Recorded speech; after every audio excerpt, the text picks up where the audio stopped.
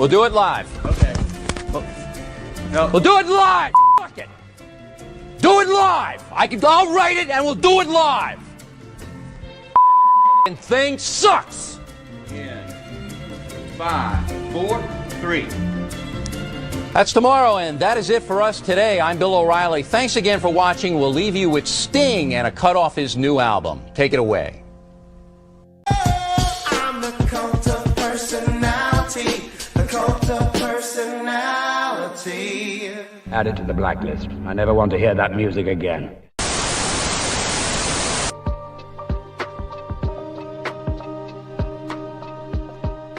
Once prosperous nation.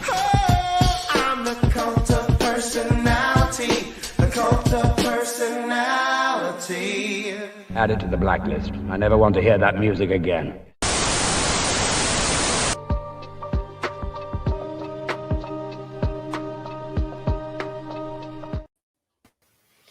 Hello, hello, hello. What's up, fam? Today is Monday, Martin Luther King Day. I don't But know. also, Is there I anything guess going on today? there's some orange man's getting an award or something like that. I don't know. Something like that. Being the biggest fascist in the world. I don't know. Something like that's going on. Hundreds of thousands of people gathering together. Bunch of fascists. It's like a Nazi fucking parade. Right. But no, Yeah, I got the nonetheless, y'all. I got the CGN. You'll see my girl Lynn right here behind me every once in a while when my shit breaks. Old CGTN girl. I forget her name. She's awesome though. Yeah, like they're basically showing what's going on outside. You know, all the ways like that he's a threat globally. It's interesting. Yeah, it is very, very interesting. And When today's you show, compare it to everything else, but yeah, let's go. yeah, today's show is not jam packed as we've been saying the past couple weeks. It's a show It might be. relative to getting the truth out there. Yep. Yeah, what's going on? Because today's a much more important day in the context of Martin Luther King than it is the inauguration. That shit is pageantry. It's nonsense. It's fucking, you know, whatever. It was the ultimate slap in the face to the African diaspora. This is that we martyred your hero, and we're now going to co-opt his identity. Right. So, and not just co-opt it, but also bring in the rising tide of fascism on his birthday. and at the same time, throughout the years, they've used this so-called holiday to again co-opt the identity of Dr. King. That Dr. King was non-violent. That Dr. King didn't believe in you know, all of this, what they classify as violent. I classify it as self-defense, as resisting the violence. And that's what Dr. King would initially say as well, and what he had always said. And so I have an opening monologue that I'd like to read that hopefully gets everybody into understanding what today's conversation is going to be about. So it says, "Good morning and welcome to today's live stream, where we critically examine the colonial foundations of Martin Luther King Jr. Day and uncover how this so-called holiday has been weaponized to erase and distort the radical legacy of Dr. King. We gather not to celebrate a sanitized narrative, but to reclaim the truth of who King was and what his struggles means to the fight against settler colonialism, imperialism, and global systems of exploitation." Let's start with the origins of this holiday. Martin Luther King Jr. Day, as it exists now, was not created to honor his radical vision, but to neutralize it. Dr. King was assassinated on April 4th, 1968 in Memphis, Tennessee, a calculated act of state violence, and sought to silence one of the most prominent voices against U.S. imperialism and capitalism. We also have to understand, too, Lyndon B. Johnson hated this man. Hated this man with every fiber in his being. J. Edgar Hoover hated Dr. King, so much so that he would find tapes of him, I would assume, not being with his wife, and leverage that against him to try and get him to stop doing certain acts. of resistance. To try to get him to commit suicide. Exactly. His death was not just the result of an isolated assassin. It was the logical outcome of an empire's fear of liberation movements that King in his final years boldly connected with the struggles of oppressed people globally. In the aftermath of his assassination, America erupted. Communities across the nation rose in anger, rebellion, and grief, confronting the brutal reality that even a preacher advocating for peace and justice was not safe from the settler colonial system. But as the streets burned and people resisted, the state moved swiftly, not to honor Dr. King, but to rewrite his story. The long struggle to establish Martin Luther King Day, which didn't become a federal holiday until 1983, wasn't a celebration of his legacy. It was part of a larger strategy to co-opt his image and strip away the revolutionary heart of his message. The empire rebranded King as a dreamer of racial harmony, conveniently ignoring the condemnation of the U.S. wars in Vietnam and abroad. His critiques, again, he was opposed to the occupation in Palestine. Just have to put that out there. Yep. Even when his best friend Bayard Rustin called himself a fucking open Zionist and collaborated himself with the Zionist fucking government. Piece of shit to not just the LGBTQ community, but also a piece of shit to the African diaspora as well. And his calls for the oppressed to rise against the forces of racism and militarism and materialism. And let me just emphasize, yes, Martin Luther King's best friend was a gay man. Let's just get that straight. So that goes to show you that they have erased his history, Yes. relationships that he had built upon for decades. Says right here, Martin Luther King Jr. stands as a colonial monument, not as the man King was, but the myth the system needs him to be, a non-threatening figure stripped of his anti-imperialist fire, used to pacify resistance and sustain the very empire he fought to dismantle.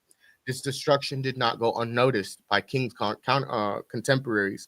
After his assassination, Kwame Ture, then known as Stokely Carmichael, called out the colonial violence of King's murder, stating that his death was a warning to all who sought liberation. Work within the system and you will be destroyed. Ture also emphasized too that there will be multitudes of retaliations. You cannot get away with killing one of the person in our diaspora that was advocating even for nonviolence and violence, was advocating for nonviolence when violence was being enacted towards us. Ture exposed the limitations of nonviolence in the face of an empire that thrives on war and exploitation. H. Rap Brown, now known as Imam Jamil Al-Amin, another unapologetic revolutionary, named King's assassination as the ultimate hypocrisy of Americans' moral posturing. He declared that King's death signaled the end of illusions. America's claim to justice and democracy was laid bare as a fraud. Brown reminded us that King's fight was not simply for racial integration, but for the dismantling of an imperial system that plunders the global South, exploits the black labor, and perpetuates settler colonial rule. Dr. King's vision was deeply global. He stood in solidarity with anti-colonial struggles worldwide, condemning America's role as the world's greatest purveyor of violence. He demanded an end to the triple evils of racism, militarism, and materialism, evils that continue to define the empire today. They are the pillars of today's consumption, of today's manipulation, of today's detrogation. His radical solidarity with the oppressed challenged the very foundation of the settler state, making him an existential threat to the system. As we reflect on Martin Luther King Jr. Day, we must ask, who benefits from this holiday?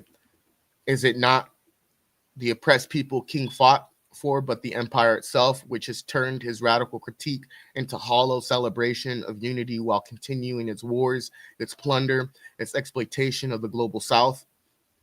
This holiday is a tool of erasure, a colonial narrative meant to pacify the African diaspora and disconnect our struggles from the global fight against imperialism.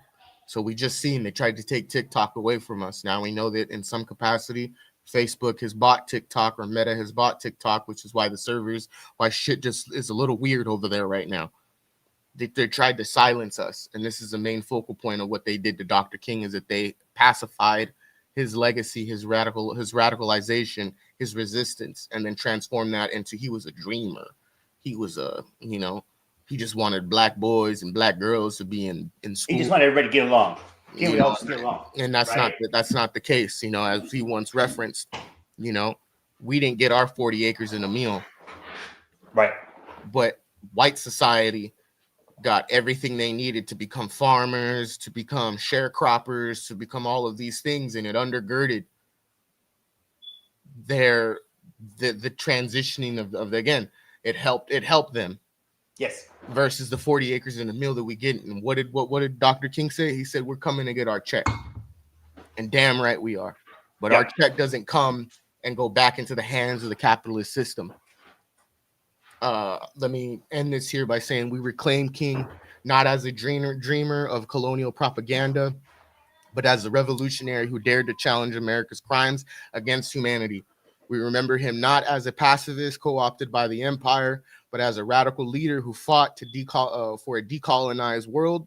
Let this conversation be a call to action, a call to honor King's true legacy by continuing the fight against imperialism, settler colonialism, and all systems of global imperialism, global oppression, Uhuru.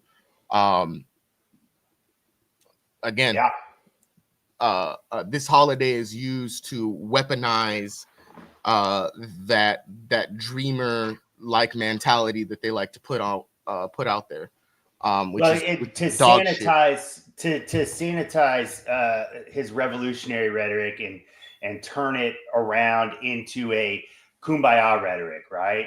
Yeah. And it's another one of those things that you like to talk about with concessions, right?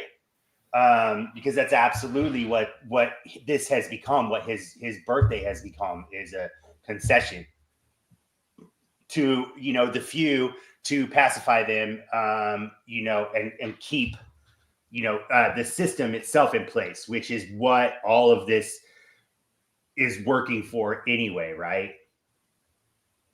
Like all these attempts to sanitize his legacy are all attempts to continue empire, right? In any means. And so it just shows you how nefarious it can be and how many layers deep some of this stuff goes, how they can twist and turn even somebody's entire life. And they can make people believe that a man's entire life didn't happen the way that it happened. And that he didn't believe the things that he believed, but believed the things that they wanted him to believe. Yeah. And that in and of itself, it should always be terrifying for everyone, anyone, to understand that they did that in our lifetime, right? Like, or most of our lifetimes. There are people alive today, a lot of people alive today, who were alive when Martin Luther King was still alive. So they know how things actually went down, but they still see this pageantry of lies, basically, where they just pick and choose the parts of his life that they want to highlight. That they want you to know about, and even then, so it's not even the right. It's still a distorted, understanding, of it all, and one thing that people fail to realize is that there was a conversation that Henry Belafonte had with Dr. King in regards to Dr. King saying he felt like he integrated us into a burning house. Those are his words, not mine. Right. So that just goes to show you that Dr. King's mind was changing. Again, that's if you're not willing to further your consciousness, if you're not willing to further your intellect, as Kwame Ture said, there's not a word, there's not a sentence, there's not a paragraph, there's not a book that I have read that you can't read either. Do not let this system tell you that you are too dumb to do this, to do the work. Do not cower down, bend over, get on your knees to this system in regards to your intellect. You should always know and have at the forefront of your mind, like W.E.B. Du Bois said, the most dangerous thing to this imperialist system is an educated Negro, is an educated African, is an educated individual, an individual that knows what exploitation is, knows what it looks like. They could fucking smell it if it was in front of them physically. Right. They know what that is. And so I think we have a generation of individuals some of which are part of my generation, some of which are part of your generation that are from the diaspora, okay, that all have this notion that they're too good enough to read to read this book, which I need to fix my cover, but they can't read this book. They don't. Again, the anti-intellectualism, I think, came about heavily in the 80s. Yep. It came about heavily in the 70s. But I feel like it started when they decided to off all of our leaders, and that's internationally and that's domestically. So that means, the car bombings that was enacted on to Walter Rodney, the assassination of Malcolm X, the assassination of Dr. King, Patrice Lumumba, Thomas Sankara, Steve Biko, Kwame Nkrumah, Sekou Touré. These are all individuals that at one point had to face the brunt of colonialism, of imperialism, whether again it was domestic or abroad. And so I'm getting I forgot to do all this stuff last night. I was tired. That's okay. I'm getting it all out of work to get this show running early this morning. So thank you. Hopefully people will pop in.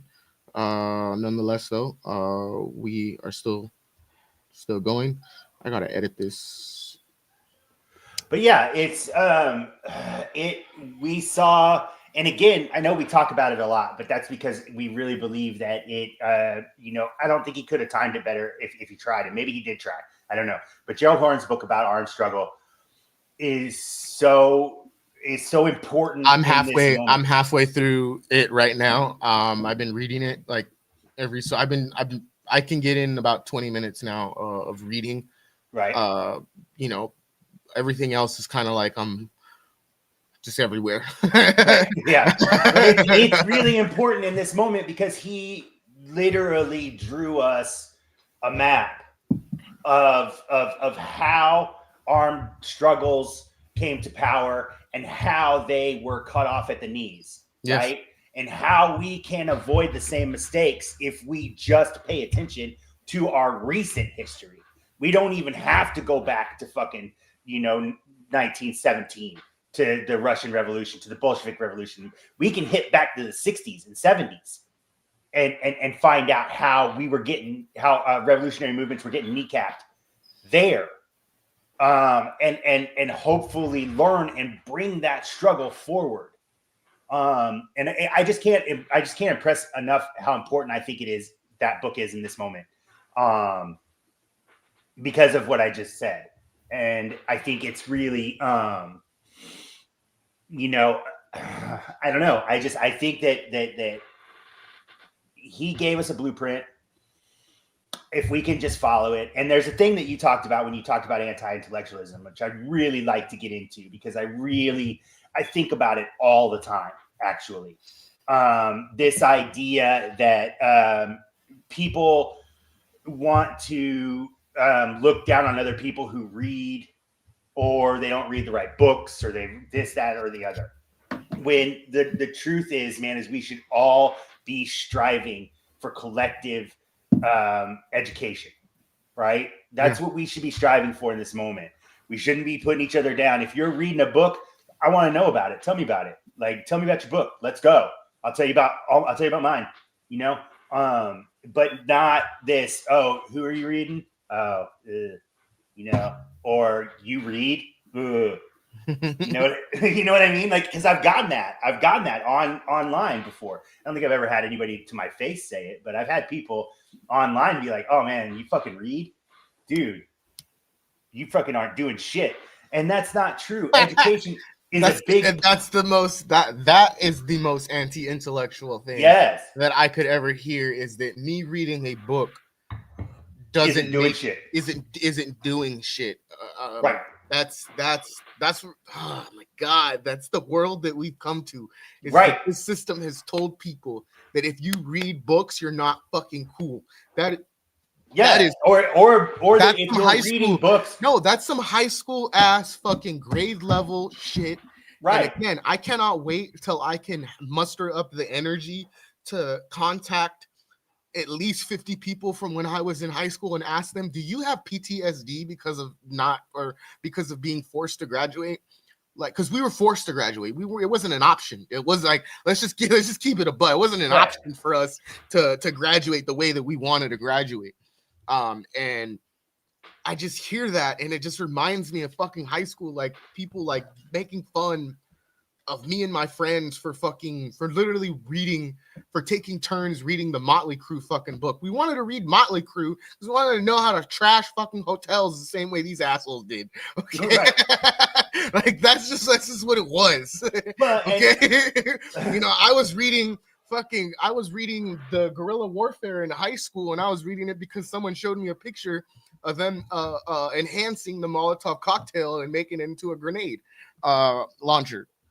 Like that's what I was interested in. I was interested in shit like that. I was interested in, and this is something too that I'm going to bring up. In high school, I got in-house suspension because I said in a speech, because I was supposed to write a speech similar to I Have a Dream in high school. I don't know why. Don't tell me why. I wrote a speech. Okay. I'm in my history class, and everybody was given a specific figure to choose from. There was only like 5 that we could choose from that time period. And so one of them was Bayard Rustin, mind you.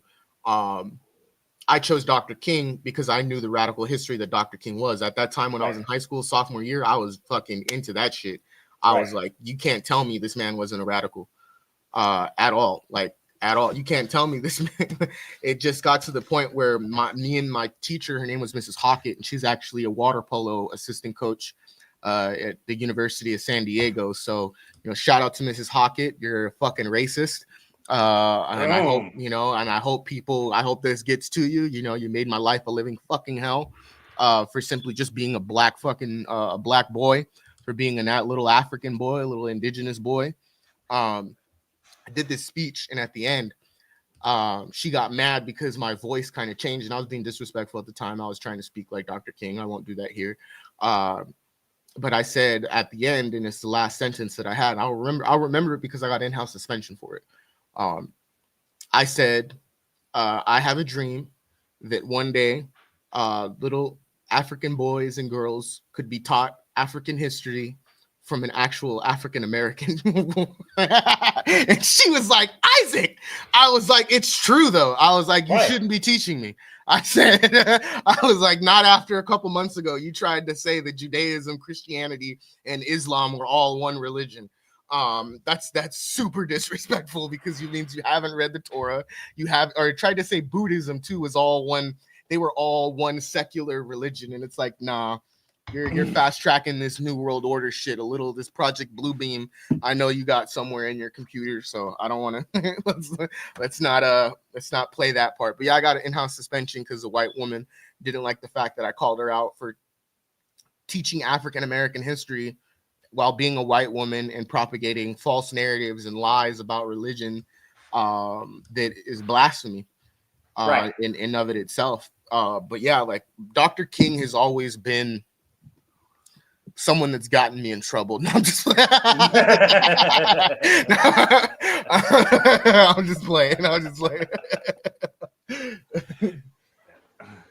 Oh, get the fuck out of here, Brad. Yeah, I don't know what the fuck Brad's on, but bye.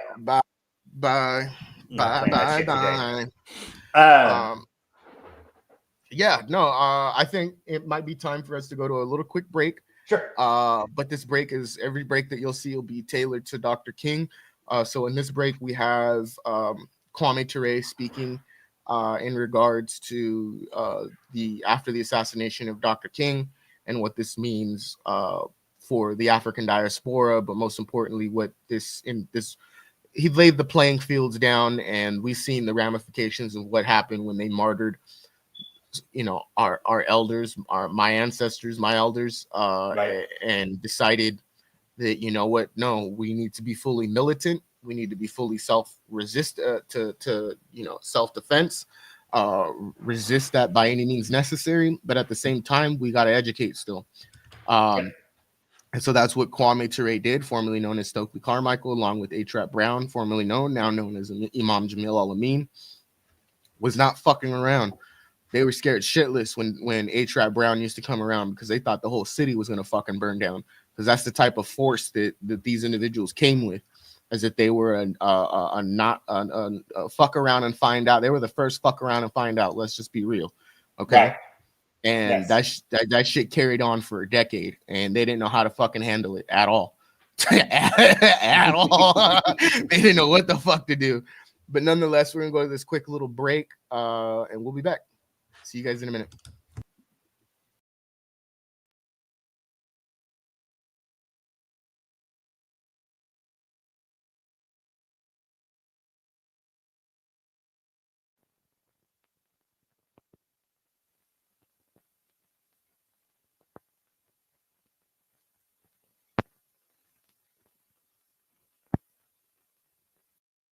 When white America killed Dr. King last night, she opened the eyes for every black man in this country. When white America got rid of Marcus Garvey, she did it and she said he was an extremist. He was crazy. When they got rid of Brother Malcolm X, they said he was preaching hate. He deserved what he got. But when they got rid of Brother Martin Luther King, they had absolutely no reason to do so. He was the one man in our race who was trying to teach our people to have love, compassion, and mercy for what white people had done. When white America killed Dr. King last night, she declared war on us. There will be no crying, there will be no funerals. The rebellions that have been occurring around the cities of this country is just light stuff to what is about to happen. We have to retaliate for the death of our leaders. The execution of those deaths will not be in the courtrooms. They're going to be in the streets of the United States of America. When white America killed Dr. King last night, she made a whole lot easier for a whole lot of black people today. There no longer needs to be intellectual discussions. Black people know that they have to get guns. White America will live to cry that she killed Dr. King last night. It would have been better if she had killed Rat Brown and or Stokely Carmichael. But when she killed Dr. King, she lost.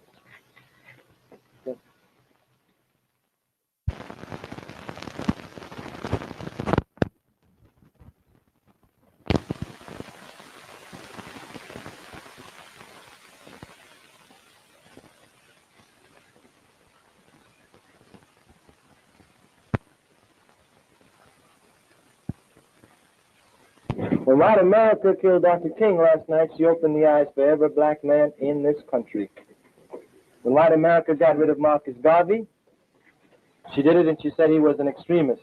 He was crazy. When they got rid of Brother Malcolm X, they said he was preaching hate. He deserved what he got. But when they got rid of Brother Martin Luther King, they had absolutely no reason to do so. He was the one man in our race who was trying to teach our people to have love, compassion, and mercy for what white people had done. When white America killed Dr. King last night, she declared war on us. There will be no crying, there will be no funerals. The rebellions that have been occurring around the cities of this country is just light stuff to what is about to happen. We have to retaliate for the death of our leaders. The execution of those deaths will not be in the courtrooms. They're going to be in the streets of the United States of America. When white America killed Dr. King last night, she made a whole lot easier for a whole lot of black people today. There no longer needs to be intellectual discussions. Black people know that they have to get guns. White America will live to cry that she killed Dr. King last night. It would have been better if she had killed Rat Brown and or Stokely Carmichael. But when she killed Dr. King, she lost. Okay.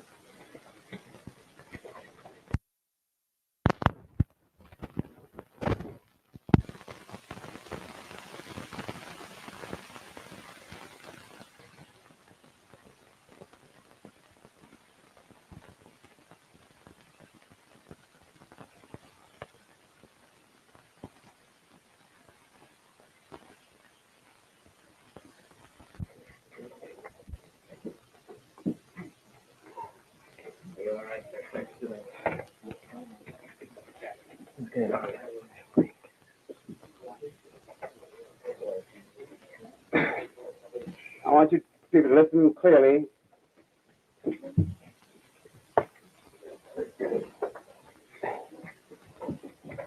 This press conference will be for only 5 minutes. And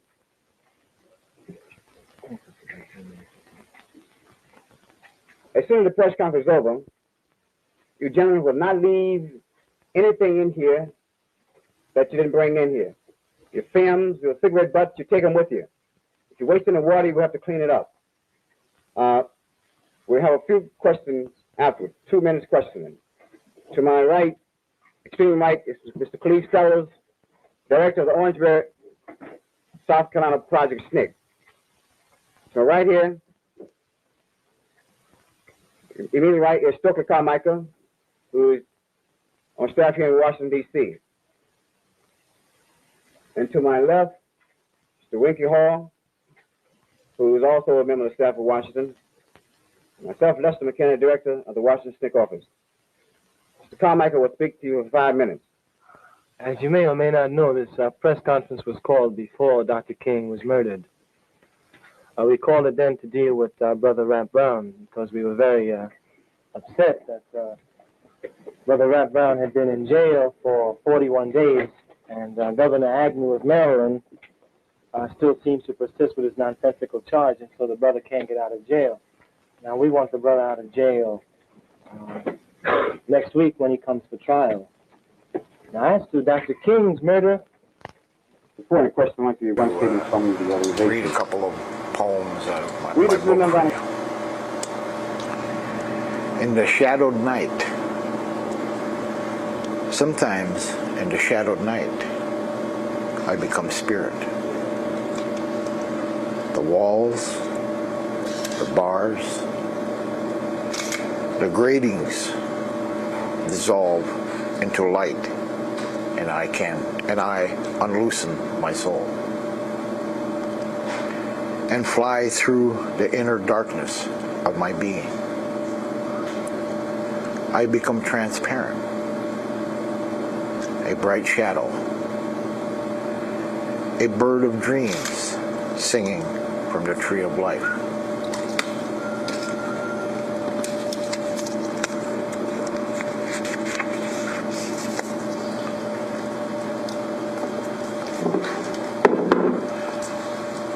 The knife of my mind.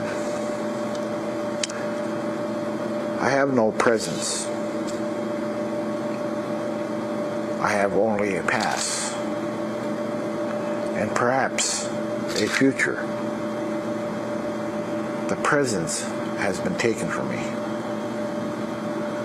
I'm left in an empty space whose darkness I carve at with the knife of my mind. I must carve myself anew out of the razor wire nothingness. I will know the ecstasy and the pain of freedom. I will be ordinary again. Yes, ordinary. That terrifying condition where all is possibility, where the present exists and must be faced. Leonard Peltier.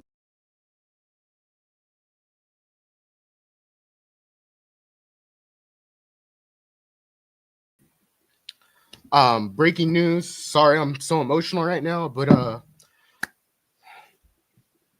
Paul, you're on mute. Oh, okay.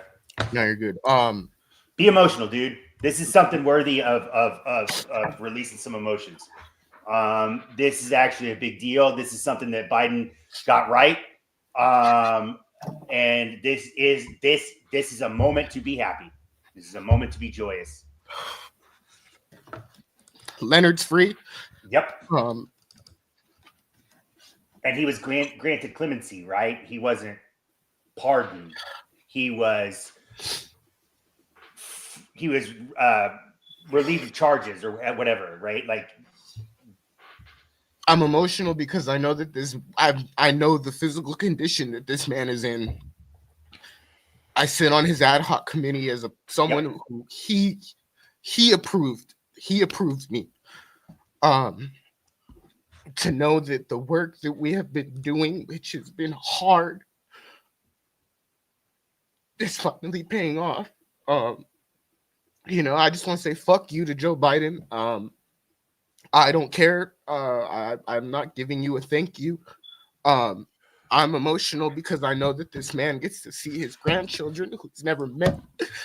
Well, but this wasn't Joe Biden. This was your work, your committee's work. This was the people's work. This is another example of why we, the people, need to stop fucking worrying about what these officials say. If we just band together and put fucking pressure where pressure is needed, this is what happens. And he only did this to try and make his legacy seem a little bit more fucking moderate, but there's no moderation in what you have done to this man. 50 years he's been behind bars for something that he did not do. That's the part. Yeah. And even his jailers have, or not his jailer, but the person who arrested him has come out in support of him, saying that that he was innocent of these charges. And Biden had the entire 4 years to do this, so he doesn't get any props for doing this at the very last fucking second. He gets zero. Yeah. This is all the work of people like Isaac and Leonard's ad hoc committee, and the people who care about him, his family and his tribe, and all of those things. All of those people are the people that deserve credit for this right now, not fucking Biden. Biden can eat it always and forever. But this is an exciting moment, and this is a happy moment, and this is a moment that should be celebrated for everyone. Hey, I'm live right now. I just got the news about Leonard getting clemency. Would one of you guys from the ad hoc, whether it's like Tracker or someone, would you guys like to join? I'm just super emotional right now because I know how much this means to everybody. So I cannot.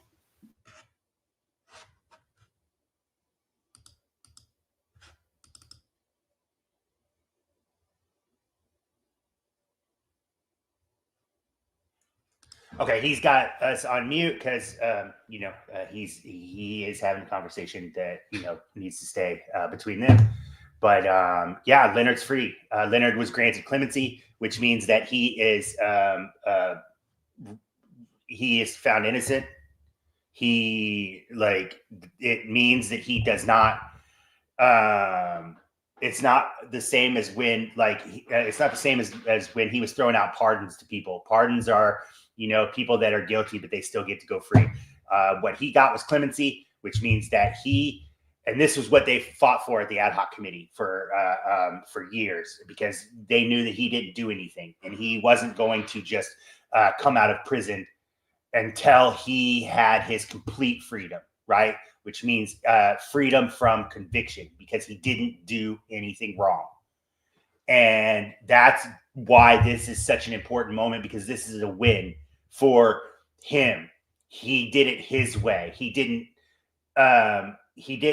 sacrifice his morals. He didn't sacrifice his what he knew to be true about himself, that he did not do these things he was accused of. And he got out on his own, or not on his own at all, but with everybody's help, with the people's help. And this is a really exciting thing, but again, I'm gonna try and get a hold of some of the ad hoc teams so that we might have to do a live later on. But I have to emphasize that this was not a when I first came onto the ad hoc community, which was not long ago. I would have to say a little under a year. So I don't want to take any credit for the year's work that has been put in by people like Opium Tracker, Don Lawson, Lenny Foster, Ward Churchill. you know, Penny Hess, O'Malley, Shatella, all of these people who I'm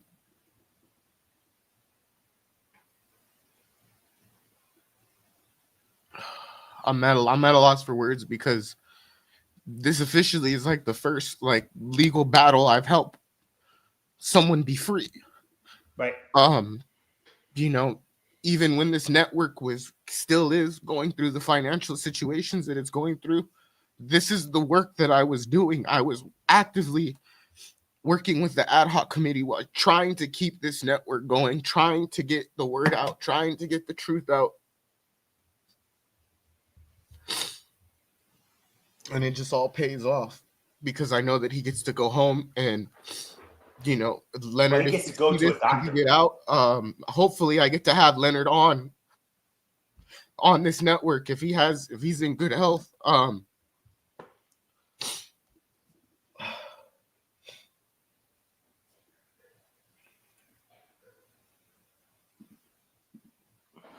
glad you talked to someone from the committee.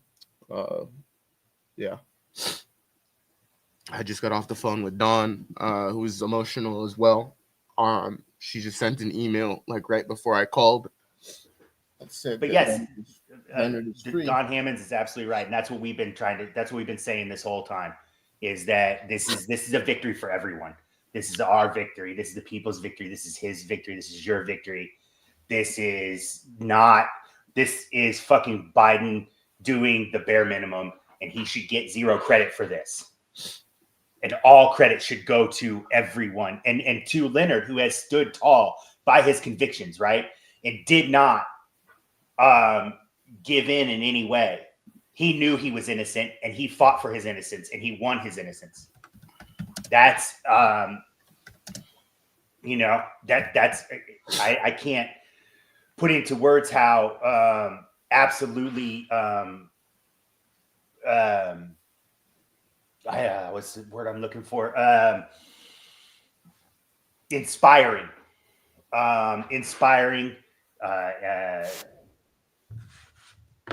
Just completely and totally, you know.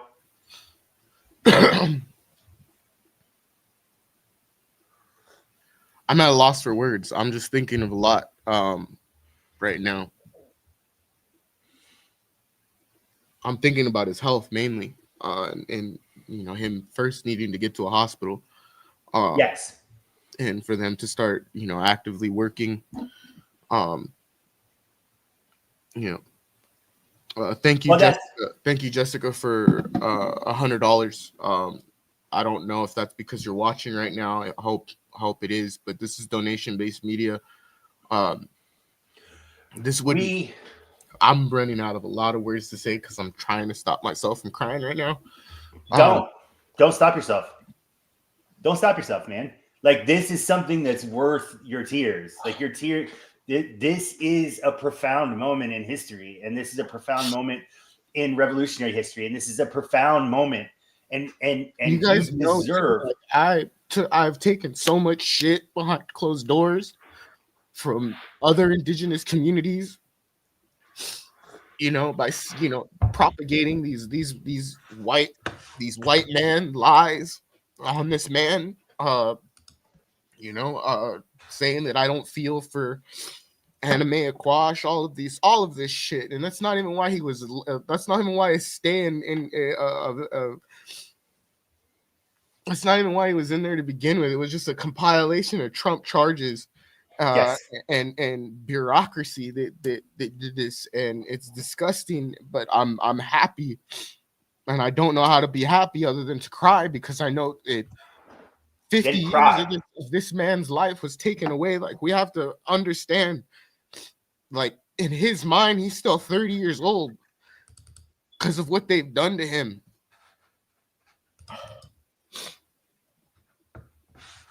Yes, they stole his life from him. But you know what? He used his life, and he used his voice to fight for his innocence, right? And to fight for what he knew to be true about himself. And he won. In the end, he won. Today is his victory. right? Like fucking Bro Diallo. I'm happy, but like Bro Diallo said, one, I'm out here and I'm picking cotton during the day on this colonial holiday. But I'm happy to be here. But now I'm sobbing on my own network. Y'all got to seeing all my drool and oh wow. This just means a lot to me. And I know it means a lot to his family. I want to highlight his family. I want to highlight everybody that has done the work. Everybody that has contributed into making sure that Leonard is free. I want to say thank you. This means so much.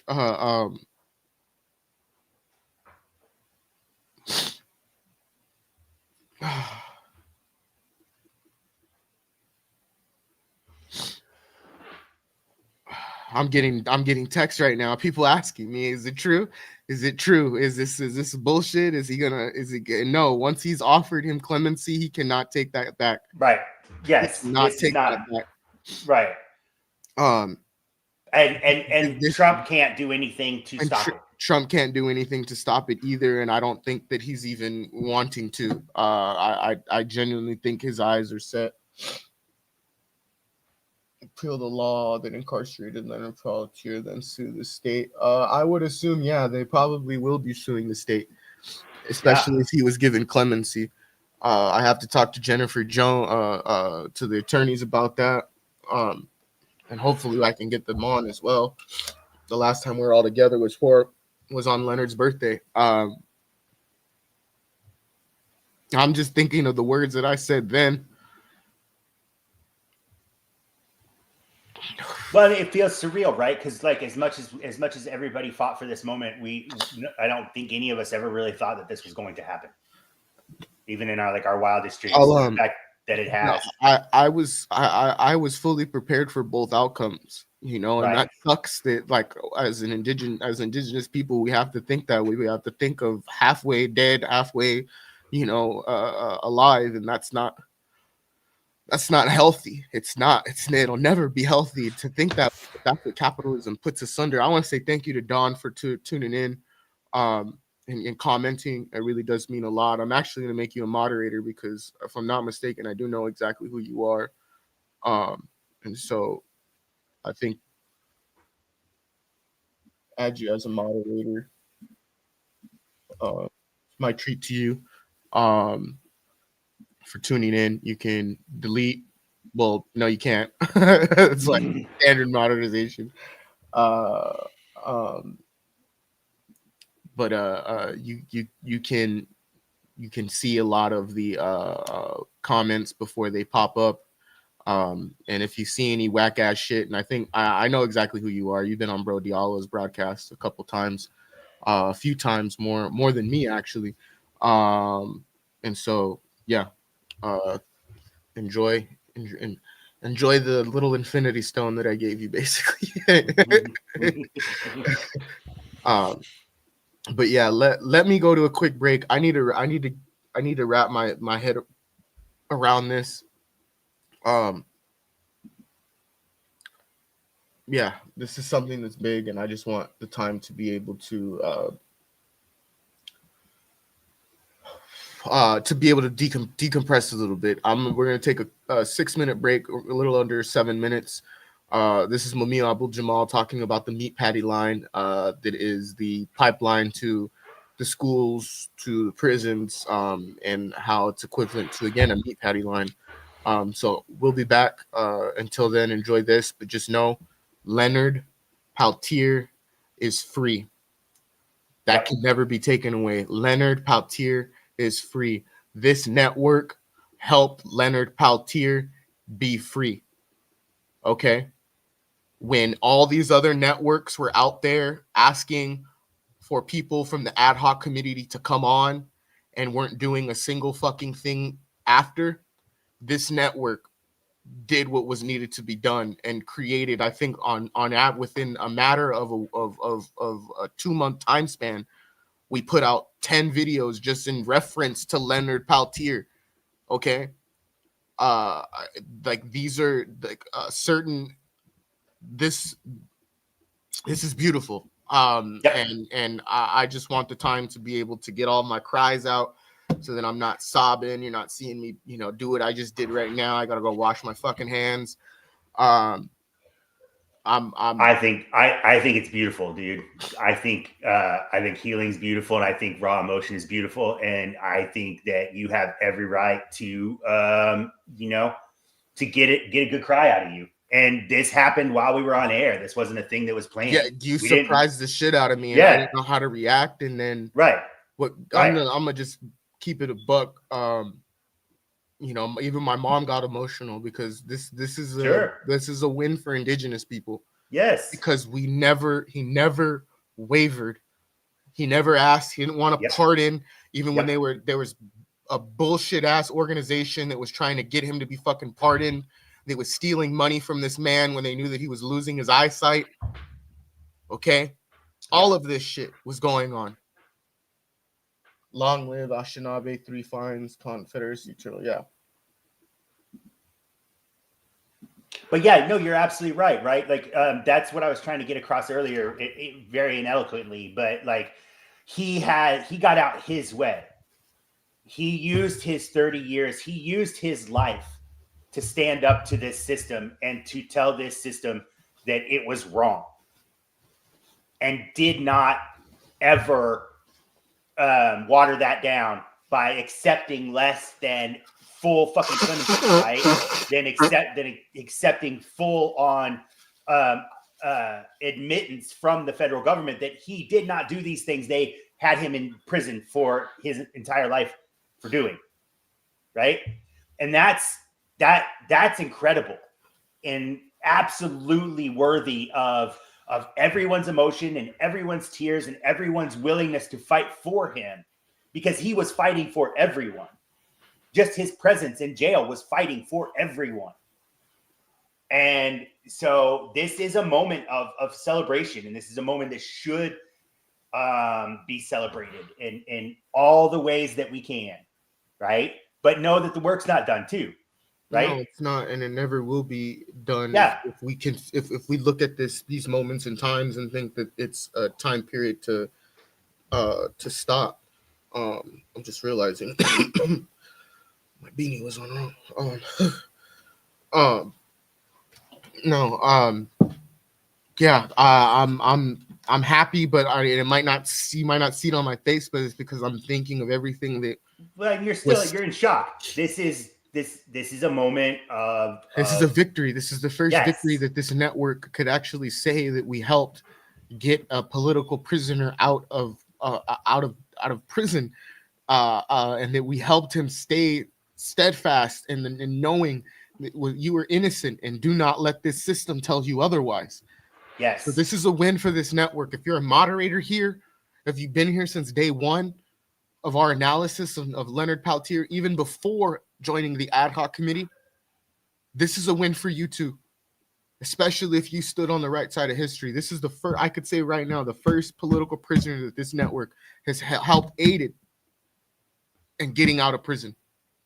The next one, Bumia Abdul Jamal. So if anybody has any connections, I got some connections, but if anybody has any further connections, bring it on, because that's the next one up. If we could do it today, let's do it today, but I know that that's not possible. Forward to Uhuru. Exactly, Don. We're going to go to a quick break, you guys. Until then, enjoy some words from Amir Abdul Jamal. We'll be back, y'all.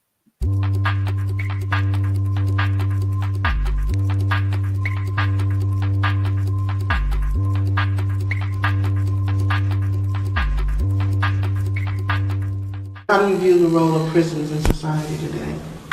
Well, remember back when we were young, and we was back during the Vietnam War, we used to talk about the military-industrial complex. Well, now you have the prison-industrial complex. And you have what is the ultimate solution to America's economic problem. Those who are poor, those who are powerless, those who have no access to the wealth that one needs to survive, and perhaps wealth isn't, but the resources one needs to survive. In an area where there is corporate downsizing and there are no jobs and there is only a service economy and education is being cut, which is the only rung by which people can climb. The only growth industry in this part of Pennsylvania, in the eastern United States, in the southern United States, in the western United States, is quote-unquote corrections, for want of a better word. The corrections industry is booming. And I mean, this joint here ain't 5 years old. Some corporations made a mint off of this thing. This thing cost millions of dollars to be built and constructed. But second to that, you have across the United States, for the first time in modern history, you have small rural counties and districts begging the government, build a prison here, please. There was a time when it was, not in my backyard. You better not. I don't want that here. But now they're talking about, jobs. That's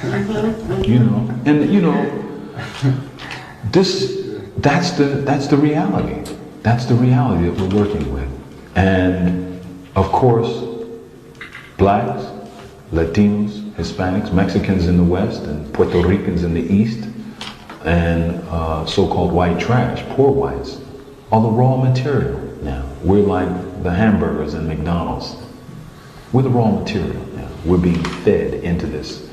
And what you see in Congress and what you see in state houses are the greasing of the conveyor belt on that, that meat patty line. Because there are no laws anymore. Think about it.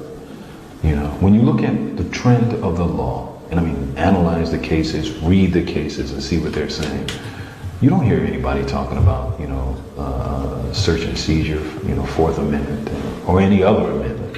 What you hear in popular discourse on talk radio stations or in the newspaper is lock them up yesterday, or kill them. You see?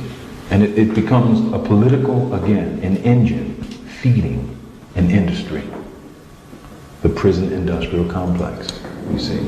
And it is so naked now, so negative now, that as Monica said, you can have over 1.1 million people in this prison, in these prisons.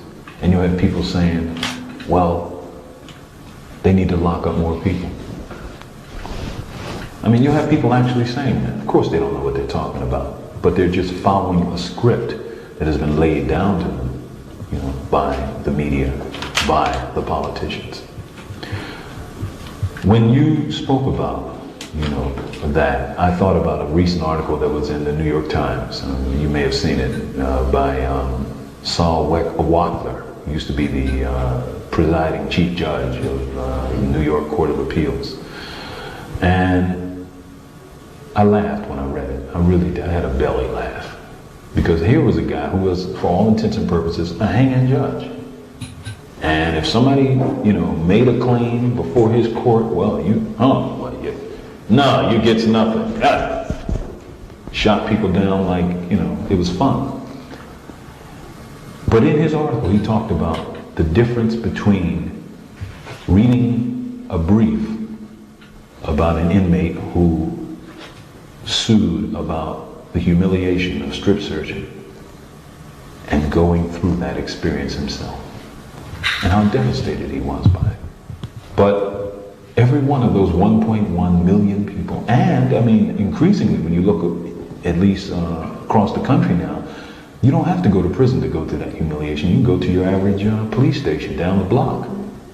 Someone gets arrested for a traffic violation, a ticket, and men and women are being strip searched in every city of America. You see what I'm saying? So, when he was in a position of power, and he could have said, this is unconstitutional, or it violates this thing. Doesn't make a claim. Next, denied. And he didn't sense how wrong, how cold-hearted that was until it was him that had to spread his buttocks.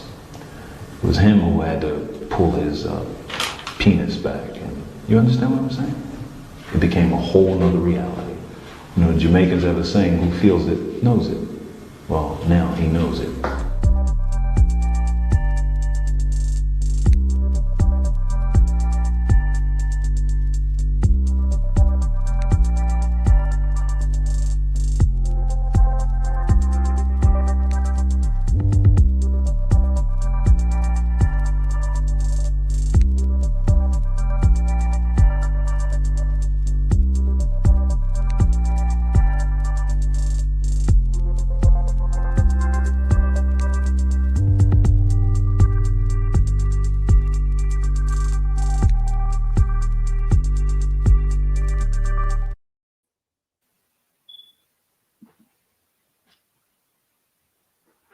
Not too sure what this is referring to, but you know. I mean, chances are, yeah, they are. We are going to be joined by Tracker, who's Awesome. a part of the ad hoc committee for Leonard Peltier, like I am as well.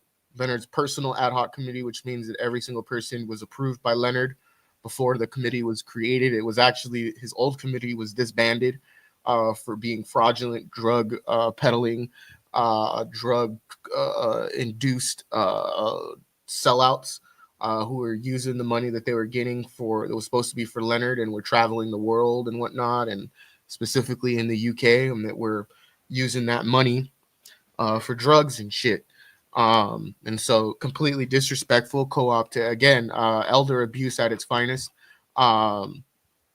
You know, but we'll be joined by Tracker, who is a part of the real new ad hoc committee for Leonard, which I think at this point, I think with the Clemency coming about, I think we're in the process of of disbanding because the committee is probably no longer needed, being that Leonard is you know, on his way to being free.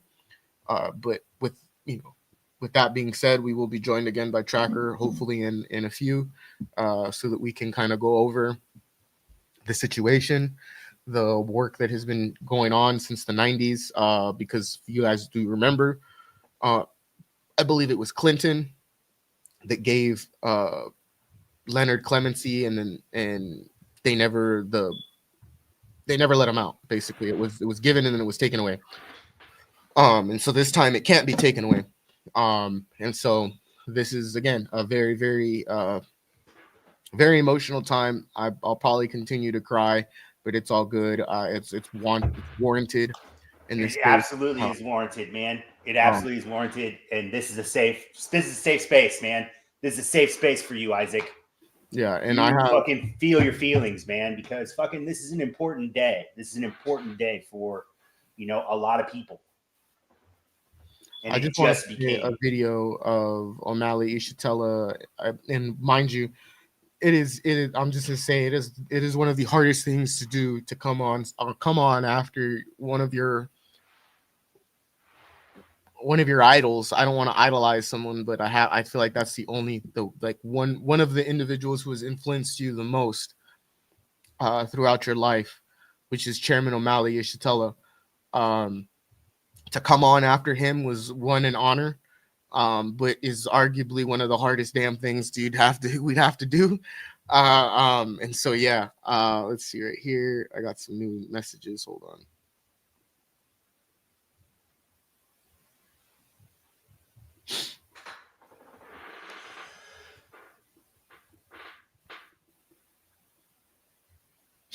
on. But I want to play a video that was from his birthday, where I came on after O'Malley and talked about the situation of which that Leonard was in at the current time. So let me play this. And this was a mixture of individuals that were invited by the People's Forum, was hosted by the People's Forum, or at least at the People's Forum. Revolutionary Blackout Network was a part of this. I just want to say this right now. You guys clipped every single other fucking person that spoke and left my whole entire video out. You guys are fucking cucks. Okay. Oh, wow. I hope this gets to you because it was the most shittiest thing I've ever seen someone do, is leave out an indigenous person's speech on another indigenous person. So Right. again, just furthering the downfall and demise of your fucking collaborated solidarity efforts with indigenous people. That is fake as fuck. So wow. And he ended up leaving the committee, surprisingly, after I called out the Green Party for not talking about Leonard Peltier whatsoever. And I also have evidence to prove that Sony corporations helped the Green Party. They gave them money. The U.S. government gave her some money. A bunch of other IBM. You guys know what IBM is? Yep, they funded the Green Party. Don't care. You were doing legwork in Open Secrets last night. Yes, I was. Yes, I was. I was getting text messages all throughout the night. Yes, I was. You know who? And you want to know who funded Cornel West's campaign? It wasn't any of these major companies that you fucking think of either. It was like surgeons unions, you know, or it was like when I was like, oh, this makes a lot of sense. But you know, as to why they didn't want to join forces was because Homeboy was actually getting money from the people. The people were actually believing into the words that he was saying. But that's a different story for a different day. Let's get to this. Extraordinary jury was able to see through that, and they were able to also to see that we were among people just like them. We were among them in that audience, etc. So I just wanted to say that and to express appreciation to all of you comrades for the work that we're doing, because we're winning. And then we see a frantic, desperate social system trying to maintain its existence on this planet. And we're going to free Leonard. And we're going to, I don't plan to go to jail. I don't plan to be in prison. And he didn't. Not because and he didn't. wanted me to run. And he didn't. 9 years, 9 months before they were even We've been winning this whole entire time. To do something. I ain't going no damn where. The fact is that Black people have fought too long, too hard for this democratic space, and we're not going to surrender this democratic space to some tyrants who would maintain this oppression of the people in this country and on the planet Earth. We're going to be here. If somebody leaves, it's going to be them. We're going to be standing with Leonard. We're going to be standing with the indigenous people. If somebody leaves, it's going to be them. Thank you. Yeah. Happy birthday, Leonard!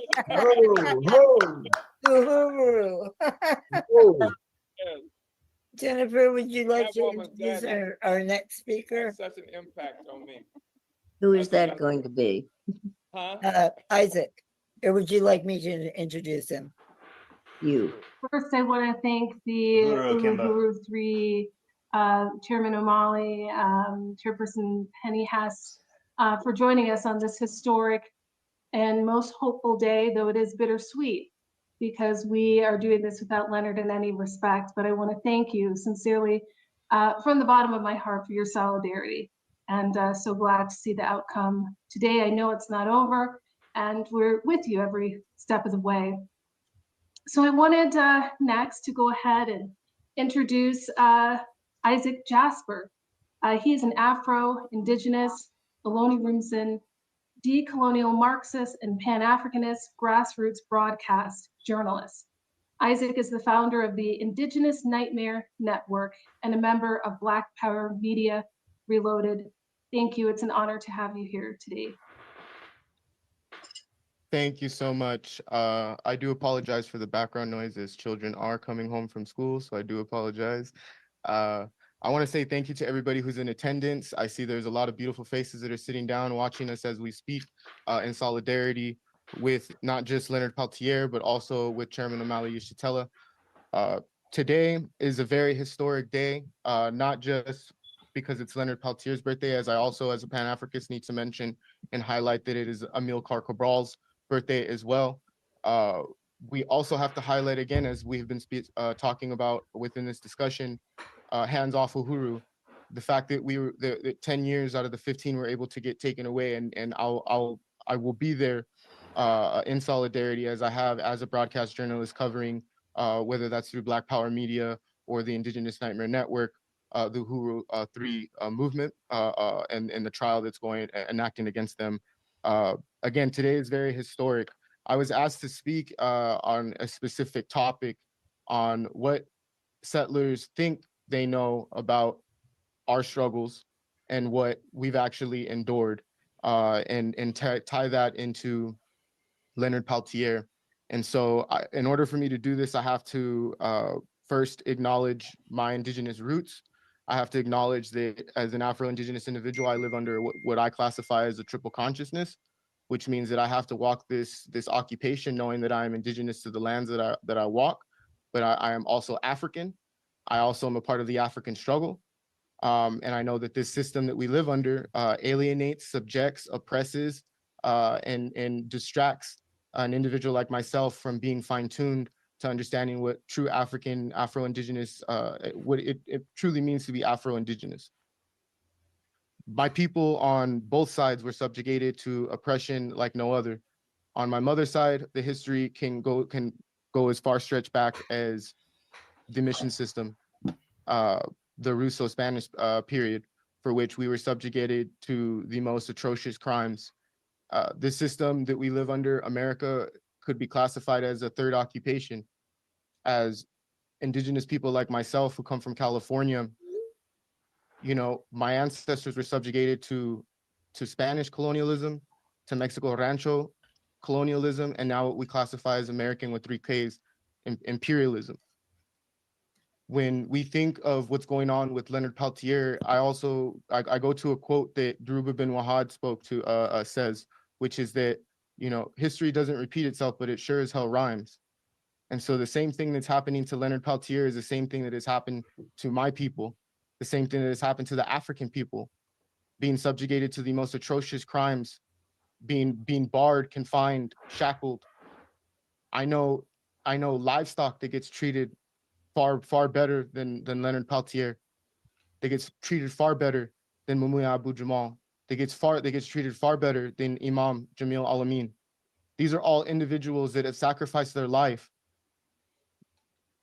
Leonard Peltier is 80 years old and he spent over 50 years in prison, for which 50 years he's had to not eat the cake that is going to be eaten at the forum, to not be able to speak in truth with his constituents, his comrades.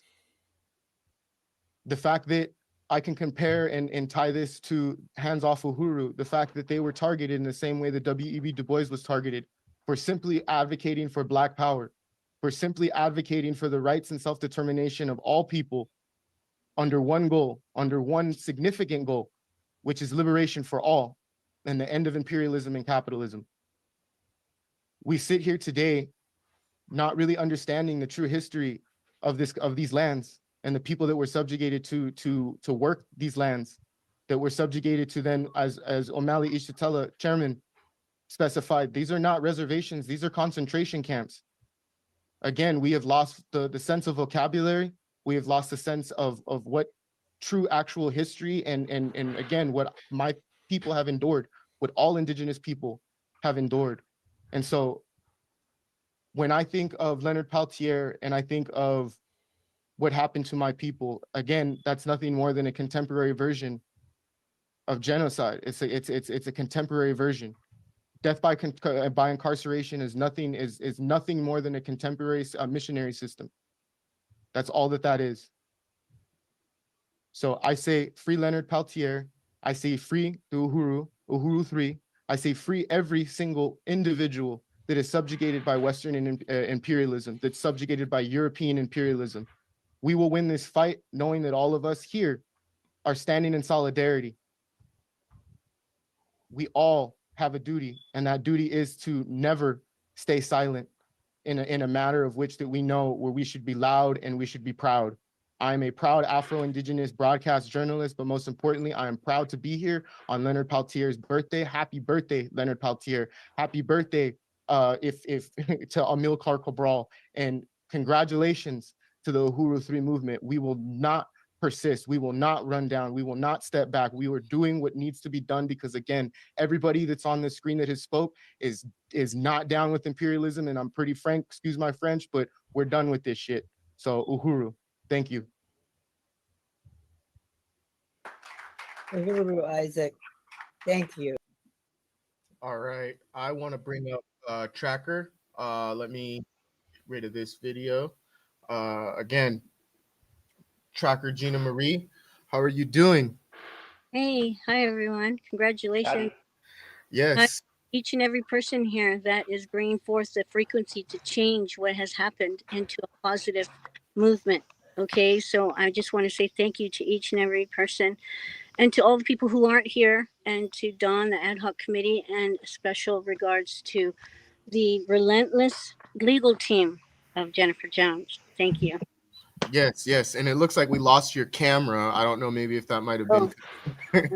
There we go. There we go.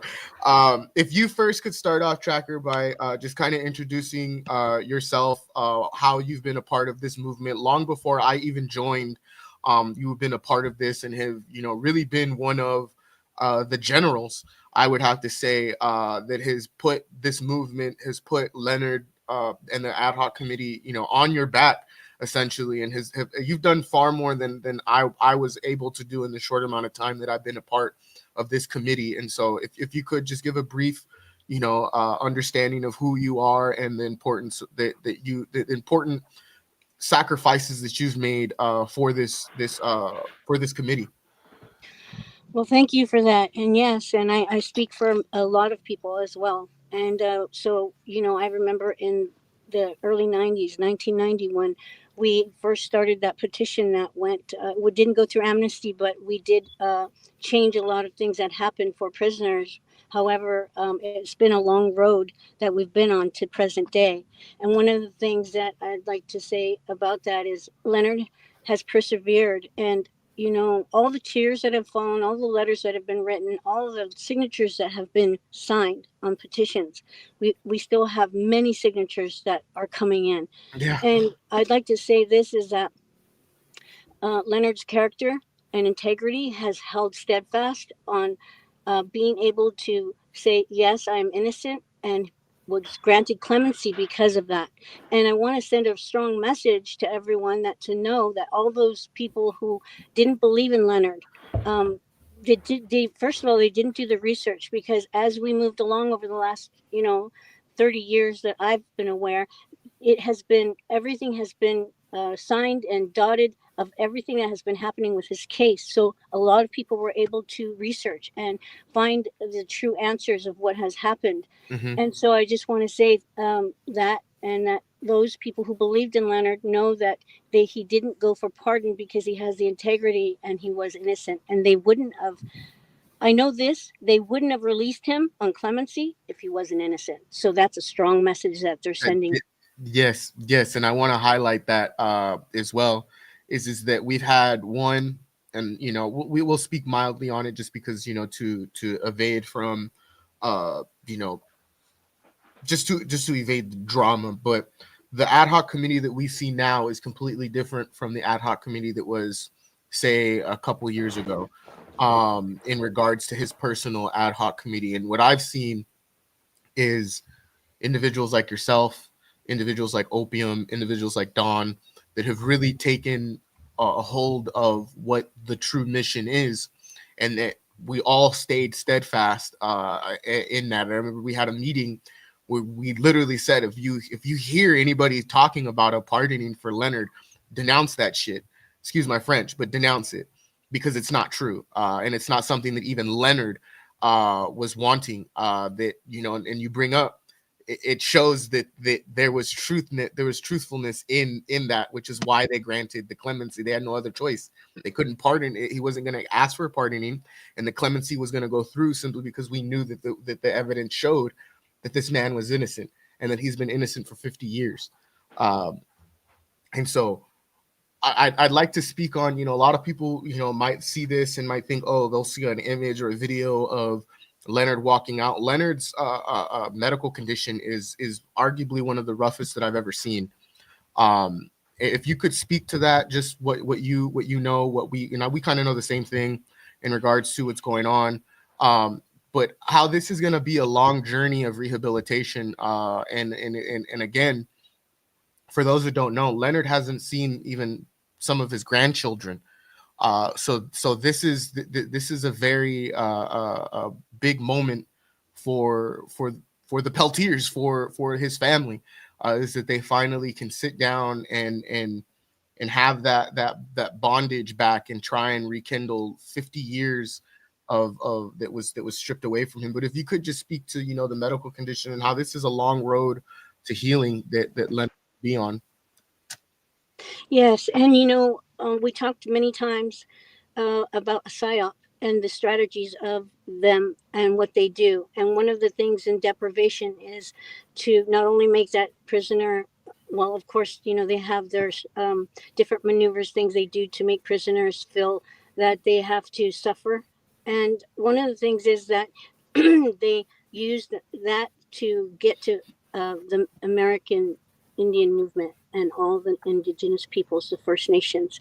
And so that's one of the things that they did. And we held strong. And, you know, I'd like to add too, is that, you know, the advocacy that Leonard can now use because of his medical conditions to help advocate and liberate a movement for other prisoners. He not only is an eyewitness to his own deprivation and strategies that they used against prisoners of war, let's just call it what it is. Yes. But they also are still continuing to do that. And they know that we are speaking loud and clear to those medical urgency needs. And so and seeing how his health has declined far more in the last 10 years because of the needs. And Don and many people have said it over and over that his needs were being met but not being followed through. So when he did go to the hospital and he fell, instead of keeping him and hydrating him and putting him on the right medication, they released him and spit him out back into the same deplorable conditions. So that speaks a lot.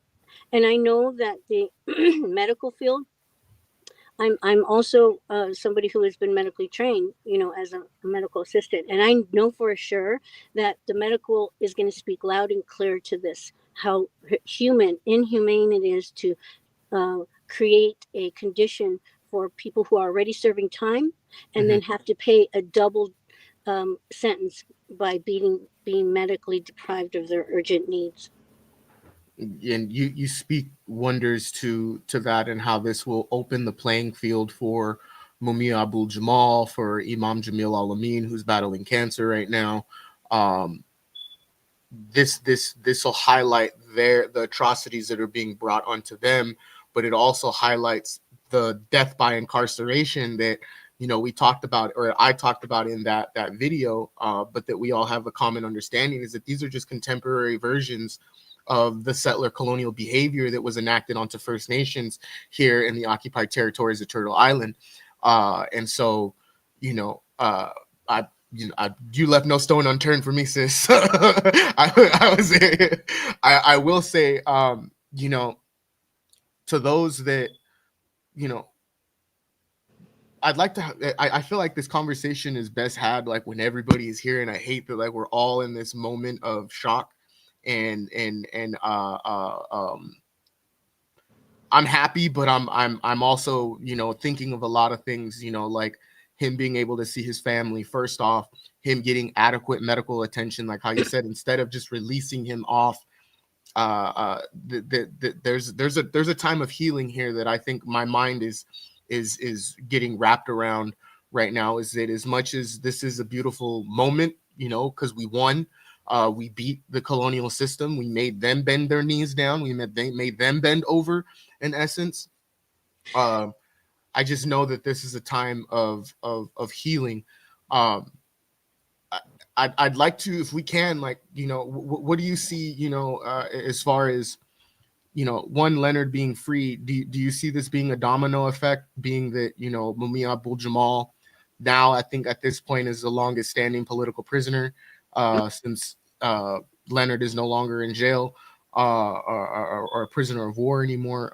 Do you see this being a domino effect where we start to see, you know, that this is a pathway that our prisoners of war could follow in order for them to, you know, this is an example, you know, Leonard didn't steer away from the clemency.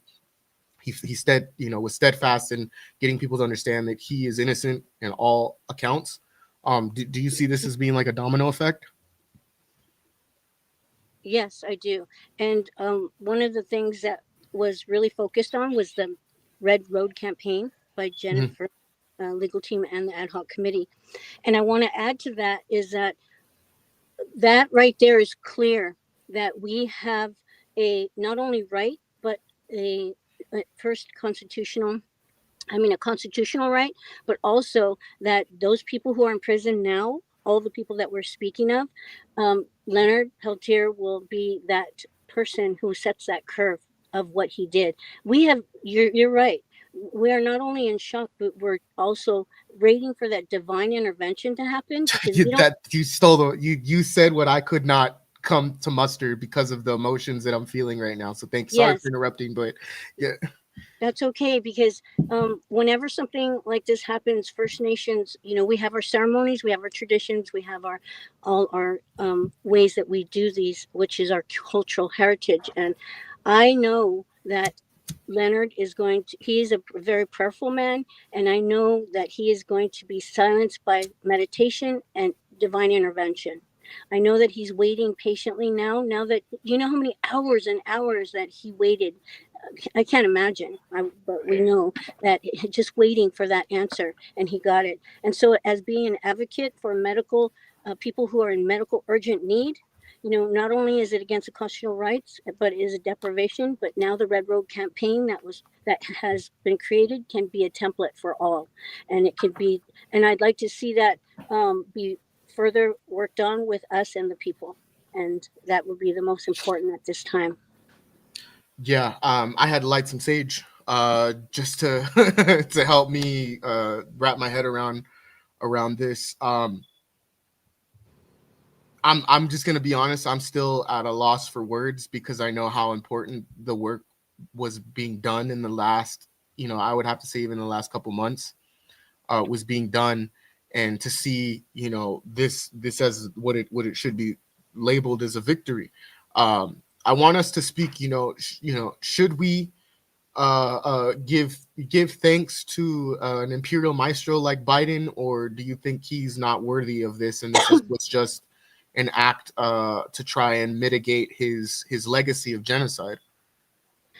Well, I'd like to add this is that the House, the Senate, and states and cities, they have been saturated with this clemency for Peltier. And I do believe, this is me speaking instinctively, not only through the research, but this right now is what I feel. I feel that all that has been said and done and whispered, that this last campaign, especially with the Italy people, and also with Biden restoring and giving $7.6 billion back to the Southwest, back to Colorado River, back to Nevada, and the whole Southwest area.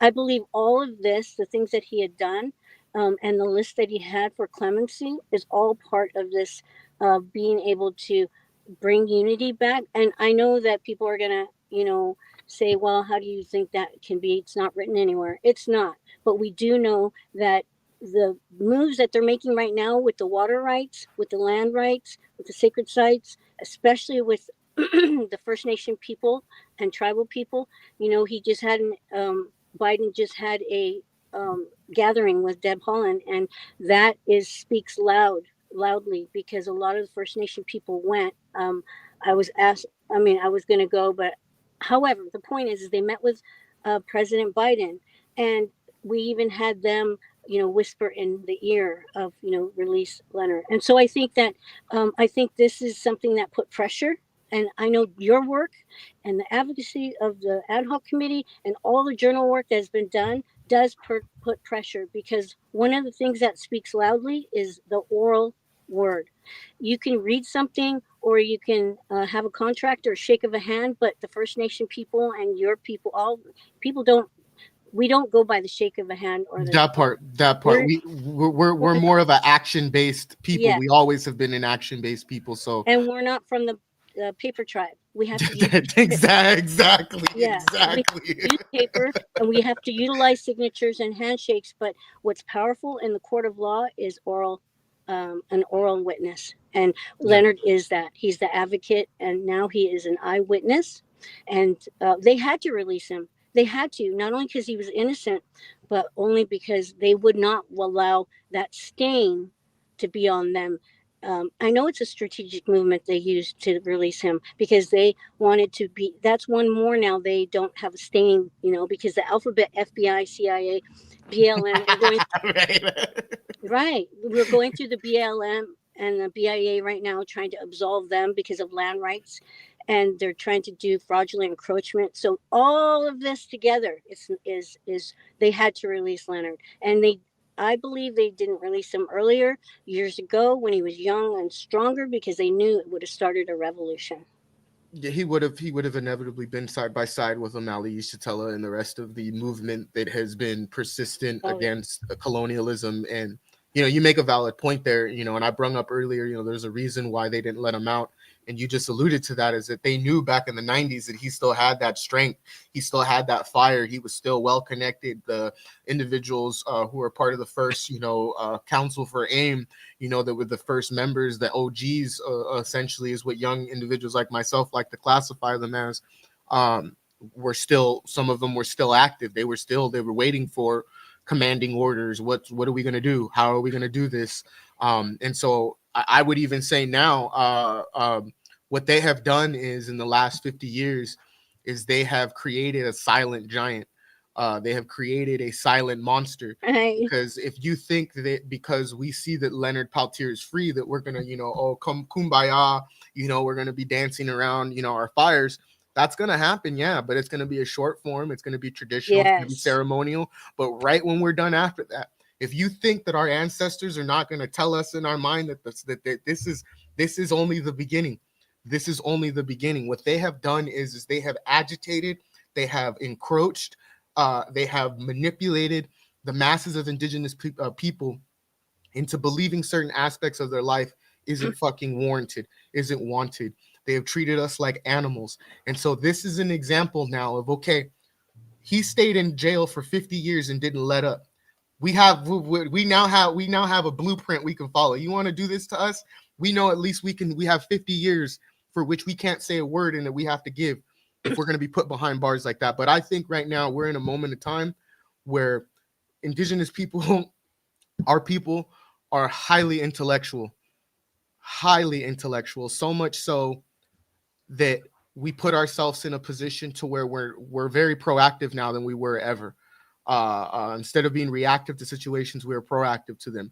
And I think this was an example of the proactive nature that we had, is that even in the midst of all of the trying to slander his name, trying to derail create these little psyop organizations, or just the sheer colonialism, we were able to move past all of those storms and be put in a position where now, if you, again, the silent giant isn't awake yet. It's very dormant, but it's there, and they've created it. They've created a monster, and I don't think that they're ready for it.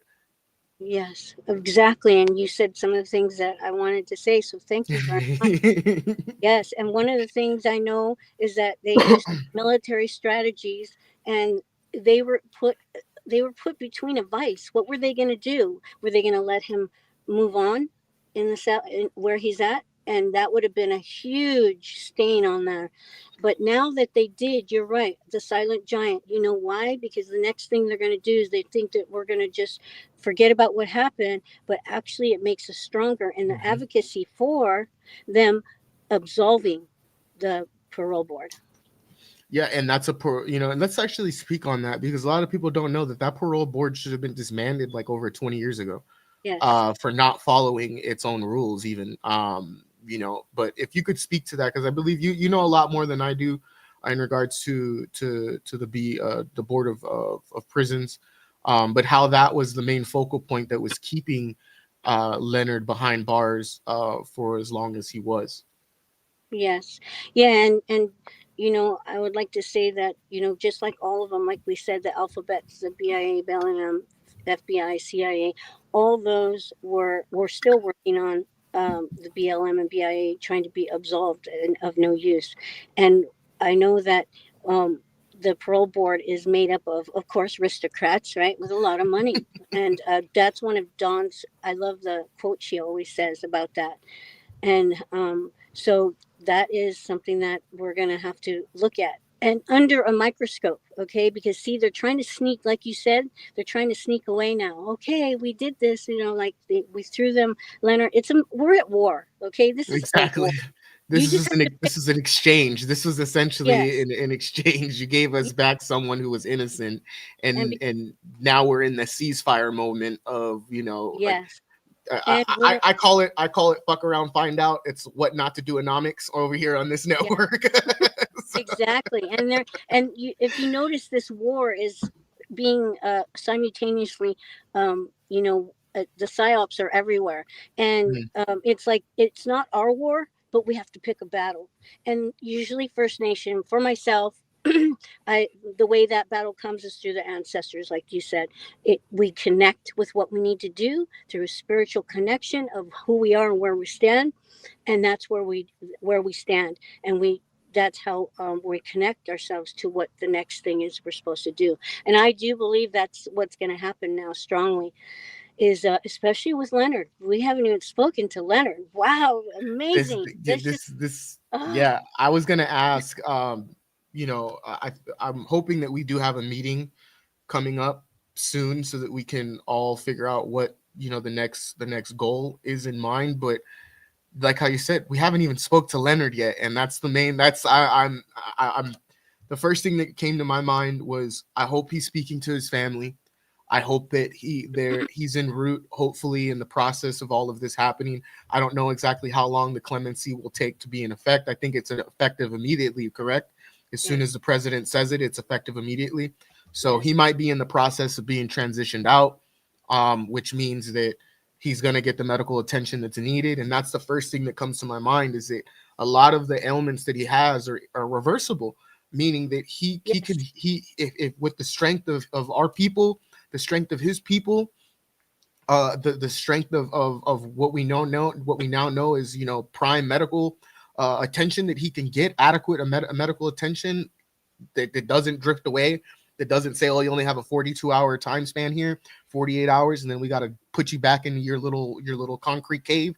That's no longer going to happen. He'll be able to have a stay over at a hospital, be able to get rehydrated, be able to essentially get the medication needed to reverse his cataracts, if I'm not mistaken, to reverse his eyesight. All of this he could have a shower, a real shower.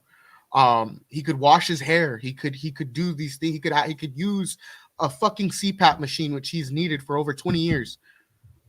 Which they gave it to him and then denied it via not having an outlet for him to plug it into. He no longer has to eat moldy bologna sandwiches. He no longer has to live in a cell with no cleaning products. He doesn't have to live in a cell at all. All of these things I'm thinking about, and when the news first came about Tracker, you should have seen me on here. I could not get words out because I was just so emotional at the work. Like even now, it's like an abundance of joy to know that he'll be able to see his family again. But most importantly, that the people get to hear his voice, because it's a voice that should have never been silenced. It's a voice that should have never been confined to, 4 walls and a cot and some iron bars. It's a voice that was a beacon of hope. It was on the way of creating one of the first indigenous movements that has ever been constructed. And since he's been in there, we have seen it grow even bigger, which is why that silent giant, that silent monster is real, because indigenous people across the globe, from Maori to the indigenous populations of Polynesian islands, to the indigenous populations of South America, to the indigenous populations of Africa, the indigenous populations of North America, also known as Turtle Island, we are all under that same common goal. And I feel like we're at a time period now where we've stepped into we've stepped back into 1960, where all of these African nations are fighting against colonialism. All of the colonial entities that have indigenous populations that are subjugated by settler colonialism abroad like the Polynesian Islands, like what's going on in West Papua. Again, the Maori people ripping up a bill that essentially made them non-indigenous, that made them, that tried to take away their indigeneity. We're all on that same playing field right now. And, you know, Leonard getting out is just it's another platform for us to be on now and look like, say, hey, what is stopping us now from toppling this oligarchy, from toppling this imperialist system? And so I want to say, one, thank you, Tracker, for the work that you do, not just for the ad hoc committee, but for your own people, for the indigenous populations of Turtle Island, because it's needed. And I know, one, as an indigenous woman, it is a dangerous task to be given, because of how much indigenous women are subjugated to murder, subjugate all of these things, rape. So I just want to say, for one, I have to give credit where credit is due. I have to give respect where respect is due. And, you know, respect needs to be given to you because of the role that you have played in helping Leonard, you know, be free, the word that you spread. And I hope that, you know, that you know, in the future, we continue to be advocates for Leonard. I hope that I would assume that we will be, so that we can continue the work, because it's not just Leonard that was subjugated by this. Again, we can bring up hundreds of individuals that were subjugated by these you know, things. I hope I didn't make you tear up. My bad. I was you know, I love to give credit where credit is due, and I know that you do a whole lot more than I was able to do in the short amount of time with being a part of this ad hoc committee. Yeah, thank you for your voice and your strength. And I will again. And yes, I was tearing up all day, but I always do. Like Dawn, you know, we don't say it, but it's I always have a tear, shed a tear for those in prison, especially for Leonard. And I want to say that the voice and the, you know, frequency of things that change things. That's of what the First Nation believes in. We believe in our ceremonies. We believe in our prayers. And people say, well, what, you know, they don't understand it, and that's okay. But your work and the work of the ad hoc committee, the work of Yoruhu, all the organizations that stand on the front line that didn't sell out. Okay, because we do have organizations now that are selling out. You're selling out, you know, for that oil money, for that money that's being out there, that's like a, you know, a carrot. And so if the work that you're doing, you know, really makes a difference, because like I said, when we have prayer ceremony, it changes the frequency. It's like an arrow. It's like shooting that arrow out. Okay, and it's unseen, but it's very important. And all the work that everybody has been doing over the years, all the ceremonies, the prayers, the medicines, the tobacco, the sun dances, all of these sacred ceremonies have been an advocate in the unseen for the ancestors to be there to help us. And there's a million of ancestors around us that have been helping us. Yeah, no, again, thank you. And this fight is going to continue.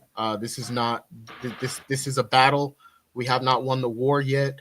This is a battle that we have won, and it was a 50-year-long battle that Leonard didn't persist, you know, didn't put himself in a position to cower. And he had an abundance of help, had an abundance of individuals that stood by him. Some of which, like how you said, are like myself on screen, that came in a little bit later. Individuals like yourself that have been a part of this for, you know, well over 30 years now. And so, yeah, I just want to say thank you, Tracker One, for coming on. I'm going to see if we can get a live stream together, hopefully tomorrow, because Tuesdays we're dedicated to Leonard. They still are. So hopefully we can get something going tomorrow.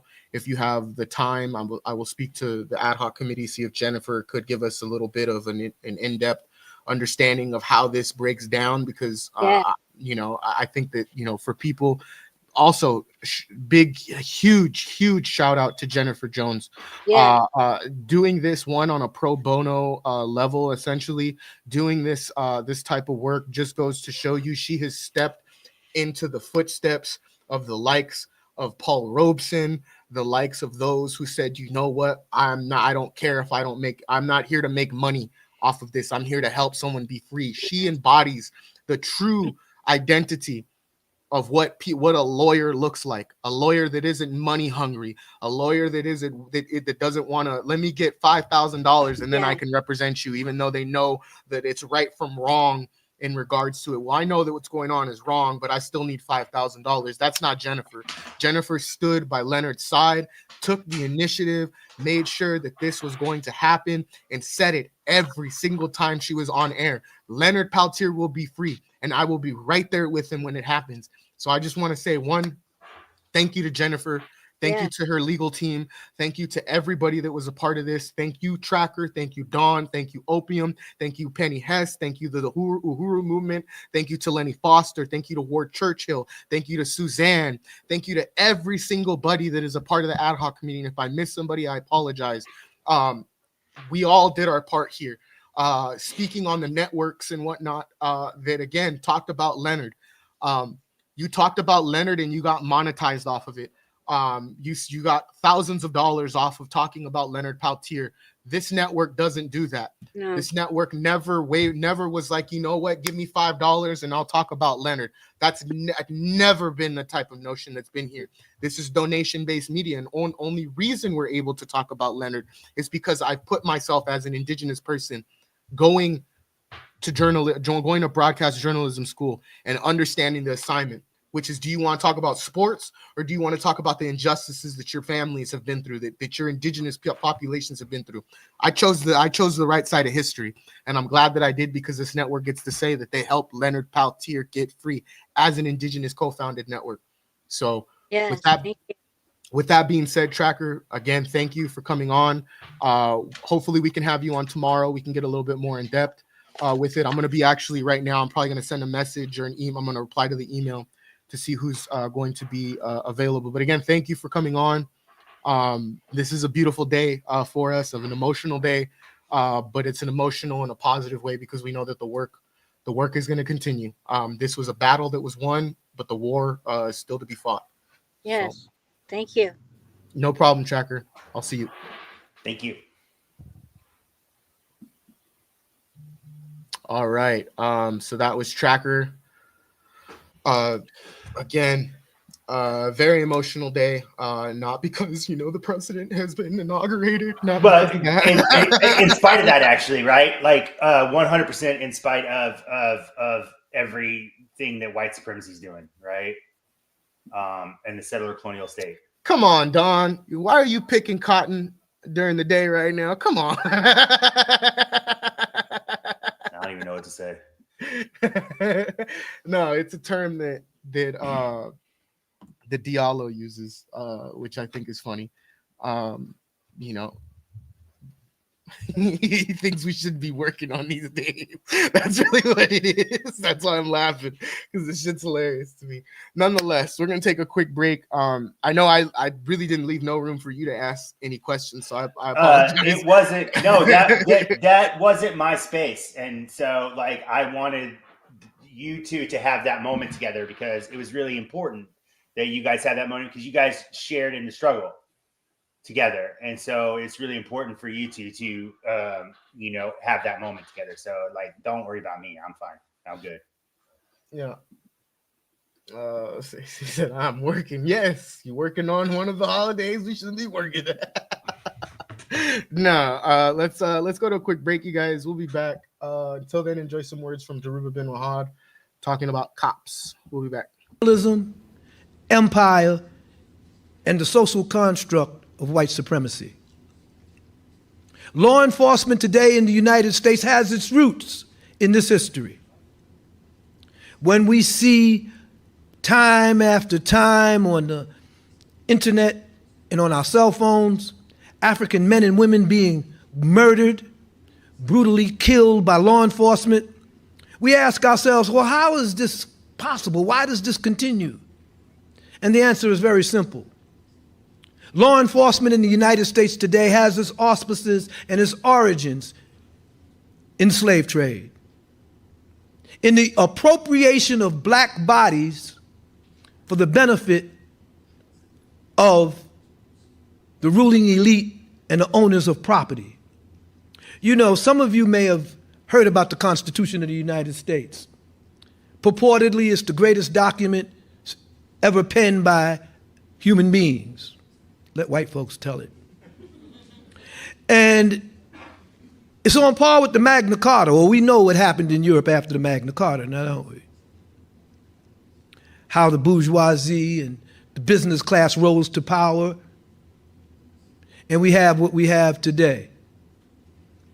But the Constitution of the United States had a clause in it that said that all men, and they used men, so all you women in here, yeah, you should shake your head talking about it. I knew they was on some misogynist shit. Yeah, they said all men, and they meant all men. They ain't mean women. They said all men are created equal. They are endowed by their Creator with certain inalienable rights, among which is life, liberty, and the pursuit of happiness. But there was a clause, and this clause was political. This clause was economic. This clause reflected the white supremacist social construct of colonialism, of European hegemony and ownership of property. And that clause said that all men are created equal except African slaves, who are 3/5 of a human being. 3/5. Now, some people would say that, well, what did that mean? You know, what did that mean, that you weren't a whole person, that a slave wasn't? No. What it meant was that the owners of the plantation class, the agricultural ownership class, the owners of the cotton plantations and the sugar plantations, they had a right to vote. And each property owner who was a white male had one vote. But if he owned African slaves, and he owned 3 of them, or 5 of them, he would have an additional vote, because this was his property. This was very unique. You could own 4 cows, but that didn't give you another vote. But if you owned an African, that was your property. And if you owned enough Africans, you can have more votes.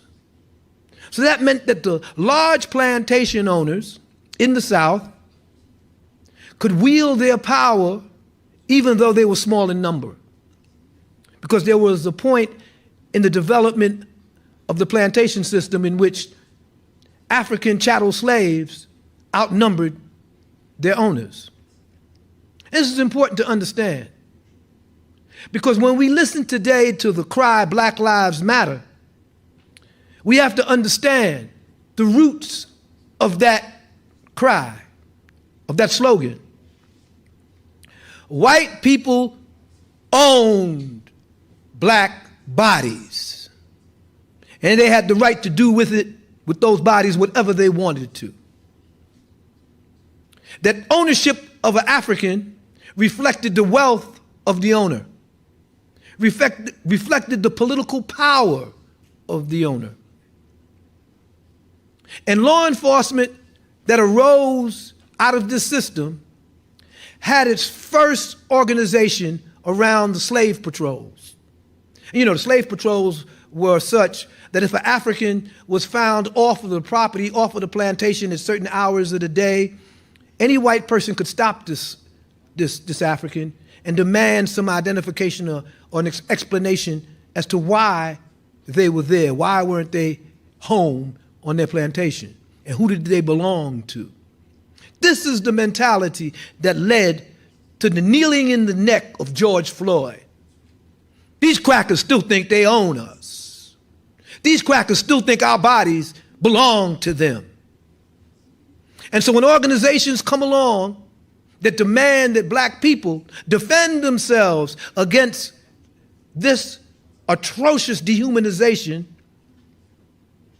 we are labeled thugs, criminals, and violent prone. White Americans think they have a right to kill us, to own us. And so when the plea goes up after the Trayvon Martin trial in which the murderer of Trayvon Martin got away based on the defense, was acquitted based on the defense of stand your ground. That he had the right, that white people have the right to stand their ground against attack. Not to mention the fact that Trayvon Martin was attacked, not the white person. But anyway, he was acquitted. And a hue and cry went up. A hashtag came on the internet, Black Lives Matter. And when Ferguson erupted after the murder of Mike Brown, Black Lives Matter's hashtag became national. People marched through the streets, black people and whites marched through the streets protesting the murder of Michael Brown. However, we need to understand one thing, that hashtag movements are not liberation movements. That you cannot organize a people's movement and a people's liberation struggle on the internet. So this was then and this is now. All right. I think Tracker might be joining us, or not Tracker. Opium might be joining us. I'm waiting on a response, but okay. Yeah. I'm still in shock. I've been like reading some of the messages that have been sent to me. I'm actually making a post now. It's a surreal moment. Sure. And I know today was, centered around Dr. King, and I still want us to get into that because, today is Breaking the Backboard, and we actually didn't start with the intro for Breaking the Backboard, so I apologize. I'm not just it's okay. Yeah. I thought that today was actually just going to be a nondescript show day and dedicated to yeah, that's kind of what it was, but I had originally Martin Luther King, but now obviously we should be dedicating a huge portion of our day today to Leonard Peltier and to this moment, because this is actually a very, very important moment in revolutionary circles, right? And this isn't just about indigenous revolution. This is about revolution. And this is an important moment for people who consider themselves revolutionaries. And we should all be standing in solidarity together in this moment with this human being who stood up to empire in every way that a man could stand up to empire and fucking won, right? So it's definitely a win, because when you look at no, he fucking won. When you look at the research of it all, it's definitely a win, and it looks bad on the colonial powers. We got Opium that just joining us. What's up? Thank you for joining us again. What's up, guys? How are you doing? How's your emotions? I know you woke up. You said you woke up and you couldn't believe it. You were in shock. I was too. Ryan messaged me. It was a private message here in the studio, and he was like, Leonard got clemency. And I was like, oh, Trump, did Trump give it to him? Was it like the first thing that Trump said? He was like, no, it was Biden. And so we've had a conversation for the past hour on this, but I just want to first start off with one, good morning to you. Congratulations, because I know you've been a part of this ad hoc committee. You've been involved in the movement to free Leonard Peltier for clemency, not for pardoning, for clemency, because he didn't do a damn thing. I want to say congratulations to you. As much as I'm taking this as a victory for myself and this network, I only showed a small smidge of what I was able to do to help leverage this. I give all props and praise to the people of Italy that came in clutch, but most importantly to this ad hoc committee that has stayed steadfast in doing what Leonard has asked us to do, which is to never give up on him. And that's what we unequivocally have done is never given up on him. So I'd like to get your thoughts on just what's going on through your brain right now, because I'm emotional. I've cried. I will probably continue to cry here and there. I'm just thinking of Leonard right now, Yeah. Well, good morning to both of you as well. Thanks for having me on again. It's always a pleasure to be here with you guys. Yeah, I'm in a bit of shock, I guess. I was super. That's kind of why I was like, "Yo, give me 5 minutes and send me the link," because I woke up to like you called me, another artist had called me, and I was like up kind of late, and I was like, oh, I was like half asleep, and then I kind of finally my phone kept going off, and I was like, fuck, man. So I look at my phone, and I had like 15 text messages, and I was like, what the hell is going on? Right. As And soon I as see all Ryan these, told like, me, you know, in the thread of all my text messages, like, oh, free letter and congratulations, Opium, like, da-da-da. And I was like, what the fuck? So I'm like, the first thing I do is I open my phone and I go to Google. I'm like, is Leonard Peltier free? And all these things start popping up, NPR, all these different news networks. And I was like, holy shit, man, he actually did it. Like, well, like we did it, and that's the thing that like I'm wrapping my head around is that no, thank you for that correction, and that's absolutely correct. And yeah, about 10 minutes ago, at first I was like kind of shocked, super excited, and then I was like definitely super emotional. And you know, I know for people like me and Isaac, you know, who are native and have like grown up knowing about AIM and about Leonard, like this is a big, huge deal. And yeah, I was definitely had to let some tears go about 10 minutes ago. Just like, you know, I don't even know, like tears of happiness and just like straight up emotion. And yeah, I mean, yesterday I was doing a bunch of story posts on the ad hoc page. I was like, hey, today's the last day. Like, let's swarm the phones at the White House. And I kind of part of me kind of felt stupid. Like, oh, I'm asking people to do something that in all likeliness is, you know, probably not going to happen. And it's like you know, it's pretty much done. It's like a day, you know, Trump's taking over tomorrow. And wow, I'm in total disbelief. And hey, kudos to Biden for doing one right thing while he was president, you know. And go ahead, Ryan. No, yeah, I just wanted to say that, like, you know, this isn't just like, as much as this is a victory for indigenous culture just entirely, but it's also for revolutionary culture, right? For anybody who considers themselves to be a revolutionary, this is an overwhelming victory for them, because he, like you were talking about, right?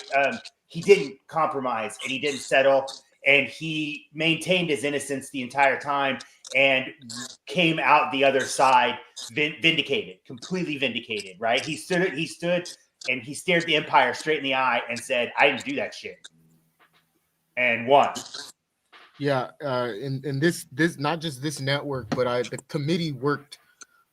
So I mean, I'll just keep it a buck. I was going through an eviction. Opium was sick. Okay, yep. Like all of these things had piled on top of each other in December, in November, and we all stayed firm. We all were like, you know what, we can't. This is the pinnacle of 50 years of resistance, and we cannot let this you know crumble, and we never did. And so yes, light up. I was getting ready to toke up myself, man. I'm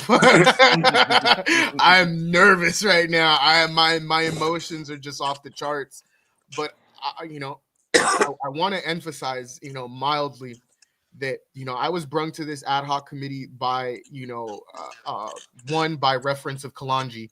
So I have to give respect and love, you know, to Kalanji Changa for big ups to Kalanji, and especially all the you know, good work and activism he's been doing for many years. And on that note, like, it was definitely been a blessing to have both of you be part of the committee. Yeah, when he had asked me, I got emotional. I ended up, because I understood the assignment. I understood how much that was that I was being asked to do, which was, you know, to stand in advocacy of someone who doesn't have the ability to speak for themselves. And that's a hard thing to do. especially when you don't know everything that the person is thinking. We just have a universal understanding that imperialism ain't shit, and that's the base root of it all. And so I'm just I'm so happy that you guys were able to accept this network, because this is a win for this network. I could say that as the founder of an indigenous broadcast media network, that I didn't one get monetized off of this like most of these other networks that are probably going to be talking about this clemency and trying to gain some type of ownership to some type of congratulations that they're not deserved of. And you guys can make out who I'm talking about. I'm not into drama like where I'm going to say the name, but individuals probably are painting a picture of who exactly I'm talking about. That's not what this network did. We were in the process, me and Opium, we still are. I think we should. I think this is now the time period where, if Leonard is in good health, we can have Leonard on Tuesdays. We can have him on here if all goes well. There's a healing process to all of this. So I do know time and energy is, going to have to be mustered, and, he's not going to want to immediately want to come on to, again, 50 years of being behind bars does a whole lot to somebody. But me and Opium were working behind the scenes to try and do something on Tuesdays. And this just, I'm trying to hold back tears right now, because it's such a beautiful time period right now.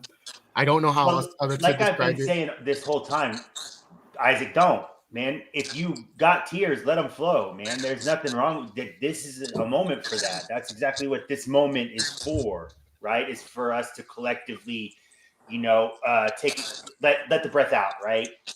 And just enjoy this moment, and then get ready for what's next.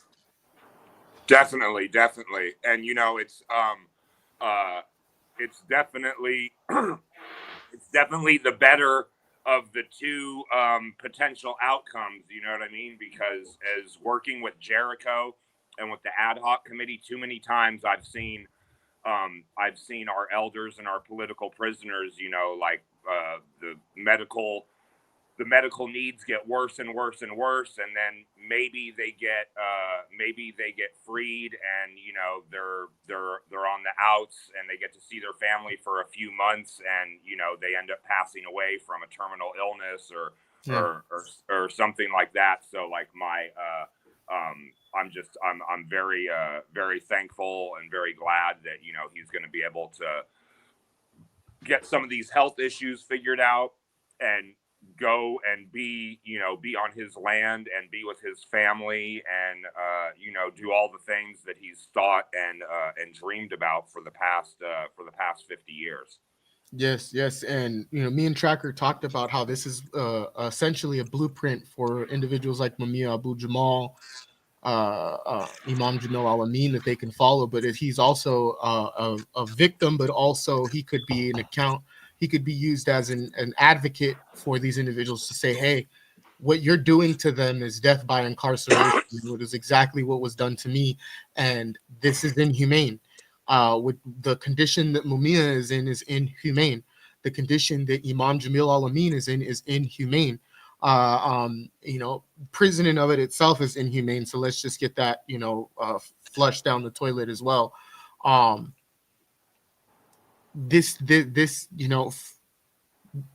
for those that, might not think, and if you could speak to those, as an indigenous person, this is a battle that is been won, but it's not the war that has been won. As I emphasized earlier, the indigenous population that is here on Turtle Island is like a silent monster. It is a sleeping giant. And what is happening right now is I think we're seeing that hibernation no longer being in effect. We don't need to hibernate anymore. We have the ability to say, you know what, okay, if Leonard could go to jail for 50 years and come out innocent, then what's stopping us from putting ourselves in a position the way that he did 50 years ago, and start, putting boots to asses in essence, in regards to how this system treats us. I think we're at a time period now where we have so much solidarity, but we don't have class collaborated efforts to physically turn into, what it should be. which is that we should be fortifying these reservations the same way that they're fortifying these damn cop cities. We should be putting ourselves in a position to protecting our elders and making sure that the political prisoners are let out.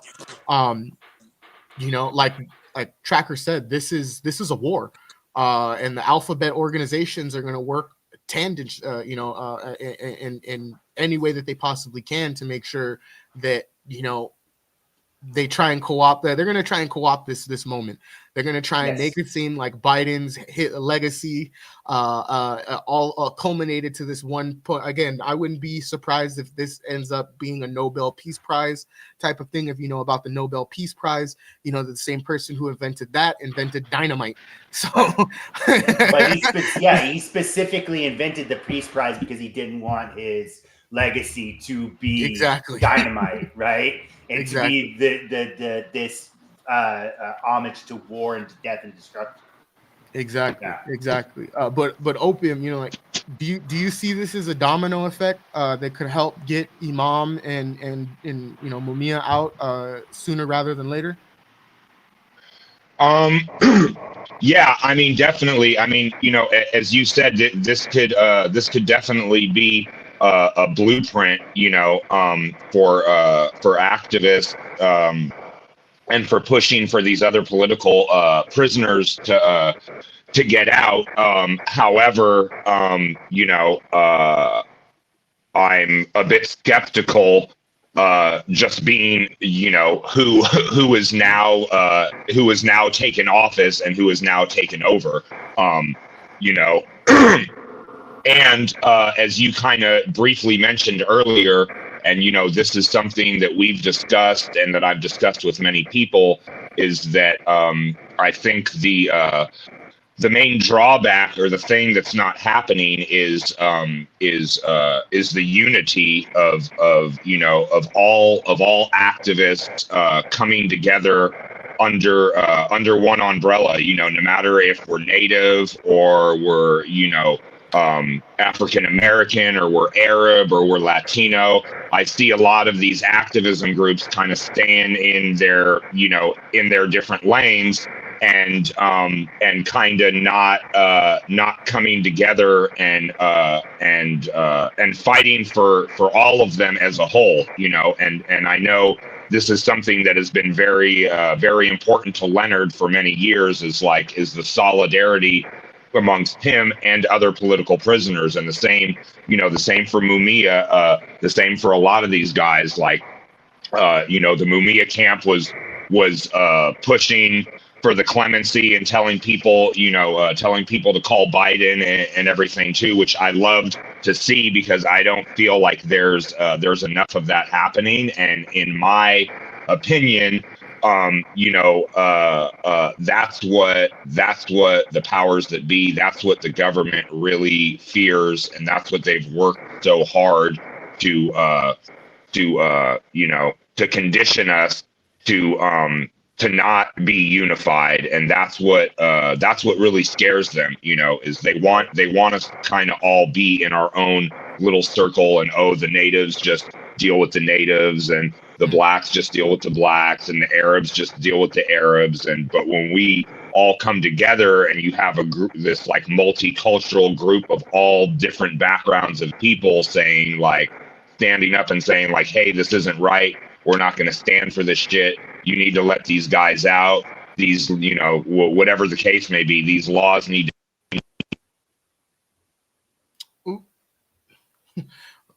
I guess Opium was saying some shit StreamYard didn't want to talk about. Oh my gosh. Hopefully Opium comes back. I hope you can still hear us. There we go.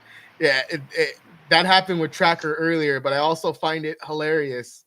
I think we lost him again. It looks like it froze up. This happens a lot when we're spitting fire. When guests are spitting fire, for sure. Yeah. Sorry about that, Opium. So it looks like StreamYard might be trying to silence us in regards to how we're speaking. It happens. Well, people. people keep calling me, so that's what it. I think that's why it froze up the last couple times here. Okay. So sorry, stream guy. Yeah. We're blaming you for. We're gonna let you off the hook this time, stream guy. This one time. We know you're listening and watching. We're still watching. We're watching you. We're watching the watchers.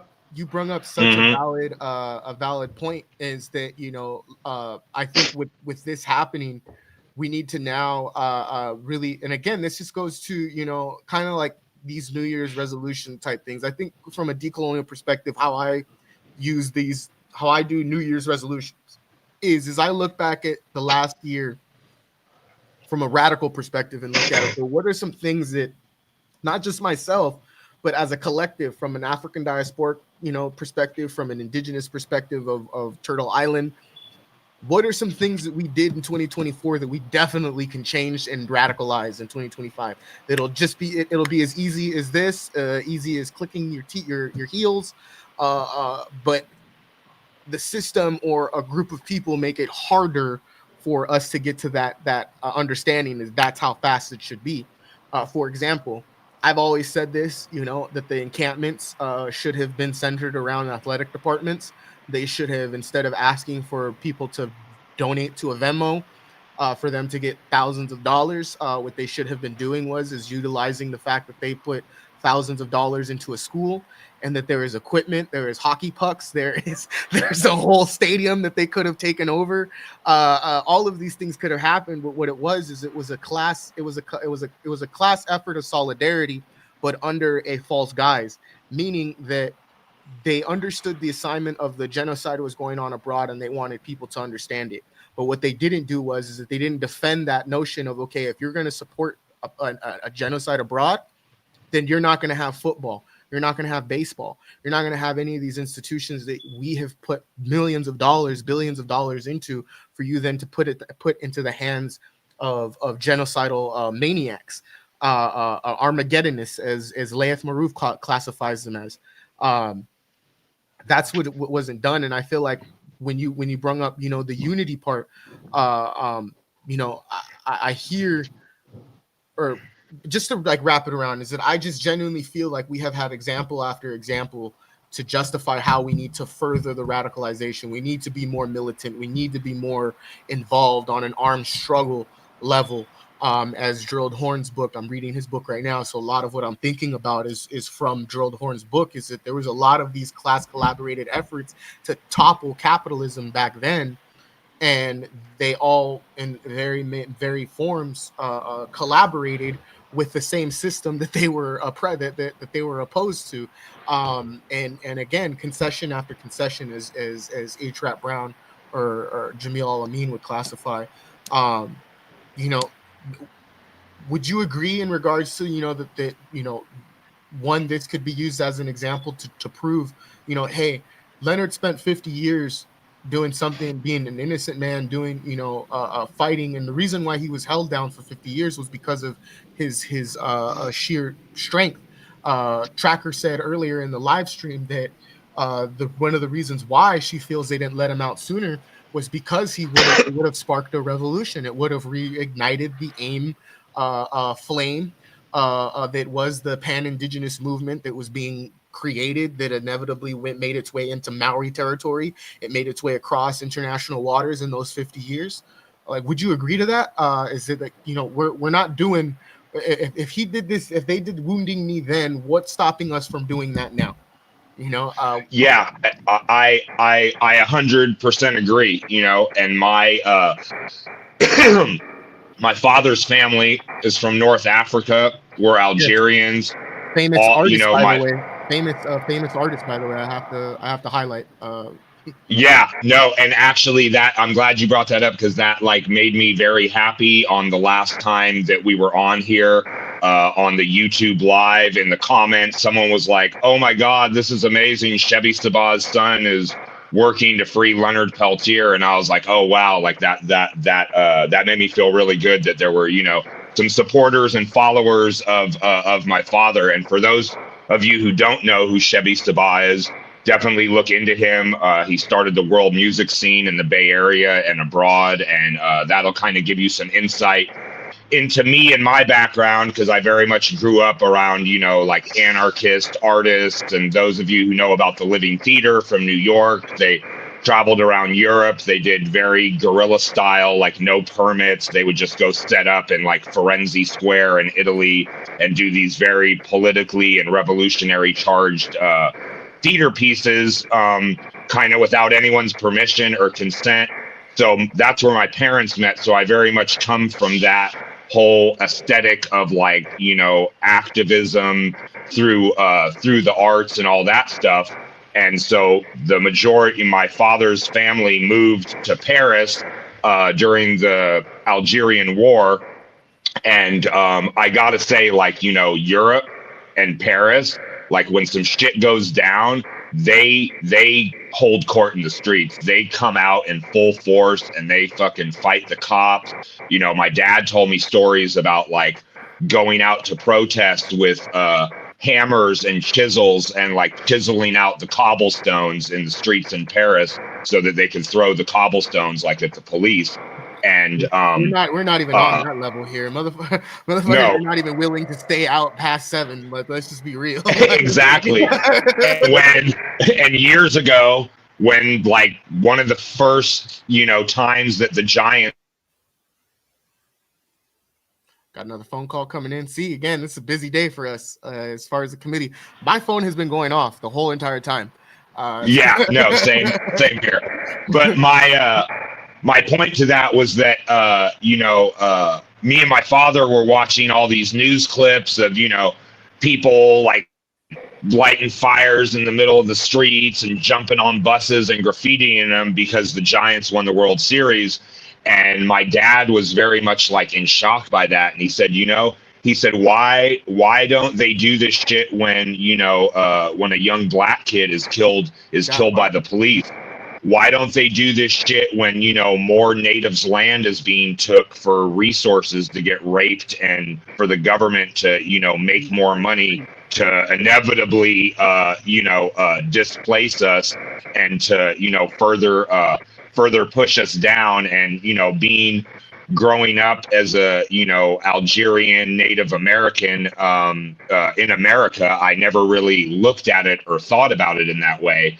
But yeah, I definitely think that that's true. And I think that, you know, we can all learn and seek inspiration from people like Leonard, who, you know, who stood up for what they really believed in. And, you know, and big respect to that man for like never faltering in his you know, in his beliefs, in his ethics. Like when after the parole hearing, when his parole got denied, a lot of people on social media were posting stuff like, oh, we want a pardon for Leonard, or they'd inbox us and say, hey, we want a pardon for Leonard. And I'd say, actually, that's not what Leonard wants, because that would imply that, you know, that he did something wrong. And yeah, I think we could all do more of our quote unquote part to stand up and to fight for shit. And I think if, you know, if more of us were more dedicated in that way, and not like, oh, I don't want to go to jail, I don't want to get arrested, like, and you know, I get it. You know, I have a daughter. I'm a father. Like, it wouldn't be the greatest outcome for me to go to jail or to prison over, you know, some activism stuff. But people like Leonard Peltier, people like Mumia, people like you know, Jalil Muntaqim, they put their freedoms on the line ultimately for our freedoms. And as a native, and now being a grown man, I really see like what Leonard stood for and what he did, because at the time that you know, AIM was super active and all this happened, compared to where we are now, like as natives, we have a lot more leeway and freedoms to speak our mind, to, you know, to go to marches and to go to protests and to speak up and act out and let people know that we're not going to stand for it.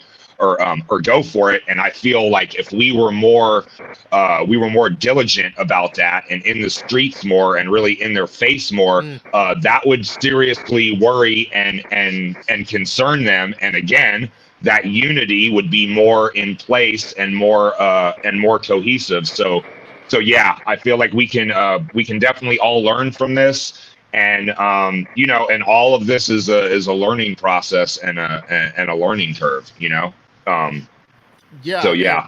I want to also something that you mentioned in regards to like your father and the group that he was in, how they were, back doing kind of like these guerrilla setups where they didn't have permits and whatnot.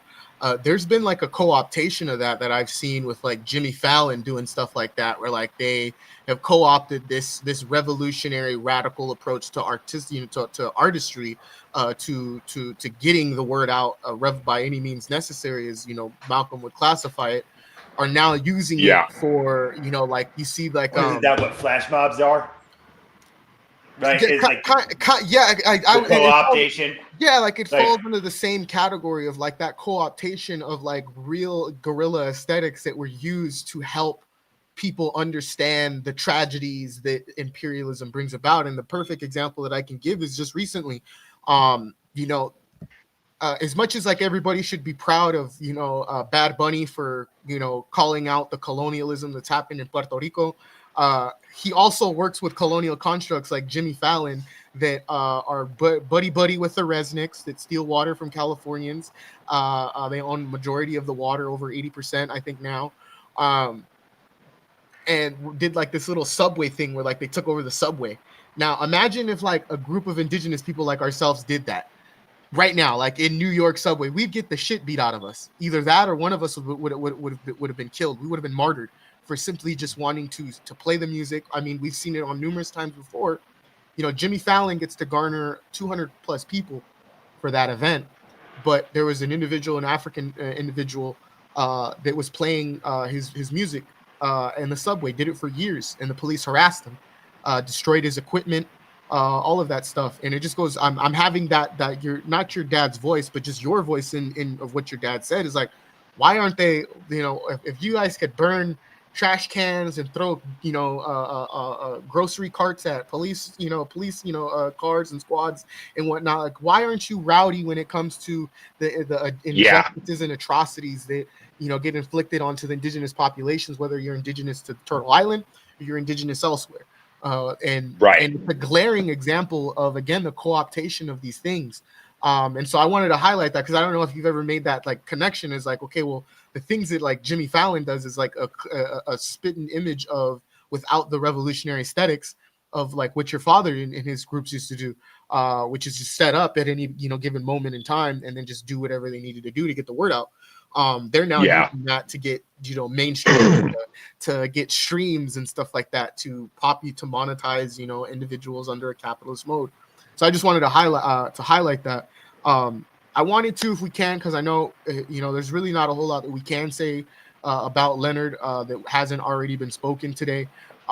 Today is Dr. King's Day, but this is also a day that is like rooted in colonialism as well, because it's a co-opted day. It's kind of like the last nail in the coffin, essentially, in regards to like how they wanted the legacy of Dr. King to be portrayed under an imperial mode.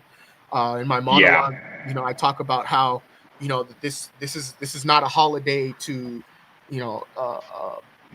this is a holiday constructed to de-radicalize the image of Dr. King. Could you just speak to to that, and like how, as much as it is important for us to highlight an individual, we still live under a colonial system that subjugates these, it gives a false image of the true individual, co-opting of identity, which is the thumbnail of today's conversation.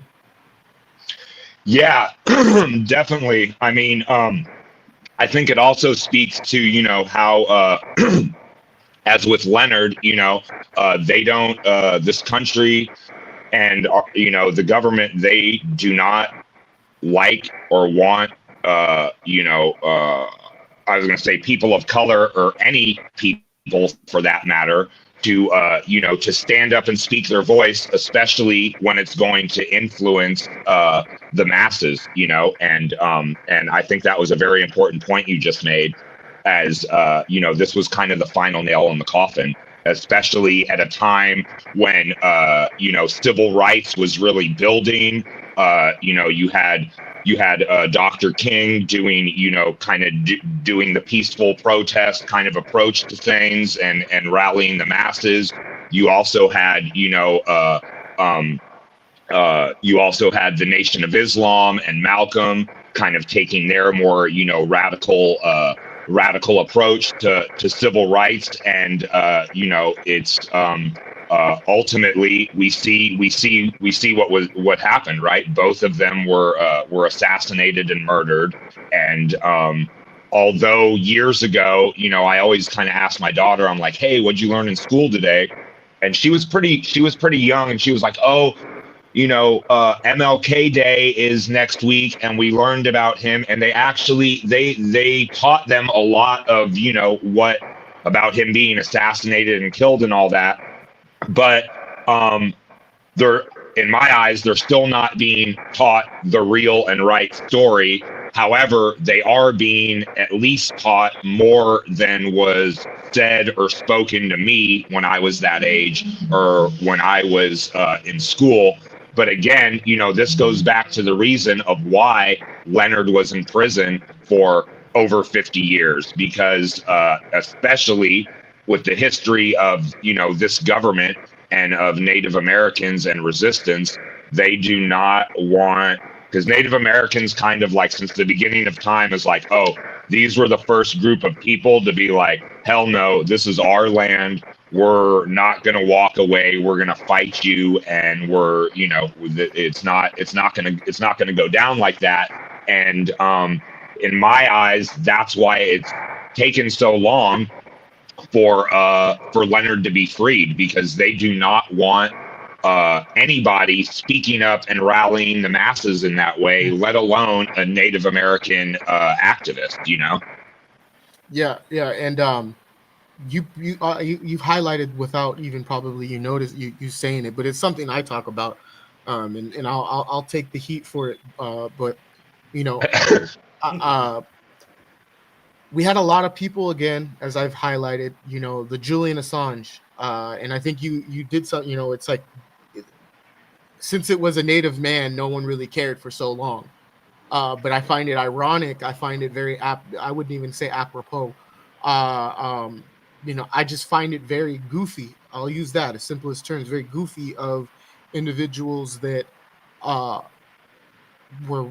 journalists or activists that completely left the Leonard Peltier train for a while and hopped onto the Julian Assange train. And while he accepted a pardon, which made my job harder as a journalist, because now I have to watch out for what I say, especially if I'm in London or if I'm in Australia. If I'm there, I have to watch out. I'm probably at this point, I wouldn't doubt it if I'm on a watch list from these individuals because of how I speak about Palestine.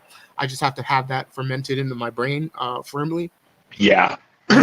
What do you say to those that jumped off the Leonard train onto the Julian Assange, and then now trying to come back and try and say, well, look, we did it, we got Leonard free, but had no part in that at all. I mean, there's a lot of individuals, there's a lot of organizations that I could say right now that completely stopped talking about Leonard.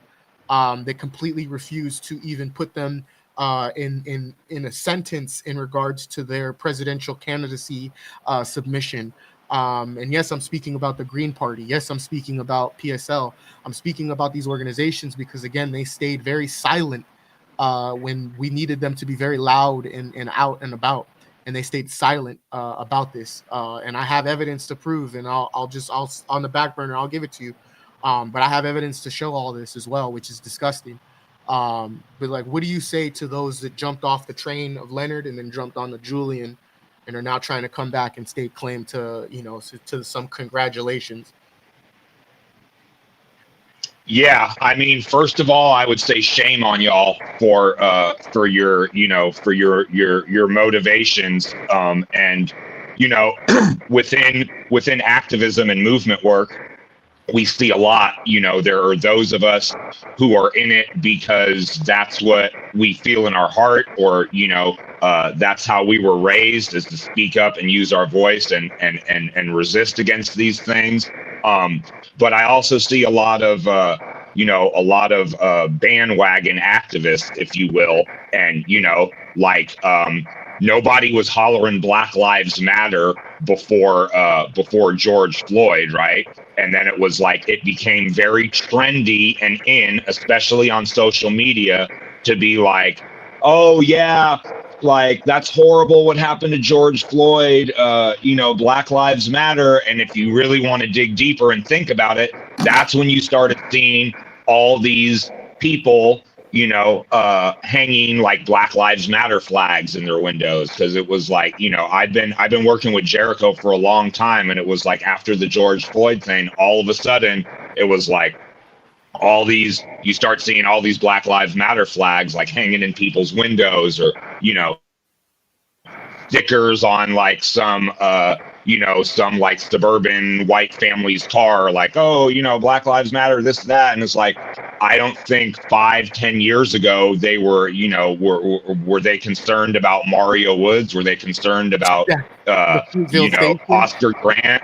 Were they concerned about Kenneth Harding Jr.? I mean, I could go on here for like 2 hours naming all the, black and brown, not even, very young men who have been killed by the police. And it becomes very trendy. It's like it's like my daughter, like, oh, everyone's posting this challenge on TikTok, like I have to do it now too. And it's kind of become right.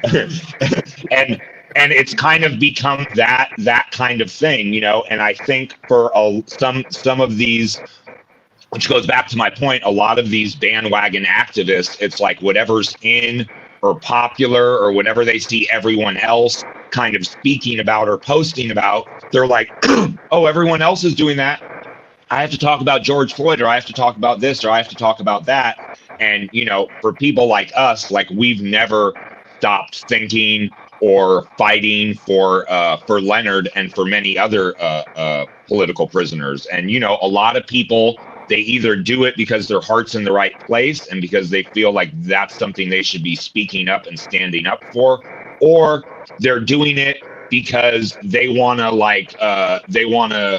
steal some of that spotlight.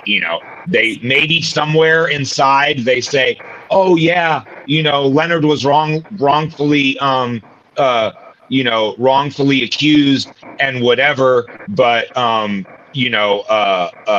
but it's not really affecting me. And if it's not, it's not the most current like call to action or the most current thing that everyone's jumping on, then they kind of forget about it, and they go and jump to the next thing.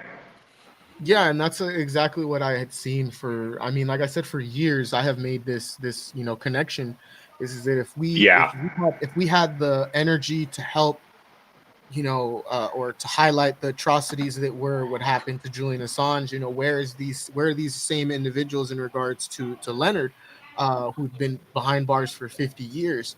Now mind you, yes, the work of a journalist, we should never be categorizing people's freedom.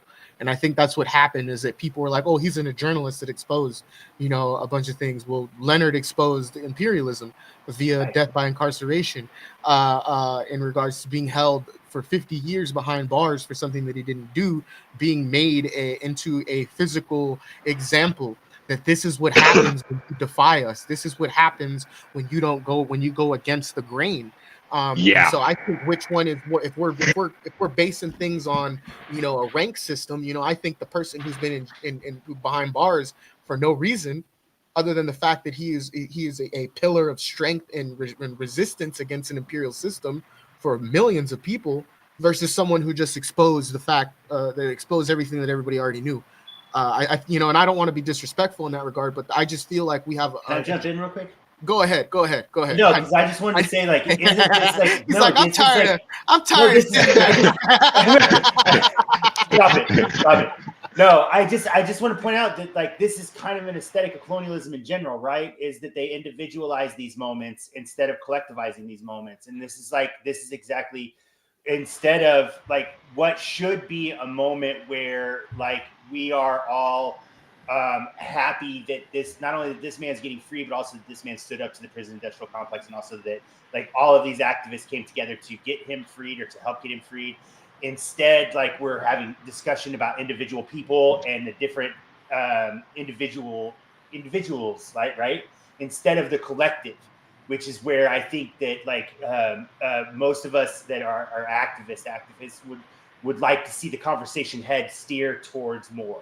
Is the fact that like we are all like we're in these moments together, and all of these moments should be a collective victory, right? Instead of just like individual. I don't know if I got that all out right. No, you're but good. It sounded really good in my head earlier. So No, totally.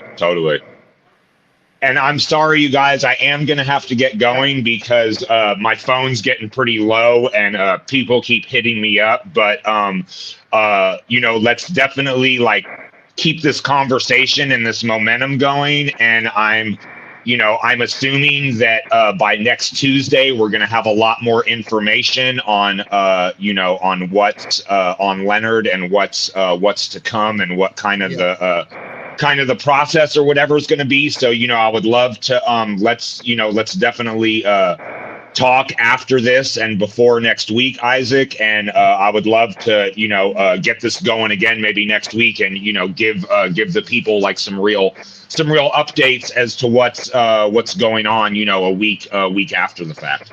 Yeah, no, I think that would be great. Like I told Tracker, we're definitely going to be doing something every Tuesday now. Okay. So we do need to get on the back burner. We'll be in touch. I want to say thank you, Opium, for coming on.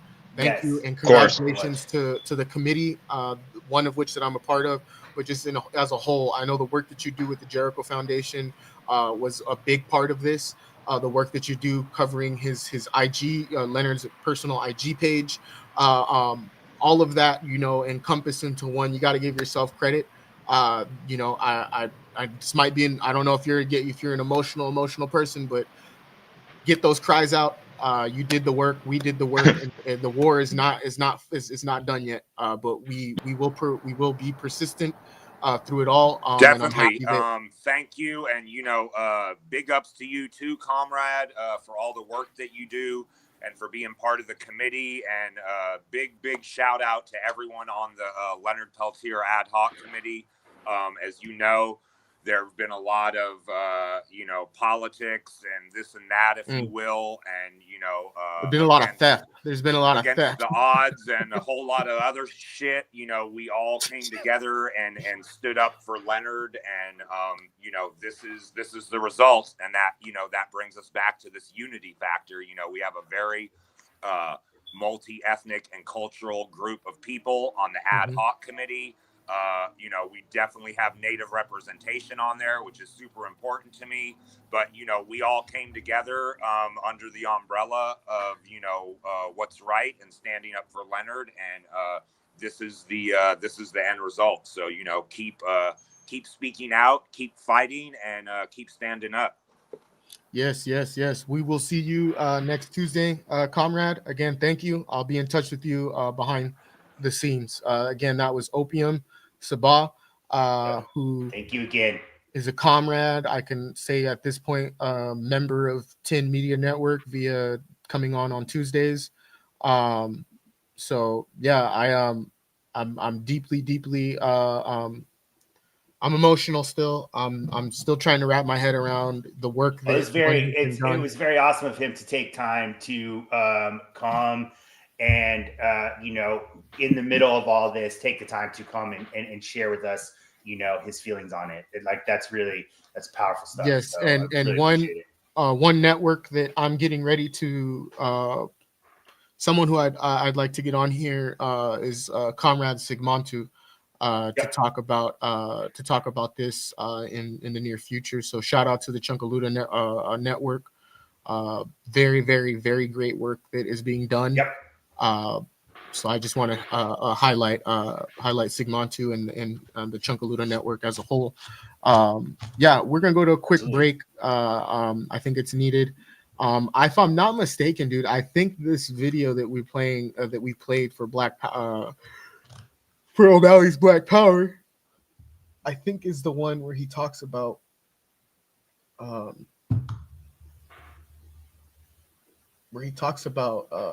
Dr. King. Right here. All right, we'll be back, y'all. Until then, enjoy some words from O'Malley. Chairman O'Malley used to tell it from the Uhuru movement. We'll be back. Black power, because we think that is the fundamental issue of these times that we live in.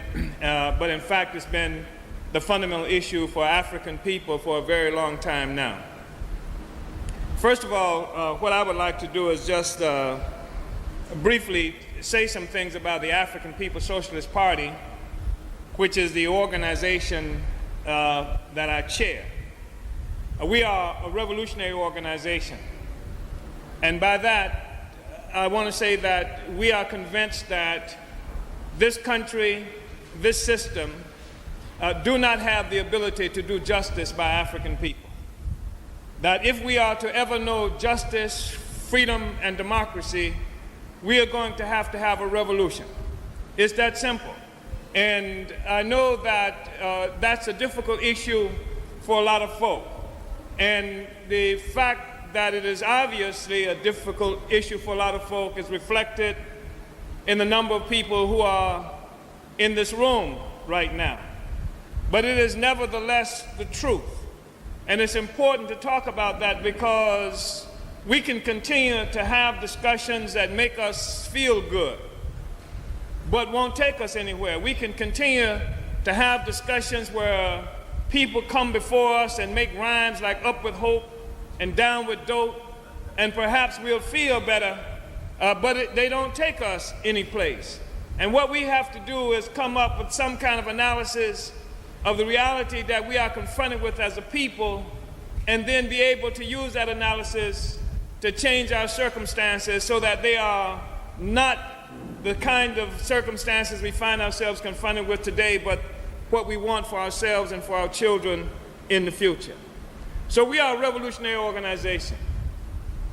We believe that if one wants to know what it will take for us to become free, all we have to do is look at history and see what it took for us to become enslaved.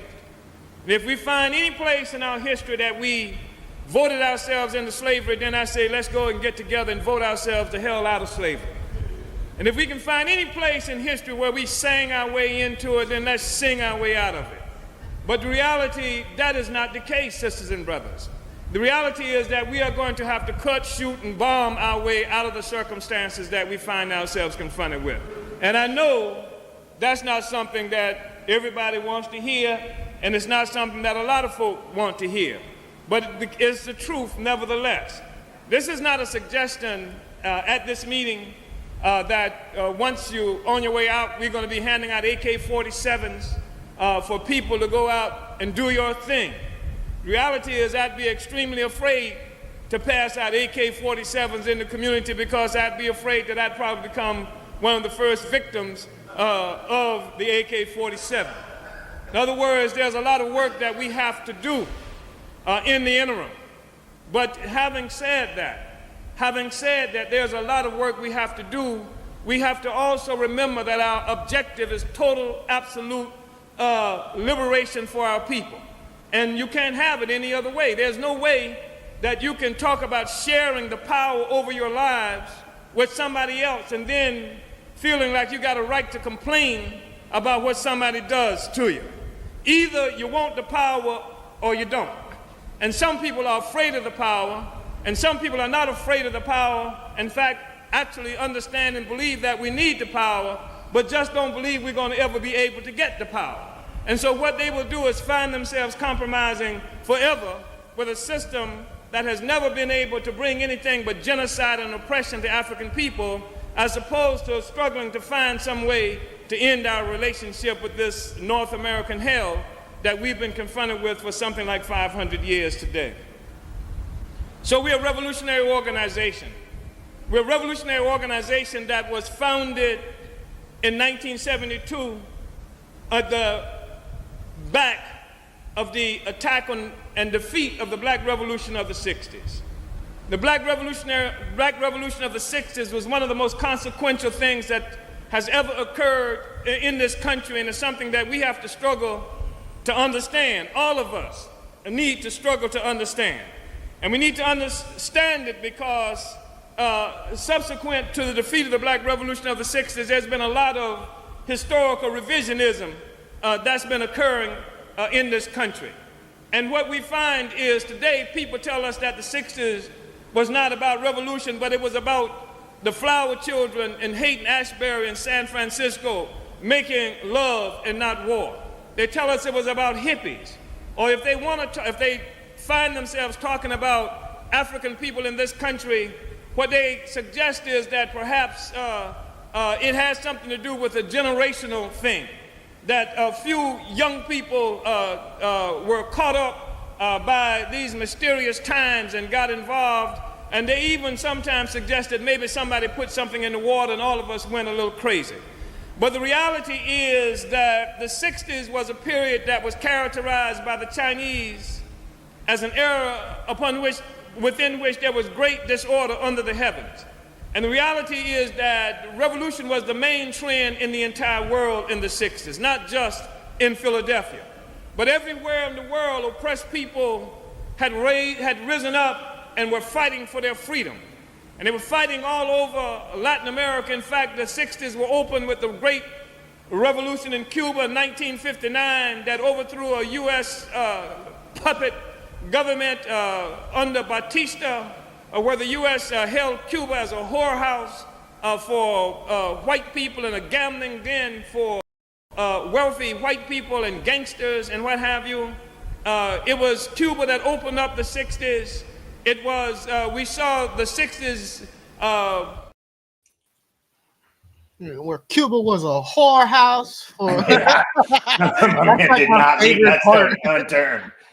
That's like my favorite part of that clip. But you know, a lot of what was said in that clip is a lot of what we just got done talking about.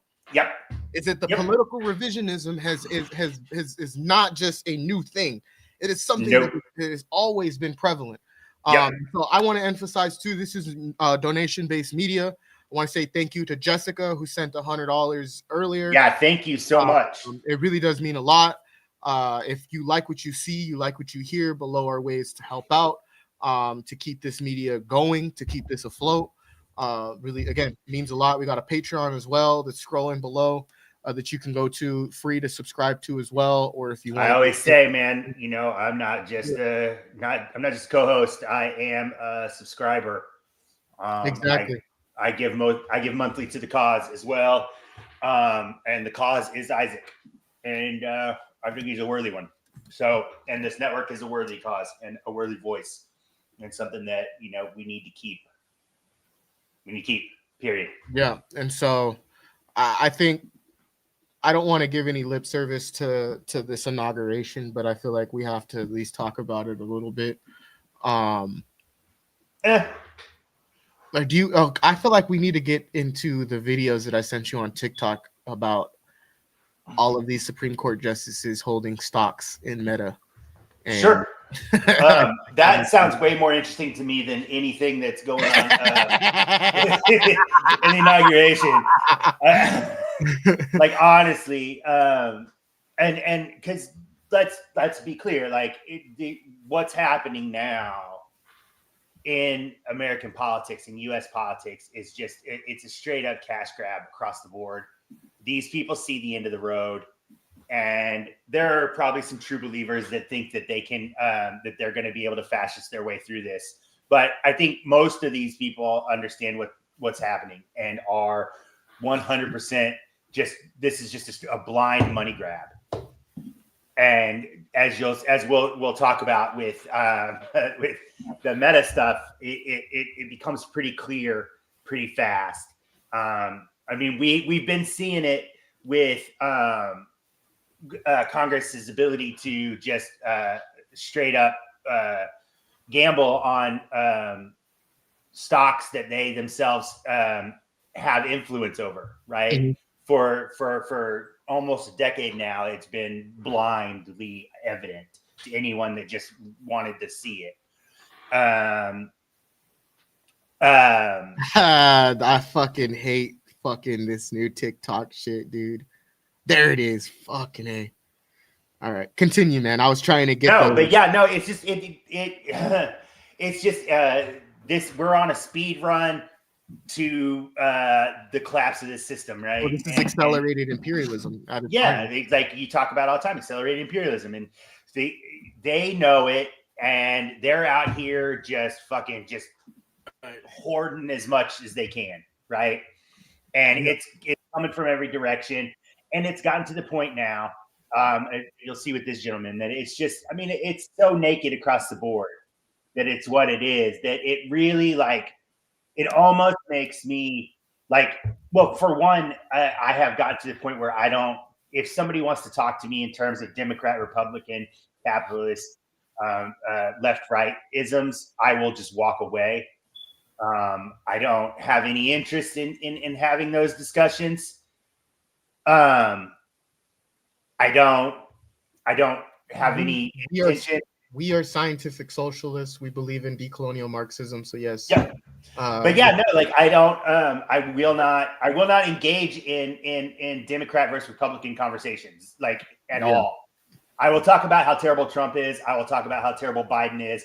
I won't talk about how terrible they are in reference to each other because I will give you an hour dissertation about how Xi Jinping is that motherfucker, is that is that guy. Is that guy. Go live in a cave, bitches. Shit. I'm trying to go to fucking what's the city's name again? Jiaojing. Jiaojing, yeah. I cannot wait. Yeah, that place is fucking badass. It's on my bucket list. It really is. Well, sure. But the point is that the point is that what the reason why Xi Jinping is fucking awesome, besides the fact that he fucking spent 7 years in a goddamn cave, is that he is head of the people's government, right? They had their people's revolution, and you'll hear Western Marxists fucking platter on about how they fucking let capitalism in, and how they're really capitalists. Ignore those fucking people because they're absolutely fucking 3 decades behind, man. And anybody that fucking stuck inside of a book and not willing to actually listen to the words that are coming out of these people's mouths, and by these people I mean the Chinese and the Chinese Communist Party, listen to the words that are coming out of their mouths, listen to the way that they are educating themselves and educating their people,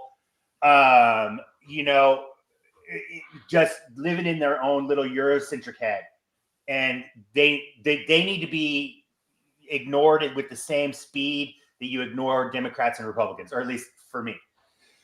Let's get to this video though, because it explains everything. Everything. It lets you know why the 9-0 every single person on the Supreme Court voted in favor of the TikTok ban. Yeah. Right, every single one. It was the ultimate in bipartisan support. Across the board. I figured out why it was unanimous in the Supreme Court. All right, this is gonna take a second. Get a drink. You're gonna need something to spit out when you see this. Supreme Court Justice John G. Roberts has open secrets. OpenSecrets.org, probably the citizen's best friend. You look around, right? He's got a couple of investors, right? Time Magazine, a couple of mutual funds, right? Mutual funds. You give a firm some money, they invest your money. I looked into Putnam Voyager Fund. Hey guys, look at what the Putnam Voyager Fund invests into. Neil Gorsuch, right? He's got some mutual funds. What's the iShares Core? So let's look up what the iShares Core S&P 500 ETF puts its money into.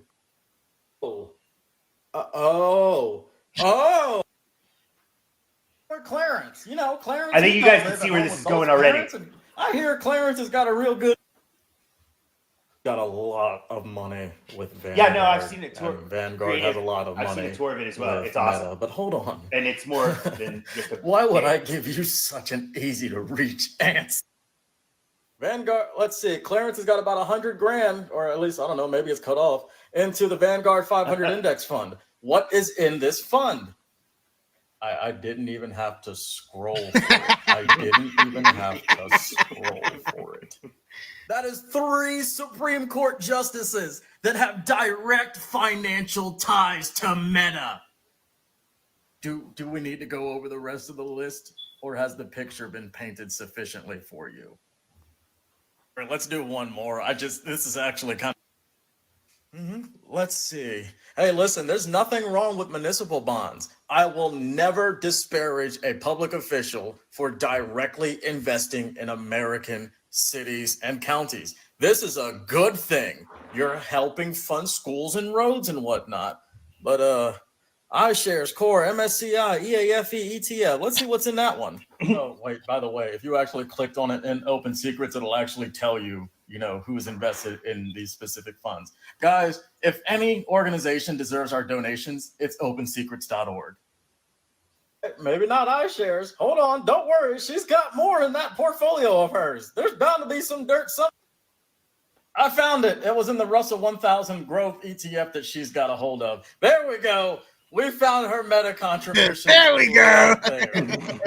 We already knew our politicians were in Zuckerberg's back pocket. Now we know that our Supreme Court justices all stand to make a profit if they can help Mark Zuckerberg achieve his monopoly. The ones that are supposed to be upholding the Constitution, they themselves are violating it. And that's also an ill-conceived notion too, because again, these are not institutions that were created to be just. They were institutions created for this very exact thing to fucking happen.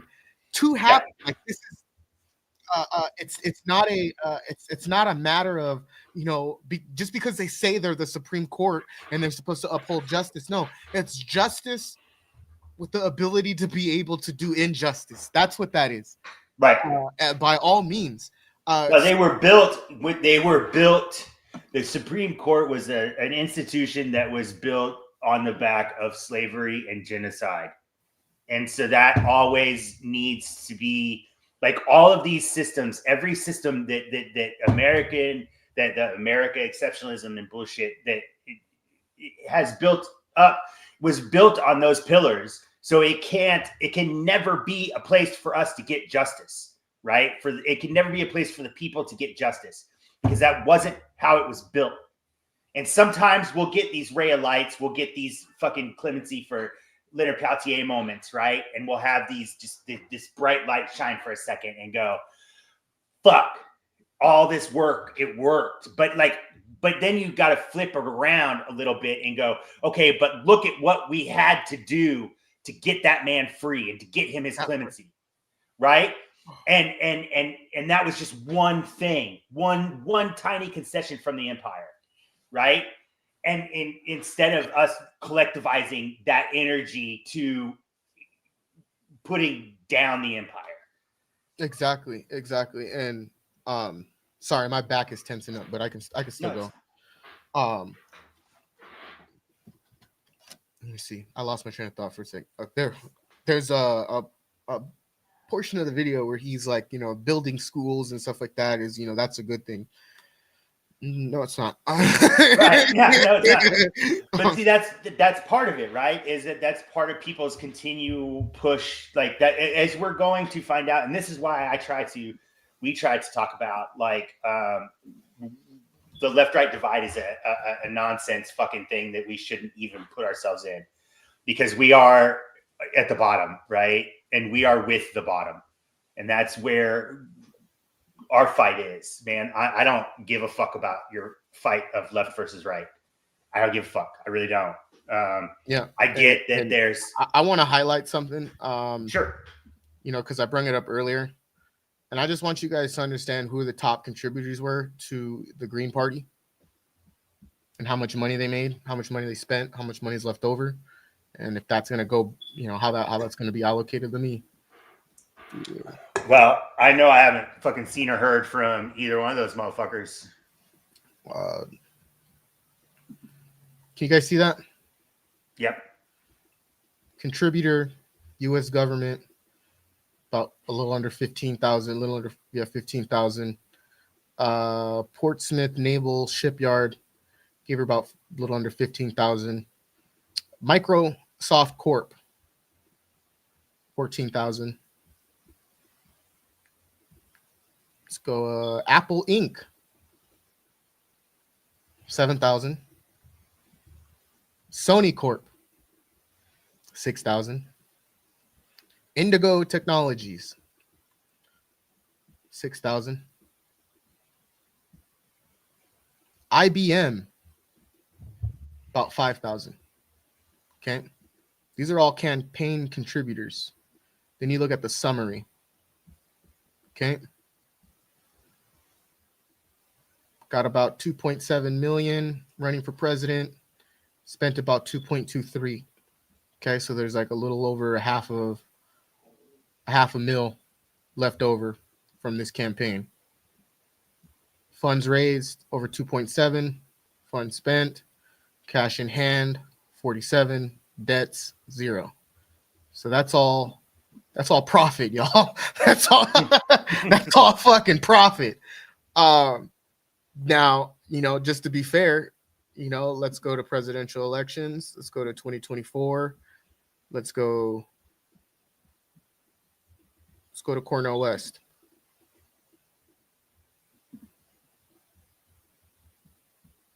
Contributors, U.S. government, gave them about 7,000. ePlanet Capital gave them about 13. They also invested in, if you click to it, it'll tell you what they invest in, what they have been lobbying for. Jamal Bowman, Cornell West, Corey Bush.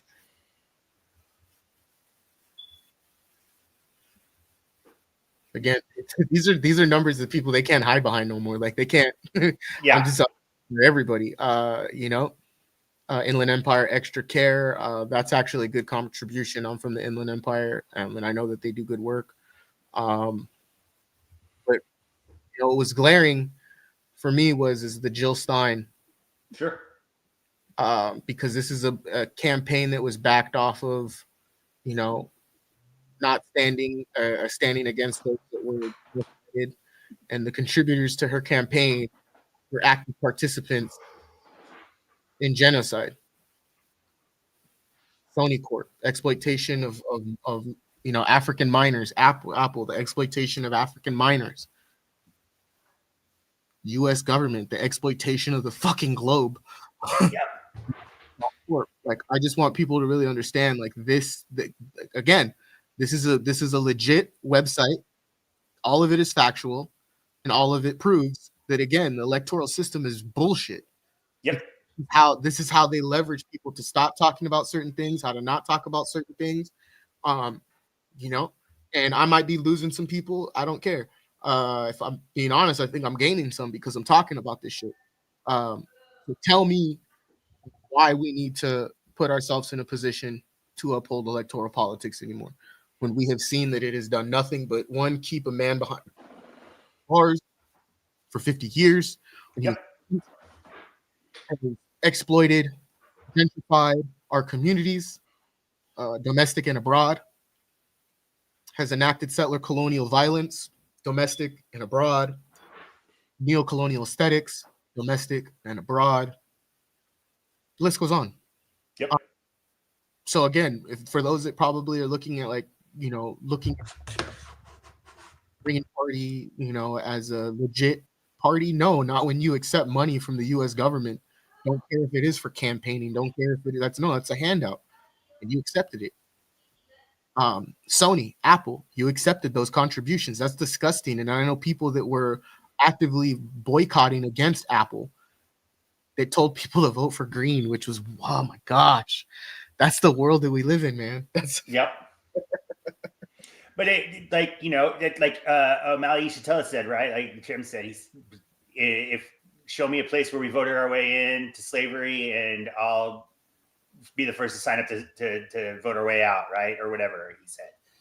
I butchered it like supremely, but like his point is true. Like, you know, which what I was trying to say too, and what you're saying now was that, you know, this system was always set up for the people in power to stay in power and for them to, you know, continue to, you know, live off the blood, sweat, and toil of the majority, right?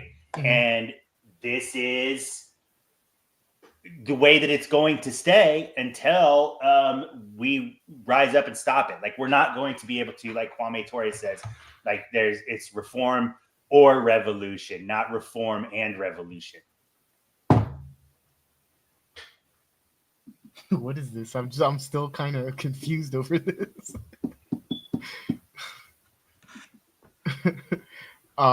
Yeah, no, let's see. There's another video that I wanted to play. I don't know if I sent it to you though. Worry about that later. He's in no condition to look for work, and the truth will inevitably so. Who the fuck is asking for Leonard to look for work? That is ridiculous. What? That is ridiculous. Key Fiender. Investing in reform is counter-revolutionary, and that's the point that we've been trying to make. That's the point we've been trying to make since before the election. And why electoral politics is a fucking black hole, right? It's just it's a black hole where all revolutionary energy goes to die, and that's intentional. They set it up that way on purpose, and you know, it's not that we continue to fall for it, but we have such a limited scope of understanding of politic in this country, also by design, that we have trouble understanding that it needs to be that we need to unify in a way. And we've been sold this individualism for so long that the idea this is what I'm talking about. Code Pink needs to keep their fucking mouth shut. Okay? And anybody who's believing what Code Pink is fucking, I just seen this message says not exactly. Biden grants Leonard Peltier quote unquote clemency after a half-century unjust incarceration. Better late than never, but only a full pardon. Again, pardon means he did something. Clemency means that he didn't do anything, and he knows he didn't do anything, and they have no evidence to prove that he fucking did anything. Code Pink saying per report, this comes from Code Pink, by the way, but only a full pardon. POTUS Donald Trump will truly set him free from the home confinement clemency affords him. He's not wanting to go fucking travel, okay? He's wanting to live with his family. But even then, so that's a misinterpretation. So Code Pink needs to keep their mouth shut. Right. Okay? Why are you stepping in? Again, this is just another example of when white folks step into fucking places that they do not need to be fucking stepping in. And they were one of the organizations that I talked about. Where the fuck were you guys at? Oh, I know where you guys are at. You guys are buddy with the fucking with Congress, and we're being allowed fucking press access every single goddamn day. I wonder why. Because a true radical individual would not be allowed in those motherfucking halls every fucking day. And that's what people need to start questioning. We need to stop applauding fucking concessions and collaborating with fucking with the oppressor and start applauding the radical efforts and the radical fucking tactics. Ooh, that have been implemented. Shit, someone choked me right now. I don't know who that was. Again, we got to stop this shit. Yes. I'm sorry, but I don't believe anything that comes out of the mouth of Code Pink, and I will not. Moving forward, again, this goes back to what I was saying. The individuals that were writing for Julian Assange and jumped on all these different trains and whatnot. You know, when the intersection came around. You know, and now that you're back at that intersection, you want to come back on the fucking, you know, on the bandwagon, essentially. You know, you want to hop on and act like you've been here since fucking day one. No, I can't even say I've been here since day one. This work for me started last year when I was given the chance. Cinco de Mayo. Okay. That's when I was given this chance. That's when it was brought to my attention. Okay. So I only have that amount of time to account for, but damn well I'm going to be proud of it because no one else had taken the initiative. Exactly. Code Pink's not caring what Peltier actually wants. Classic white feminism / colonial feminism. Again, there's nothing. All bars there, man. Right. All bars there. It's just disgusting. It's a disgusting behavior. I just realized we've been going for 3 hours. You got more time in you, or? Sure. Yeah. I mean, if we've still got people wanting to watch and we've still got stuff to talk about, I'm game. Okay. I would like to add just as far as the Code Pink stuff, right? And as far as like the thing that we need to all be careful of right now is that there's a lot of information swirling around, right? And people have to be careful about fucking getting out there and speaking with their whole chest about shit that they don't fully understand, which is what Code Pink seems to be doing in this moment. And that's fucking dangerous. This is an evolving situation. And, you know, Clemency was always what Leonard was after. And so Clemency is what he got. And Exactly. it's what he was after. And it's the battle that it's won. And again, Code Pink won't understand that because they haven't put the work in, essentially. I was late for this live, but I got to go back to the beginning later. Yeah, no, feel free. The earlier portion is very emotional because the news shocked the shit out of me. You know, I do have a meeting at 3 p.m. So we have until then. You know, it's a meeting for Leonard, and I think within that meeting we might actually hear Leonard's voice, which hasn't been heard for a very long time. So yeah, I'm nervous. Well, why don't we just go ahead and wrap this up, because I think we've done really good here. You sure? You sure? Yeah. I got time. I got All time. right. Well, if you got stuff you still want to talk about, I'm game. Like, look, man, you know me. I will fucking sit here and bullshit forever. So yeah, no, I got some stuff we could definitely get into. I'm gonna actually play this video of Chairman O'Malley talking about on prisons, the drug war, and African resistance. And I think this is 3 out of 3. So let me see if I can find the first 2. Like, share, subscribe, everybody. I really do appreciate you guys for being here. This is donation-based media, so if you like what you see, you like what you hear, please below help out. It really does help us, and we have some new hosts that are going to be coming on as well. That I hopefully, one of which I'll be able to speak to today. As you've seen, Opium's joining the team every Tuesday, the ad hoc committee. So we're growing. We've been growing, and so a big part of us growing is being able to give back to the people who do the work. But first and foremost, you know, we set a goal every month of 2,000, and we've been able every month to reach that, which is beautiful. But it also has came in a moment where, you know, I've had to, you know, essentially, you know, leapfrog. Have a couple crash outs. Yeah, a couple crash outs in order for the money to come through. And I don't like to do that, and I don't want to continue. I don't want to do that. Sure. You know, but just know that, you know, we're growing. Articles are being put out faster than they have ever been before, which is, you know, good. And so yeah, we're on the rise. Ryan's over there flicking through YouTube real quick. Right. Oh yeah, you can see that shit, can't you? I forgot. Oh shit. All right, we're gonna watch this video. Let me share my screen for a sec. Well, I was looking for some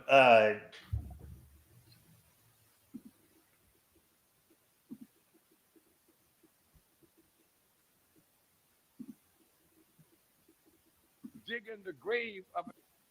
That's exactly what the system is doing. It's reducing its grave diggers throughout this country, in the prisons, in the schools, on the streets.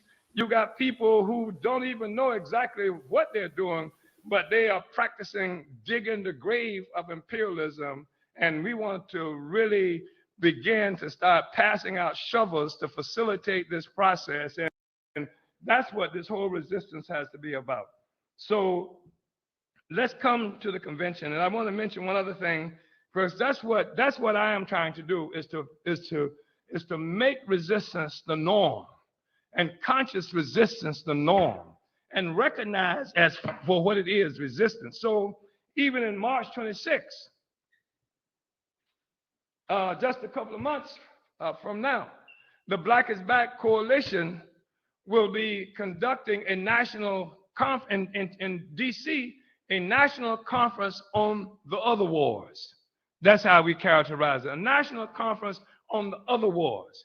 Because we are tired of a white left and an anti-war movement that has defined war as something that impacts or has implications just for white people, either in the future or right now, or as something that they can use to build their organizations, etc. Because Afghanistan is terrible, and what is happening in Pakistan is terrible, and Palestine and all these places. And these are struggles that you cannot duck, you cannot get away. They're in the public view, and U.S. soldiers and servants of U.S. imperialism, like the illegitimate white settler state of Israel, stand to have people lose their lives, and it has ominous portent that is obvious to many people that makes the getting in on stopping that war of some significance. But the real wars are the other wars. The real wars upon which the whole imperialism rests are the other wars. The real wars are the wars in Congo, where since 1998, since 1998, you've had maybe 7 million people killed. The real wars are in Haiti, that made the earthquake disaster as significant as it was, that created the conditions of poverty and the miseration of the people. The real wars are at the borders, where they have several different kind of military agencies just to deal with Mexican people who they kill on a regular basis out there. The real wars in Philadelphia and in the African communities here and throughout this country, and those are the wars that we are going to force people to have to deal with. They can say, we don't want to have anything to do with it. That's all right too. Because there was not a single white peace organization, anti-war organization that came with us to Washington, D.C. on November 13th. Then not one showed up as an organization on November 13th, because we have begun to challenge the definition of what they call peace and what they call war. Because we are not just for peace. We are not interested in an imperialist peace. We are not interested in the kind of peace that happens on the plantations just because the slaves are not rising up. We're not interested in the kind of peace that George Bush was looking for. Bush was for peace too. Obama is for peace too. They just want the people to stop resisting, stop struggle. That's the kind of peace. And that's the kind of peace that the peace movement is involved in.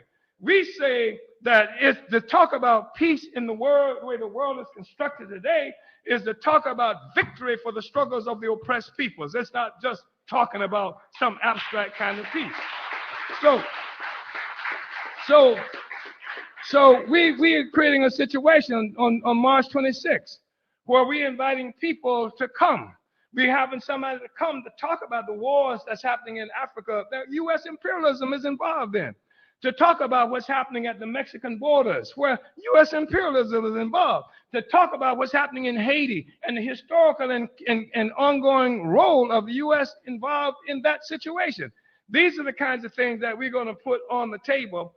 Also, the objective is not just to put them there, but to grow the resistance and demand that this left, that this peace movement, that this anti-war movement recognize these other wars, and therefore the righteousness of the resistance that is forthcoming.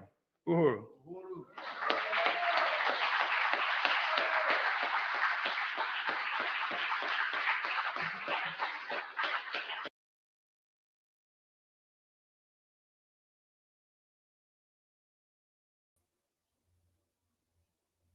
What up? Can't hear you, man. Sorry. No We have a story that has came out by Press TV. It goes over a little bit of, well, it starts with Palestine. It ends with Palestine too. Shit. 97 bodies recovered in Rafah in search of 10,000 missing continues for the 10,000 missing continues in Gaza. And so I'll just briefly go over this. It says right here, medical sources say more than 97 bodies were recovered in Rafah a day after the Gaza ceasefire took effect. Again, they didn't even abide by, Israel didn't even abide by the ceasefire. They have bombed indiscriminately areas in northern Jabalia, in Khan Yunis as well. So we have to, again, understand that they say ceasefire, but really they say more bombs or less bombs. Palestinian Health Ministry said on Monday that the 60 Gazans lost their lives on the first day. Palestinian authorities estimated that the number of unrecovered bodies is to be around 10,000, with some claiming the number to be as high as 15. Around 2,040 bodies were also said to have been evaporated without a trace due to the extreme temperatures caused by Israeli weapons. Let that sink in, you guys. That there's over 3,000 people who won't be able to be identified at all. They were evaporated. You know what evaporation is? Like, for those that don't, you know, let that sink in. I mean, it's literally dusted, right? Like if a human body gets evaporated, that means it gets turned into dust. It says right here, the Israeli bombing of Gaza has left more than 2/3 of all buildings in the strip damaged and destroyed. The recovery of dead bodies also been compounded since Israeli forces have regularly attacked civil defense units during the Israeli campaign of genocide in Gaza. 99 civilian defense members were killed, with 319 being injured. At least 27 members of the Gaza's civil defense were also abducted by Israeli soldiers, with their fate currently being unknown. According to the Palestinian Health Ministry, as of Monday, the death toll of Israel's aggression surpasses 47,000. That's also a number of physical bodies that they've been able to uncover. There are hundreds of thousands of people that are still under the rubble. There are still hundreds of thousands of people who, again, which is something that you've been pointing out consistently from the jump, right? Is that all of the figures that we're going to see coming out have to be viewed against this idea that there's going to be a substantially large number of people that we're never going to know about because they were fucking evaporated. Yeah. Or they're stuck under the rubble to the point where by the time people found them, they were now unrecognizable. And we also have to factor into that, and this is so wild that I have to even report this, there's videos of cats and dogs eating dead bodies, just laying on the street. There's reports of, again, of this happening everywhere. People walking past skulls, again, that were incinerated. Their bodies were incinerated, evaporated. This was an area that they have always used to test new bombs as well. Yes. If you guys don't remember, they tested a bomb that projected blades. Okay. Yeah. Which means that it exploded and then a bunch of blades, came out and just fucking indiscriminately cut people into pieces while blowing them up. So it's so disgusting, to know that this is reality, right? And it just really shows. Shout out to Cobra. I just realized that you're in here. You said the magic word. You said fucking Palestine, and he just fucking pops up out of the fucking ranks. You guys talking about Palestine now? All right, let's go.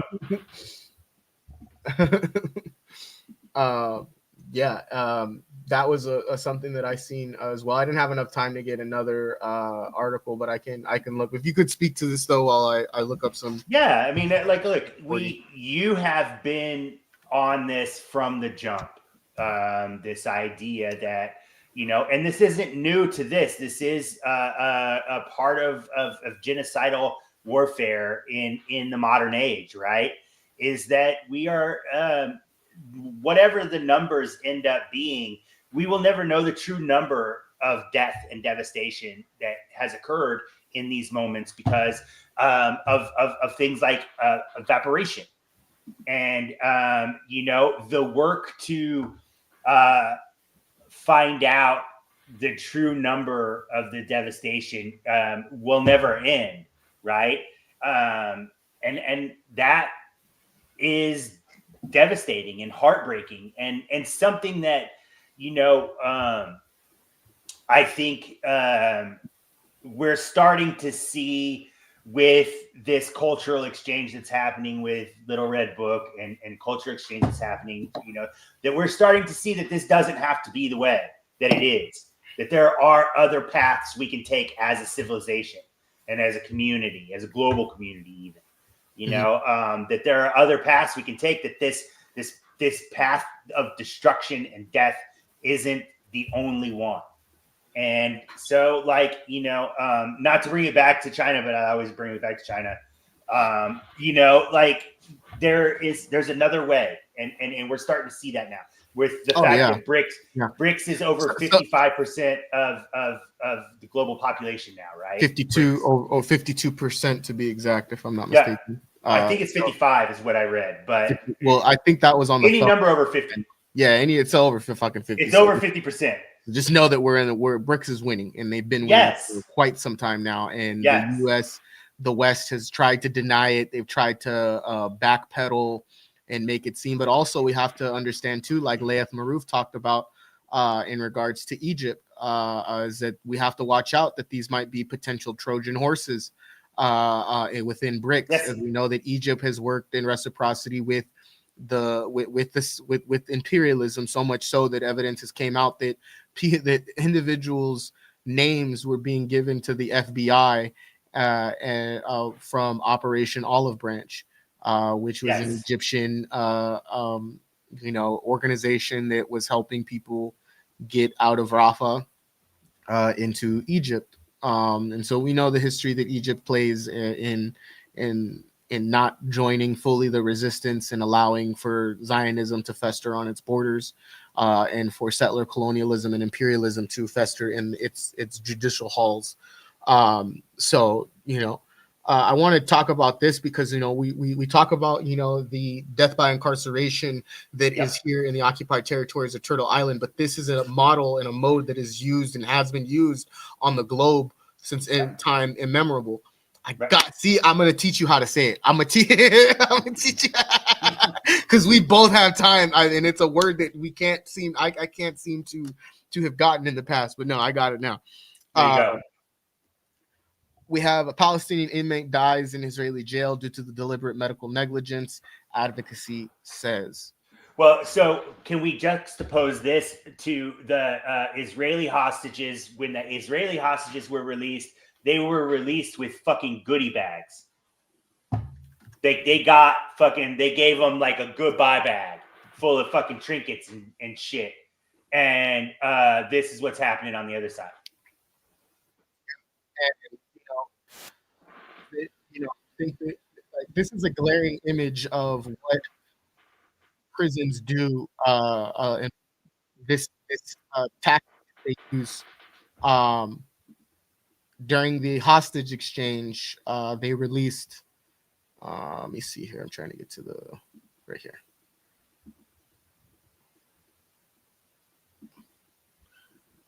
So Khalila Jahar was released, and you can just see the physical, torture that they had, and that mental torture that they enacted onto this woman. And she says it inevitably herself that she's exhausted, and I would be exhausted after spending months on solitary confinement, and being medically neglected. So let me play this video. These 90 Palestinian prisoners as part of the ceasefire deal with Hamas. Women and children were the first to be freed in the initial phase of the agreement. Well, one of the most prominent of those freed is Khalida Jarrah. She's a leader of the Popular Front for the Liberation of Palestine and an elected member of the Palestinian Parliament. Jarrah was in solitary confinement for months in a suffocating 2 by 1.5 meter cell, which human rights groups compared to a tomb. She's been in and out of Israeli prisons for years because of her membership of a group that Israel considers to be illegal.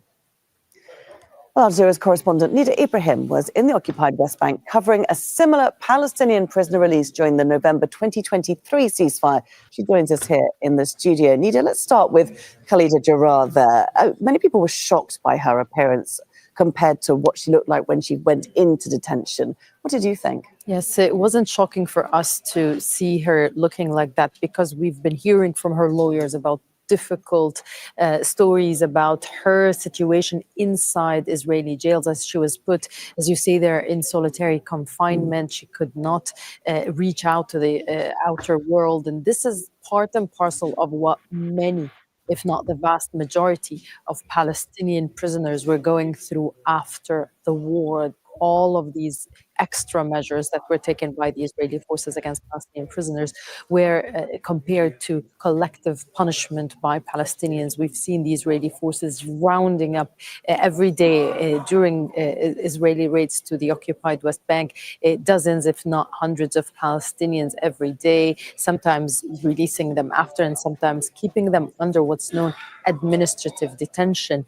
And these detentions are arrest without charges, so without a trial, which means that these people can be there indefinitely. And with this situation that is inside jail, we've seen. I just have to point, her hair is gray, almost white. Yeah.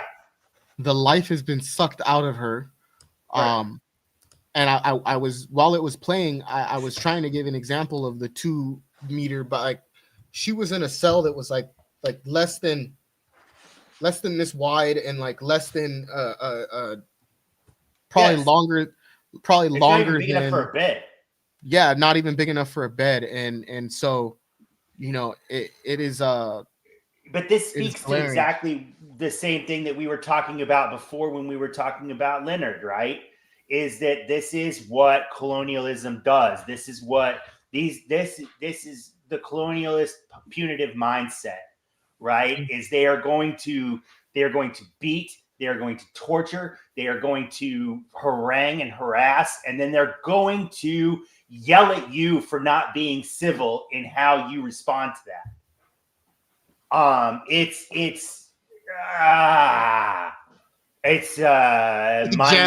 Jazz says this from my comrade Jazz. Since she works with Creative Resistance, which helped in getting the word out for the clemency for Leonard Peltier. So I just want to shout out to Creative Resistance as well, the organization, the team, everybody that they have there. It says right here, damn bro, I'm always so impressed with the amount of sources and content you find for each episode. Folks better be throwing donations your way. Well, Jessica threw something. I know Keyfinder will be shooting me some aid later on. For those that are watching, like, share, subscribe, but mostly, this is donation-based media, so you can always tap in below to those things. It helps out. It says people don't realize how much work goes into this. Wish I could throw you some more dough. And then critical resistance. Yeah, critical resistance. I said creative resistance. I'm trying to figure out who that is because that's actually someone I know. You sure it's not creative experiments that you're thinking of? Creative experiments. There you go. I'm in both chats right now. My bad. Bad, y'all. My bad. No, but I think it's very much so. Shout out to Our Streets Collective for watching as well. As I see you're watching on Instagram, really do appreciate you guys. As you were saying, well, for one, let's just be, Cobra says, this is it was a closet. That's exactly what it was. It was a closet with no windows, no room, barely to breathe. And being confined. And I wouldn't doubt it if they weren't doing the same things that they did to Winnie Mandela in regards to, how they treated her in cells, throwing her scraps and stuff like that, trying to break her. I wouldn't put it past me that that's what they were trying to do. That's what Western capitalist prison systems work to do across the board, right? In varying degrees. And because the Israeli prison system is modeled after the American prison system, is modeled after the Israeli prison system. That's they've been commingling, cohabitating as systems for the entirety of Israel, right? And so like what they do there is what they do here. What they do there is here. Yeah, no, I completely agree with you. You sent me an article. We're gonna go over that. Let's let the rest of this finish out. So many horrific before and after pictures of these Palestinian prisoners looking like they lost so much weight, they got sick. And one in particular, I remember Muazzez Abayat, he was released out of jail and he could not recognize his own family. They were, running some tests, but they said that they feel that he had suffered so much mental pressure while he was in jail. Why are these people being arrested? Why, for example, is Khalida Jarrah being arrested? You say there's no charge and they're held in administrative detention, which is indefinitely. What are they gaining from this? Yeah, and it's not her first arrest even, and she had lost her daughter while she was in jail. She died and she could not attend her funeral. But as far as Israel is concerned, when it comes to Khalida, they see her as someone who's prominent, who could move the street in a certain way. They want to show that anyone and everyone could be arrested by the Israeli forces. So it's another measure by the Israeli forces to exercise power and control on Palestine. And this is the same thing that they did to Leonard Peltier, the same thing that they're doing with Mumia Abdul Jamal, the same thing that they're doing with Imam Jamil Al-Amin, the same thing that they're doing with Kwame Shakur, the same thing that they did with Marcellus Williams when they made that man a fucking example. Okay? So, to the people who are out there that like to preach bullshit, okay? Yep. The same tactics that they use to inflict on our political prisoners here that are prisoners of war is the same thing they do abroad. So for those that think that there is no connection, and there was some person that was in this fucking chat opening up their dirty ass little fucking FBA fucking mouth, foundational Black Americans, we ain't African. Pan-Africanism never worked. What the fuck do you mean Pan-Africanism didn't work? Wow, what do you think the EFF is, motherfucker? Okay? Right. Who do you think, what do you think got the liberation of fucking, come on now. Who do you think fucking liberated fucking Zimbabwe? What do you think that was? What do you think that was? Capitalism? That was Black Americanism. No, the fuck it wasn't, you ignorant cuck. That's the bullshit that we have to navigate through. Is that people never want to try and make the connections and come up with the principled analysis that these atrocities are intrinsically connected through imperialism. It's the same shit. They want you to feel bad. This colonial system wants you to feel bad for a bunch of colonial hostages. They want you to feel bad for an occupation that has indiscriminately been bombing and genociding and ethnically cleansing and exterminating indigenous Palestinians, indigenous Arabs that come from all walks of life, some of which are gay, some of which are lesbian, some of which are Jewish, some of which are Christian, some of which are Muslim. But they've painted this picture that all Palestinians are a part of the Nation of Islam, that they're all rooted in Islamic. No, they have one connection: is that they're from from Arabia. Okay, that's the only connection that they have. Everything else, again, is holistic, and people don't want to fucking talk about that. They don't want to make these connections. They want you to, oh, we're foundational Black Americans. No, the fuck we're not. Get the fuck out of my comment section with that shit. That Pan-Africanism never worked. Oh, shit. Then hell froze over then. That's the way I fucking see it. You don't know what the fuck you're talking about. All you do is you do this, but you do this because, again, you think that's going to monetize yourself. You think you're going to get some views. You're going to get some likes. Someone might send you some dough. That's disgusting. And I had a comment in here, someone saying we're not, Black Americans aren't African. Then what are we? What are we? We Smurfs? What are we? Explain to me, since you know fucking everything. A person ain't never picked a fucking book up in their life. Okay? If I read to you, you get a fucking headache. because that's how much fucking intellect you're lacking. It's like a child with these people. Yep. You're children. And you want to know what children need to do when adults are talking? Shut the fuck up. That's what you need to do. In the most simplest terms, shut the fuck up. Mind grown folks' business. How about that? Because I grew up in a time period when you didn't mind folks, grown folks building. You got what you needed. You got reprimanded. You're either going to get some hot sauce in your mouth for not listening. Hey, yo. You know, or one of two things is going to happen. I grew up in a very disciplined home. I knew right from wrong. I knew when my ass was supposed to shut the fuck up and when I was not supposed to, when I was supposed to speak when spoken to. And that isn't a silencing of a child. That's discipline. Okay? Is that there's certain things that a child shouldn't be able to say, just like there's certain things that these FBA individuals shouldn't be able to fucking say either. And so they're getting called out for it. Because what you are lacking is lacking of intellect. You think liberation for us comes through money, and it doesn't. Okay? It comes through the bullet. Okay? And it always will come through the bullet, through the knife, through the bomb, through the fist fights. All of that encompassed into one.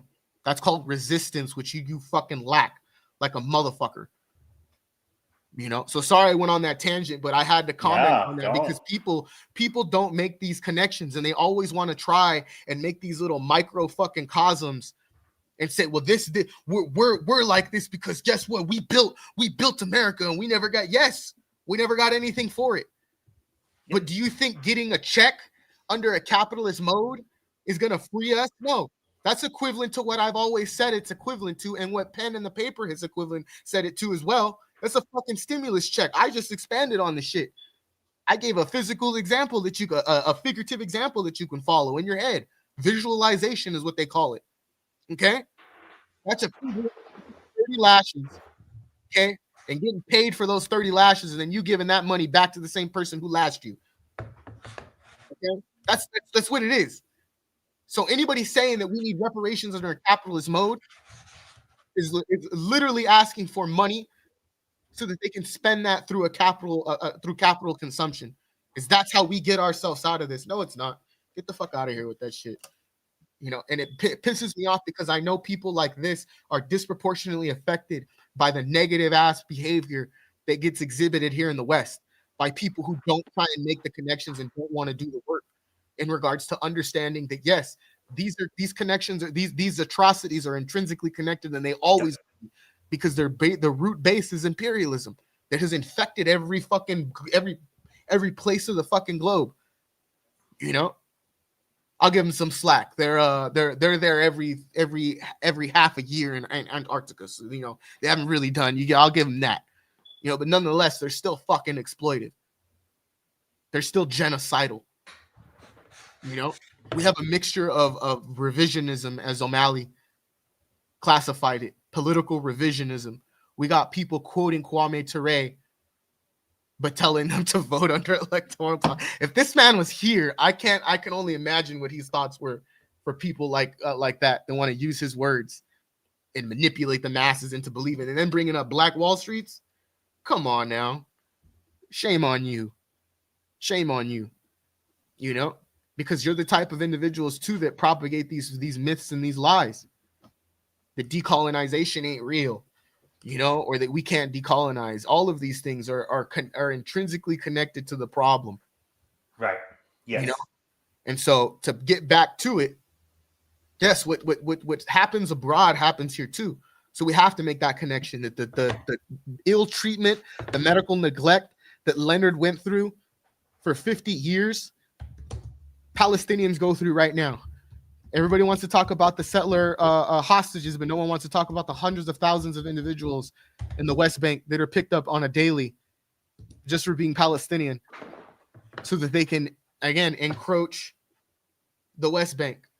It's disgusting, you know, but they never want to talk about they always want to demonize, you know, Hamas. They always want to put them as like, they're just they rape women, all of these things they want to say. And we've seen on numerous occasions that they treat people better than the colonial powers that are there. The consistently. That's what I was trying to get across by sending you this, is like the level of civility, the level of humanity shown by the people who are supposed to be savages and brutes, according to the news media, it is like, I don't understand how we're still. It's why I have such trouble even getting into conversations with Democrats and Republicans anymore, or capitalists in general, right? Because like their humanity is so fucking twisted up and so like all focused on the wrong things. Like, this is what it means to be human. This is what it means to like to live in humanity, right? Yeah. And to live your humanity even as you're being dehumanized. Yeah. It's again. Let's see right here. Dang, some of the comments don't show up online, but they show up over here though. No, I again, this just goes to show you that mainstream media paints the West paints this, the Western mainstream colonial media. You toast and bean eating Brits. They want to fucking clusterfuck everybody together around here. It's disgusting. They don't paint this picture. They don't show you this side because they want the masses to be manipulated into believing that their exploitation in West Asia is justified, and it's not, and never will be. And so, yeah, I will say, I think we probably can call it a wrap. So like I was hoping I had the end. I was pushing myself, dog. Well, I mean, hold on a sec. If you got something, then let's go. I mean, I was just running out of shit to say. No, for sure. Hold on a second. I just wanted to show this real quick. Where are we at? Hold on. It's coming. Yikes.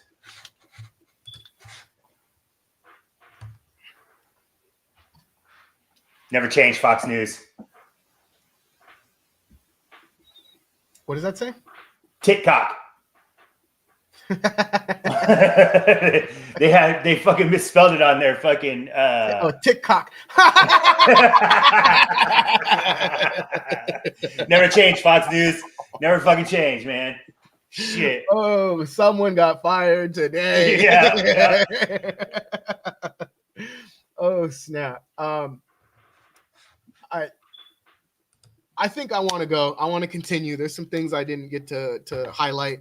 Well, if you want to check, if you can find the information, I'm seeing some reports on Blue Sky right now about how these Israelis have just arrested 60 people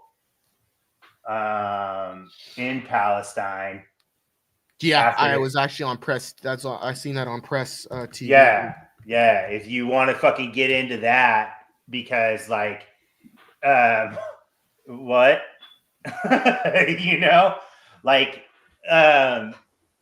It just the continuing inhumanity of the supposedly civilized West just will never cease to fucking amaze me. And their ability to weasel their way out of deals and weasel their way out of treaties or ceasefires or anything of that like. It is truly a thing to behold. If it wasn't like the thing that's destroying humanity, it would be like it's just I always think, man, you know what? This is the one. They've got me. I don't think I'll ever be surprised again. And then no, they find a way to fuck me up.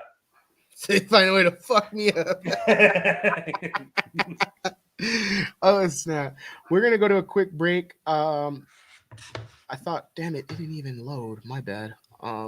History, YouTube.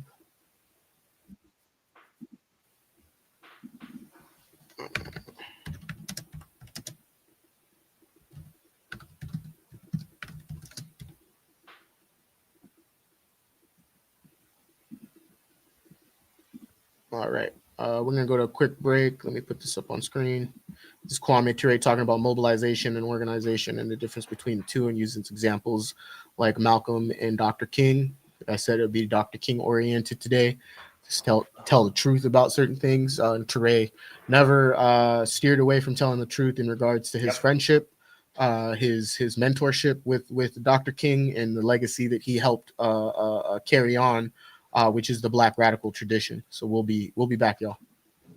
But just because they're unconscious, you shouldn't think they don't want freedom. As a matter of fact, sometimes the unconscious is quicker willing to give their lives in struggle than the conscious. These are simple facts. Would you imagine what it would be like when we are conscious rebellions, when we consciously organize to rebel in Los Angeles with reason? I mean, making supply lines, making sure armaments are there, having hospital aids, having fire brigades, just like they do even in Ireland. Nothing big, just a little planning.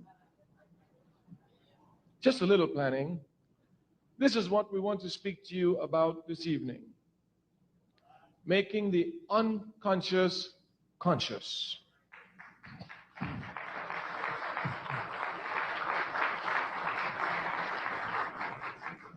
Now, we must say from the very beginning, underline the word only, the only route to consciousness is through struggle. Now, for example, we've shown you the unconscious struggle. Those who rose up in righteous rebellion against the state police in Los Angeles, they were consciously involved in struggle. They were involved in struggle, unconscious, but involved in struggle. The conscious must understand precisely what their task is, and we've said this 2 years ago here, we repeat it.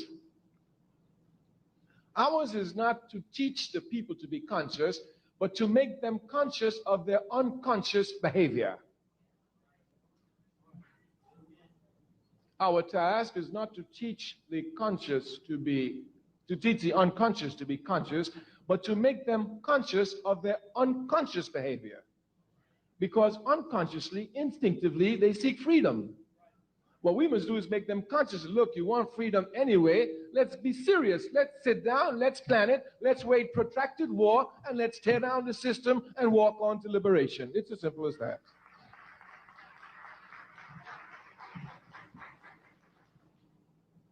This aspect of the unconscious becoming conscious is linked to mobilization and organization, something we mentioned last year.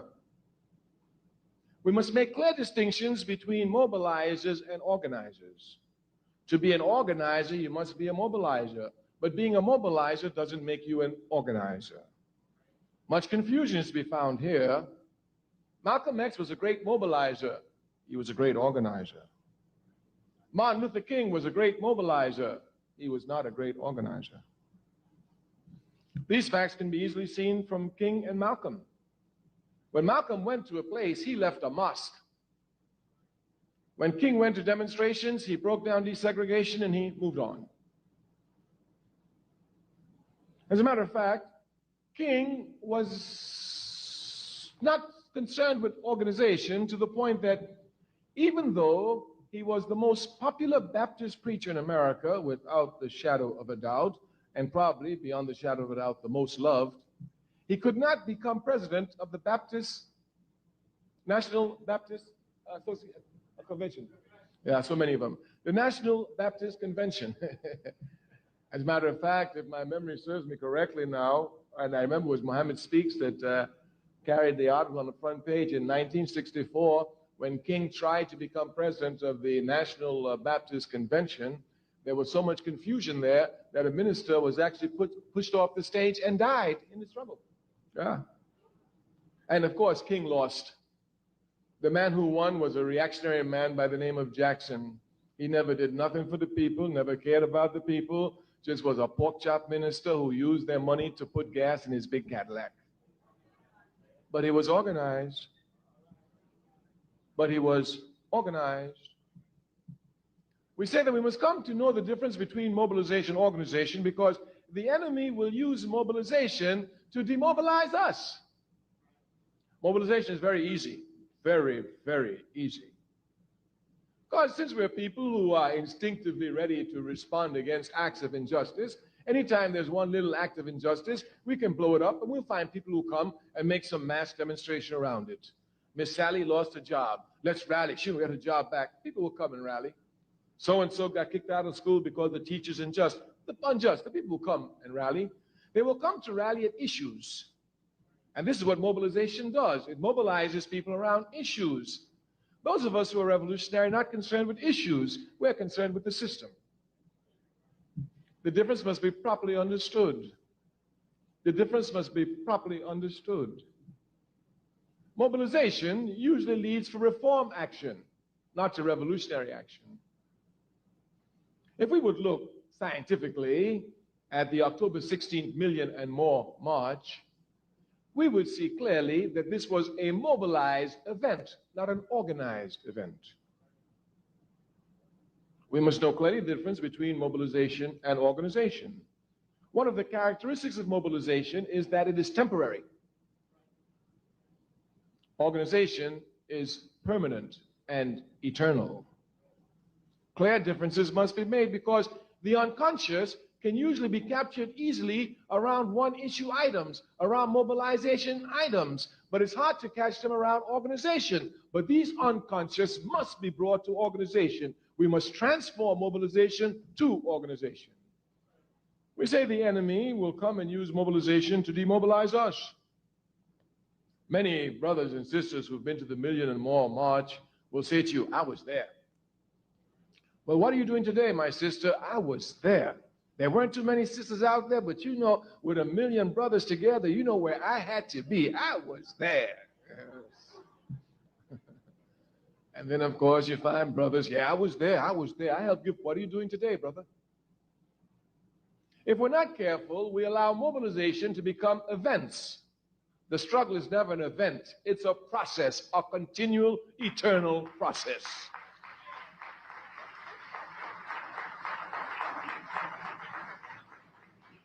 We say it is our job to use mobilization to drive us to organization. You know our theme is organization.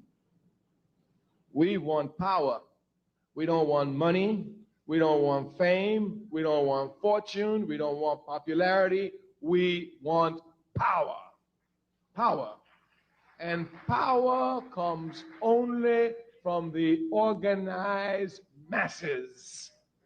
Power comes only from the organized masses. Therefore, since this is what we're concerned with, power, and we as a Pan-Africanist, we have every right to be concerned with it. Africa, after all, is the richest continent on the face of the earth.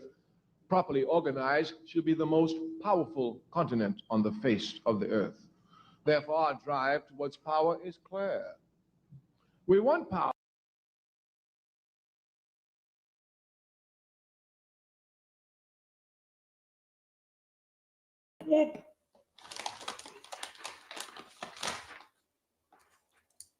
You're on mute, ma'am. All right, we are back. Yeah, it wouldn't let me copy and paste it onto my thing. I don't know why. But it's, can you go over the captions up at the top, like as to what we're watching? It says right here from Violet News. So shout out to Violet News. West Bank invading Israeli forces carry out arbitrary mass arrests of 64 Palestinians in the Azun east of Qalqila in the occupied West Bank. It says right here, Israeli settlers also carry out large-scale attacks on Al Funduk and Jinsafat villages east of Qalqila. I need to learn my Arabic. Burning Palestinian homes, vehicles, and shops. And this is a video by The Cradle, which is a very legitimate news source. Yep. Can you do a full screen on that? That's as close as I can get, my guy.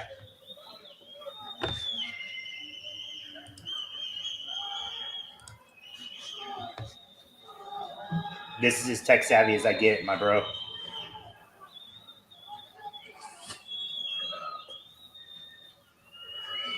This just goes, and it's another example, just in video form. Yeah. Of you can up at the top. What the hell, bro? I don't know what that means. I don't know what that. You didn't know what the two arrows meant to expand it. Oh, yeah, I do know what those mean. That's why I was like, why is it? Sorry. No, it's fucking hour 4, man. What do you want?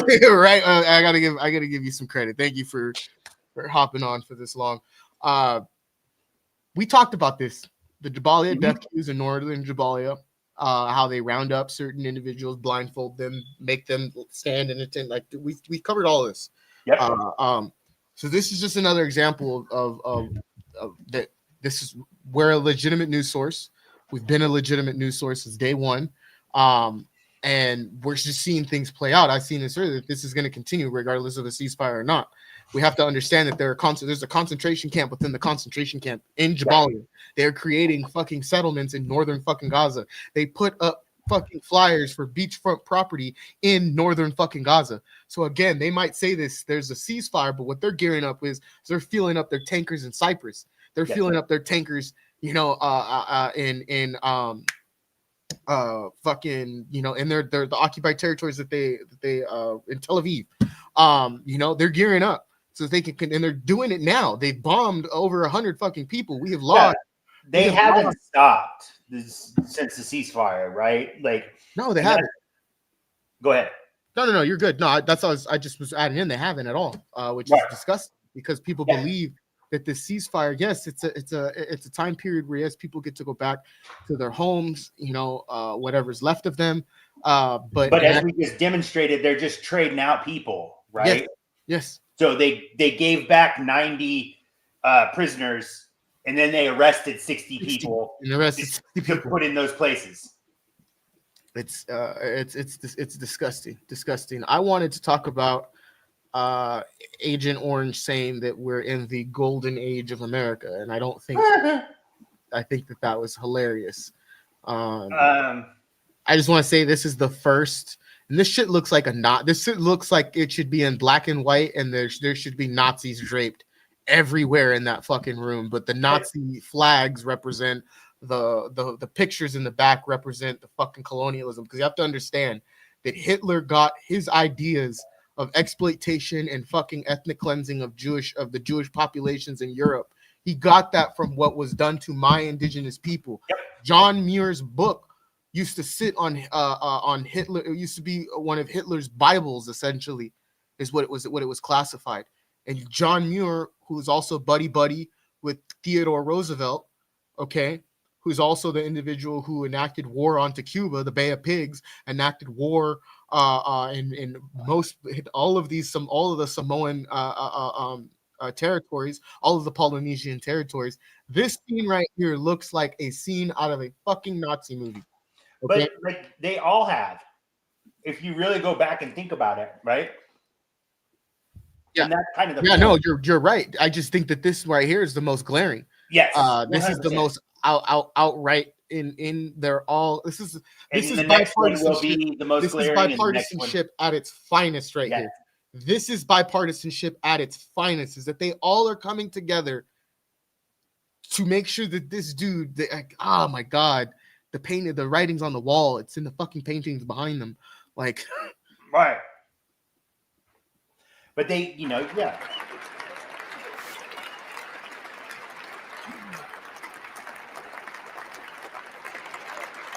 Okay. Thank you very much, everybody. The golden age of America begins right now.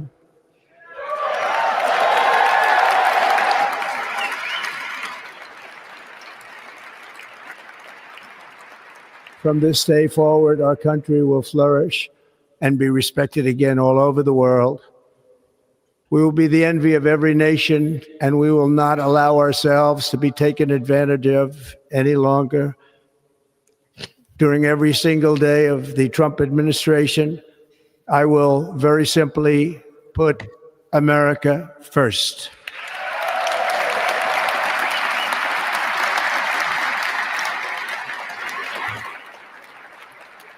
Our sovereignty will be reclaimed. Our safety will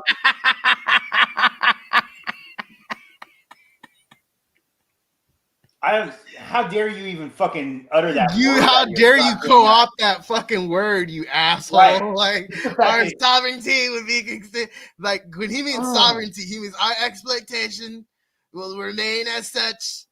We will continue our embargo of oligarchy across. You see how I said that? Oligarchy. Here's a new term for you guys: broligarchy. You know, just made it up. It's named after me, the bro. Made it up. It's the best term. It's the best term. We've done statistics. They've all miraculously. We've done them. Everybody said it's a good thing. Everybody. I mean it. When I mean everybody, there was a single person, not a single person at all that said that it was a bad. It was a good word. It was a good word.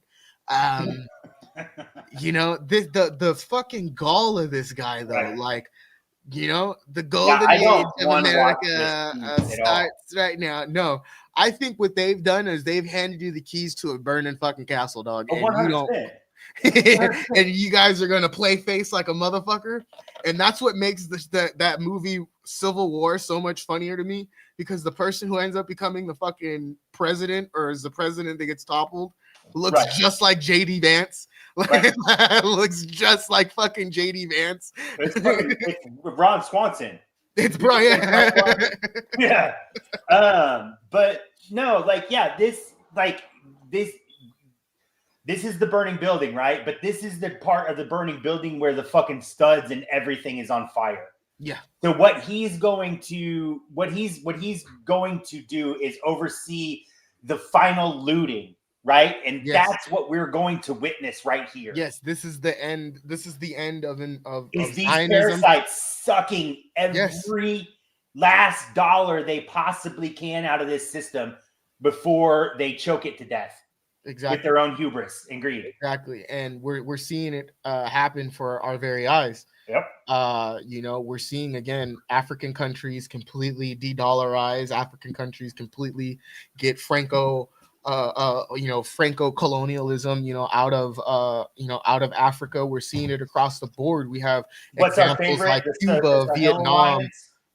Say it again. The Sahel Alliance. Yeah, the Sahel Alliance. There are fucking. Exactly, they're doing Thomas Sankar's work, and that's what needs to be highlighted, is that these individuals understood the assignment, and that's what's so ignorant and so arrogant about these foundational Black Americans, that you don't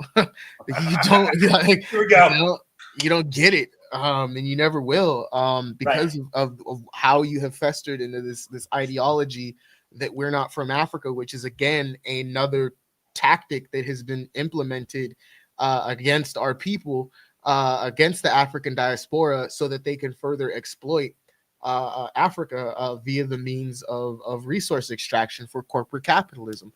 So it's disgusting. But I wanted to just show that and highlight it. But I also wanted to highlight something in regards to the hostage. That we're into the golden age of America is objectively hilarious. It's fucking it again. Like, it's objectively fucking funny, because no. And it says right here, Israeli forces fire bullets, tear gas, and Palestinians at Palestinians awaiting prisoner release outside of Ofer prison. This is oh my gosh, like. It says right here, Israeli regime forces have attacked with bullets and tear gas canisters the Palestinian prisoners' families who had gathered outside the prison in the occupied West Bank waiting for their release as part of the ceasefire deal. The attack was carried out outside Ofer prison the day the regime was expected to release 90 of the prisoners as part of a ceasefire deal reached recently with the Palestinian resistance movement, Hamas. Again, 90 people were released for, I believe, 3 hostages and 3 settler hostages. We have to put settler in there. And they literally the next day went and grabbed 60. While they were releasing them, I believe. While they were releasing. I believe it was happening in tandem. And they were fucking like that meme where the girl's driving the car, and then the dude's driving the car the other direction, and they're looking at and they're both looking at each other. Yeah, like that's what was fucking happening. Like, I really believe it. And that's and all the people that they were releasing, like we watched the video of the one lady who was in a fucking closet, right? Yeah. And so they just gave back all these people that were broken. They were broken by decades of torture at the hands of the Israelis for fresh meat, so to speak, right? Mm-hmm. That's so dark, man. That's so fucking dark. Oh shit, I think our live ended. It did. Instagram cut us off. What the hell? Instagram cut I us saw off. that. That actually happened a while ago. Let's see. Around the time you were at, we were doing Kwame Torre's conversation. I didn't even realize it. That's probably that's wild. Let me do it all over again. But yeah, like it just the depravity known as no bounds. They've made a conscious decision, and Shahid Dawson talks about this. We watched a thing with him yesterday where he talked about this, in means of like what we've been trying to preach all day, which is solidarity, right? And collective solidarity and solidarity of the oppressed, solidarity at the bottom, right? Which is why, we constantly try to push like, look, man, if you want to call yourself a leftist, whatever, I don't care. But me personally, I'm with the people on the floor and the people underneath the floor, right? Like I'm with the bottom, and we're coming for the people at the top. Exactly. And that's how it should be. And that's how it always should have been. And guess who knows that? The people at the fucking top. They want you talking left, right, because they have people in the left and in the right. Right? Exactly. They got people in the middle too. Yeah. And so like just I don't know. I see things like the and because people want to celebrate the ceasefire, and you should be happy for the people who got released from hell into a slightly like from the 7th circle of hell to like the 5th circle of hell, right? Yeah. Because what's getting ready to happen to them as soon as the ceasefire ends, which it will, is going to be, not a whole lot better, but at least they're not being tortured anymore. Yeah. But we also, they just picked up 60 other individuals that will have to go through that same torturing that the 90 were released for. So it's always a lose-lose situation with this occupation, and why these ceasefires shouldn't be looked at as anything other than stopgaps. Yeah, right? This is a water break. Not even that. Not even that. Yeah. I want us, because we do on Mondays do breaking the backboard. I want us to get into, because one of the main things that we didn't get to cover, I felt earlier on because of the Leonard, but it was more important for us to talk about that than it is for, I kind of went down the line, but since it was basketball oriented, I did miss that, the NBA likes to use the dreamer type thing heavy to make it seem like there isn't racism in the NBA. Well, that's part of their it's part of their sell as the most liberal league, right? Yeah. It says right here, all U.S. Congress House seats and 33 Senate seats will be on the 26th midterm education ballot, national popular vote, interstate compact. Yeah, they will. But we all know that Citizens United versus FCC will play a huge role. AIPAC will play a huge role. And so, it's time to think past that. Yeah, I think this network is far past electoral politics. We're into militant resistance at this point. And I'm sorry if that's what you got out of everything that we've said. Yeah. Yeah. But I want to, they first start off this fucking thing with, the I have a dream, it's outplayed, because again, they never want to bring up the fact that he said to to Belafonte that he feels like he integrated us into a burning house by playing the nonviolent, role so to say, which he didn't play for a very long time. Again, he was very militant. The homeboy had pieces on him. Yep. Okay. He had whole organizations at work to keep him protected. Yep. And that's a different story for a different day on what happened exactly on that day. But I want to play this fucking video and show you how the NBA propagates this false narrative, and they use this day to make money. So it goes back to the question that I asked: who benefits from Martin Luther King Day? It is imperialism solely. Yep. It is not, because it consistently aids in the distortion of this man's legacy, his radical resistance against imperialism, domestic and abroad. So right there, because Rosa Parks wasn't the first person to deny sitting at the back of the bus, and a lot of people forget that history. The reason why she was chosen, and she was, by the NAACP to lead that movement, was because she was lighter complected. Let's just keep it a buck. The person who originally enacted that first stance was a beautiful African woman who just happened to be dark complected. But that's not, and I wouldn't even classify that as dark complected. I'd classify that as she was a beautiful African. There you go. And they didn't, and they didn't want that to be the face of an image, because they were wanting to integrate into a burning house. Yep. But I just want to highlight also too, they mention all these people like as if they know the history of the struggle of Black Americans. Like Ernie Johnson shouldn't be the one that should be narrating this. Right. One, let's just keep that very open and mindful.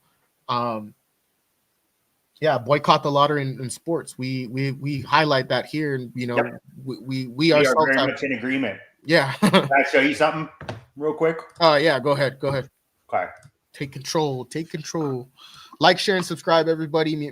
Donation-based media. We're in need of mutual aid right now, heavily. So if you can help out, ways to do so below. We have a Patreon, for which if you want to subscribe monthly, so it helps us in the future get out of these holes. I want to say thank you. Is this motherfucker getting ready to speak? I have no idea. I was just showing you what he was doing. Yeah, hi Hitler. That's literally what it Yep. That's where we are. So the wealthiest person in history gives full on Nazi. But back to this though. Like this is like they're distorting the history. But that's intentional, right? As we talked about. Yes, it's what we talked about. This is intentional. So they do these things, and I think the people need to understand that organizations and associations like the NBA, they help propagate these false myths and the distortion of true radical history and struggle. So I'll ever up.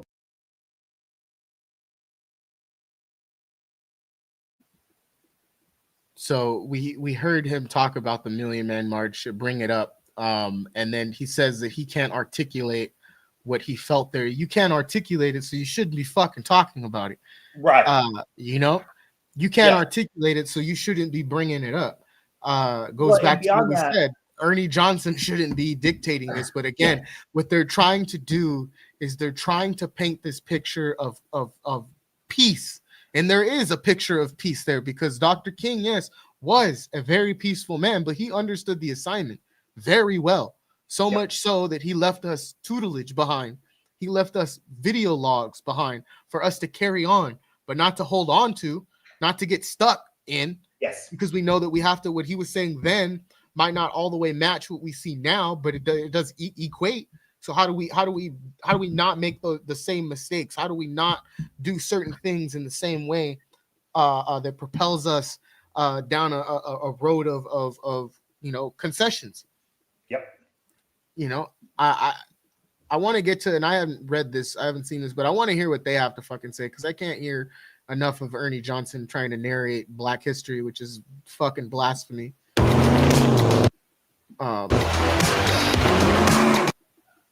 I don't really need to know about Haagen-Dazs though. You see how the like. Why do you have to do that? Why would that even be something that you would need to even bring up on a day that But even then, so he talks about why are the lives ending so fucking fast? I don't know. I'm not on the Insta. Remove. This is bullshit. This is because we're talking about what we're talking about. Yeah, no, but again, he's for us to have what we have and to dribble the ball. He didn't make that sacrifice so that you could have millions of dollars and exploit hundreds of thousands by investing into companies that then in part are also taking that money and investing it abroad to enact fucking genocide. So again, this is so fucking disrespectful to his legacy. So disrespectful. And it distorts the true image of who Dr. King was, because he was not fighting for your fucking milk dud head ass to have fucking millions of dollars. That's not what that fight was for. That fight was not for you to get up on here and say white and black civil rights. And no, I don't give a fuck. Right. Yeah, I don't either. Yeah, this is wild. Person who, I know me and Shaq, we really appreciate, the fact that, I get to sit up here with my big ass on the chair, and congratulate those that, help me exploit my own people. I really do appreciate, the work that they did in order for my fat ass to sit up here and, talk down to a bunch of people. It really means a lot. That's Charles Barkley at his fucking finest, man. Like, that's wild. Yep. That is wild. But I just wanted to highlight that. I don't want to watch the rest of it because I don't give a shit what Shaq has to say. Shaq is a whole ass cop, if you don't fucking know, from Miami-Dade. And if Shaq wasn't there, he would be at the Trump inauguration. Exactly. Right fucking now, DJing, like fucking, Yeah. But yes, let me see here.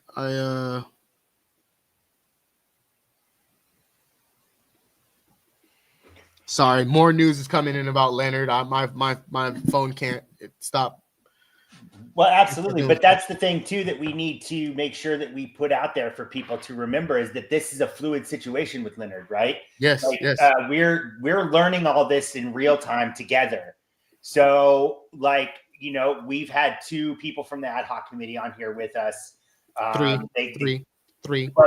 Sorry, I forgot about you. I left you off your own list. It's your channel. But we had 3. But all of us that spoke about it with the knowledge that we have in this moment, right?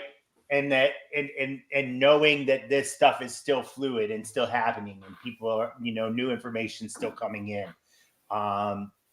because that's how the flow of information works nowadays. It's not like A to B. It's all over the fucking place, and then you gotta fucking coagulate it together later. Yeah, no, it's it's a win. It's a win. It's a battle that we won. And I think everybody who has put the word out there. Leonard won. Yeah, that Leonard won, most importantly. Leonard beat the Empire. Leonard fucking stared the Empire. Leonard is no, I can't say Luke Skywalker. There you go. No, he's way cooler than fucking Luke Skywalker. Yeah, fucking dumbass. But he looked the Empire straight in the fucking eyes and said, "I didn't do this shit. Get the fuck off my tip." And they had to get the fuck off his tip. Yeah, no, right here, Charles Barkley, etc., promotes gambling, some same way to promote liberation and Malcolm. Wait, what?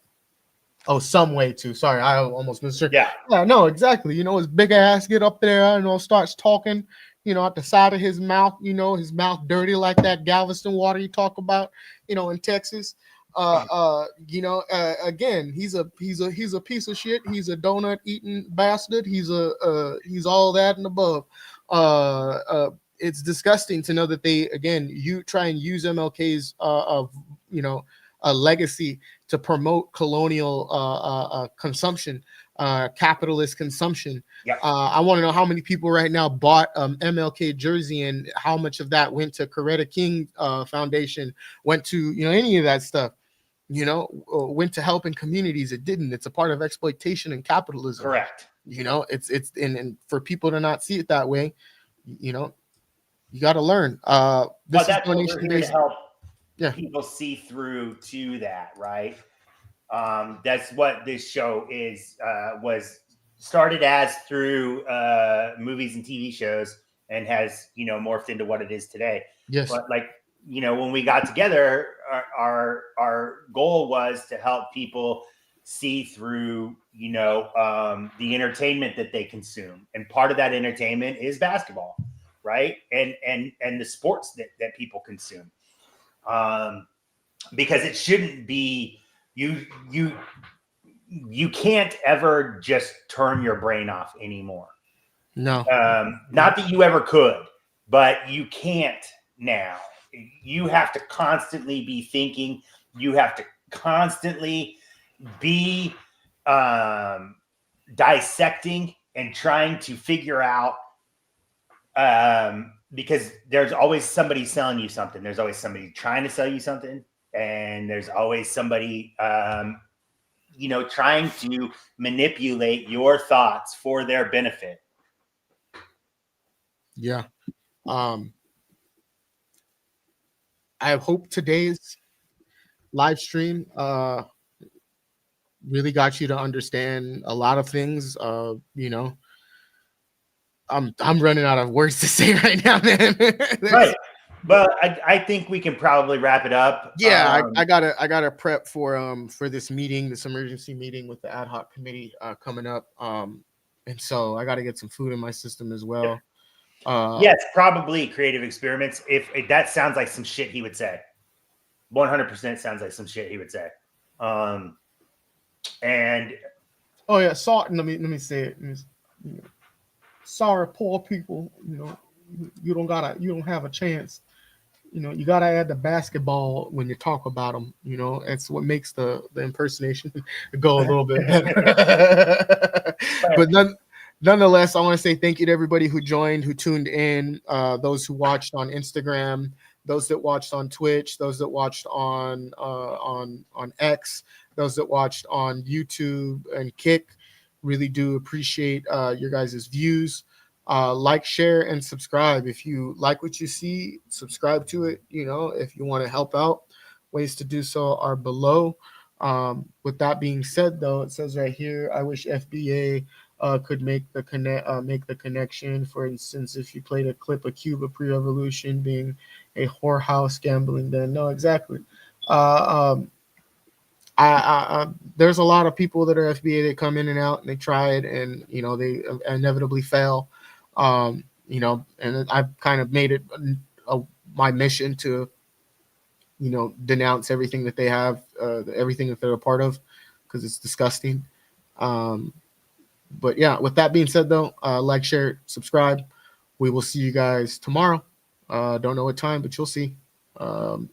Mask up. Mask up, fam. I'm the cult of personality. The cult of personality.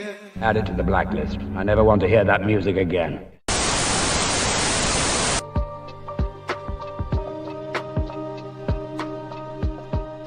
Once prosperous nation. I'm the cult of personality. The cult of personality. Add it to the blacklist. I never want to hear that music again.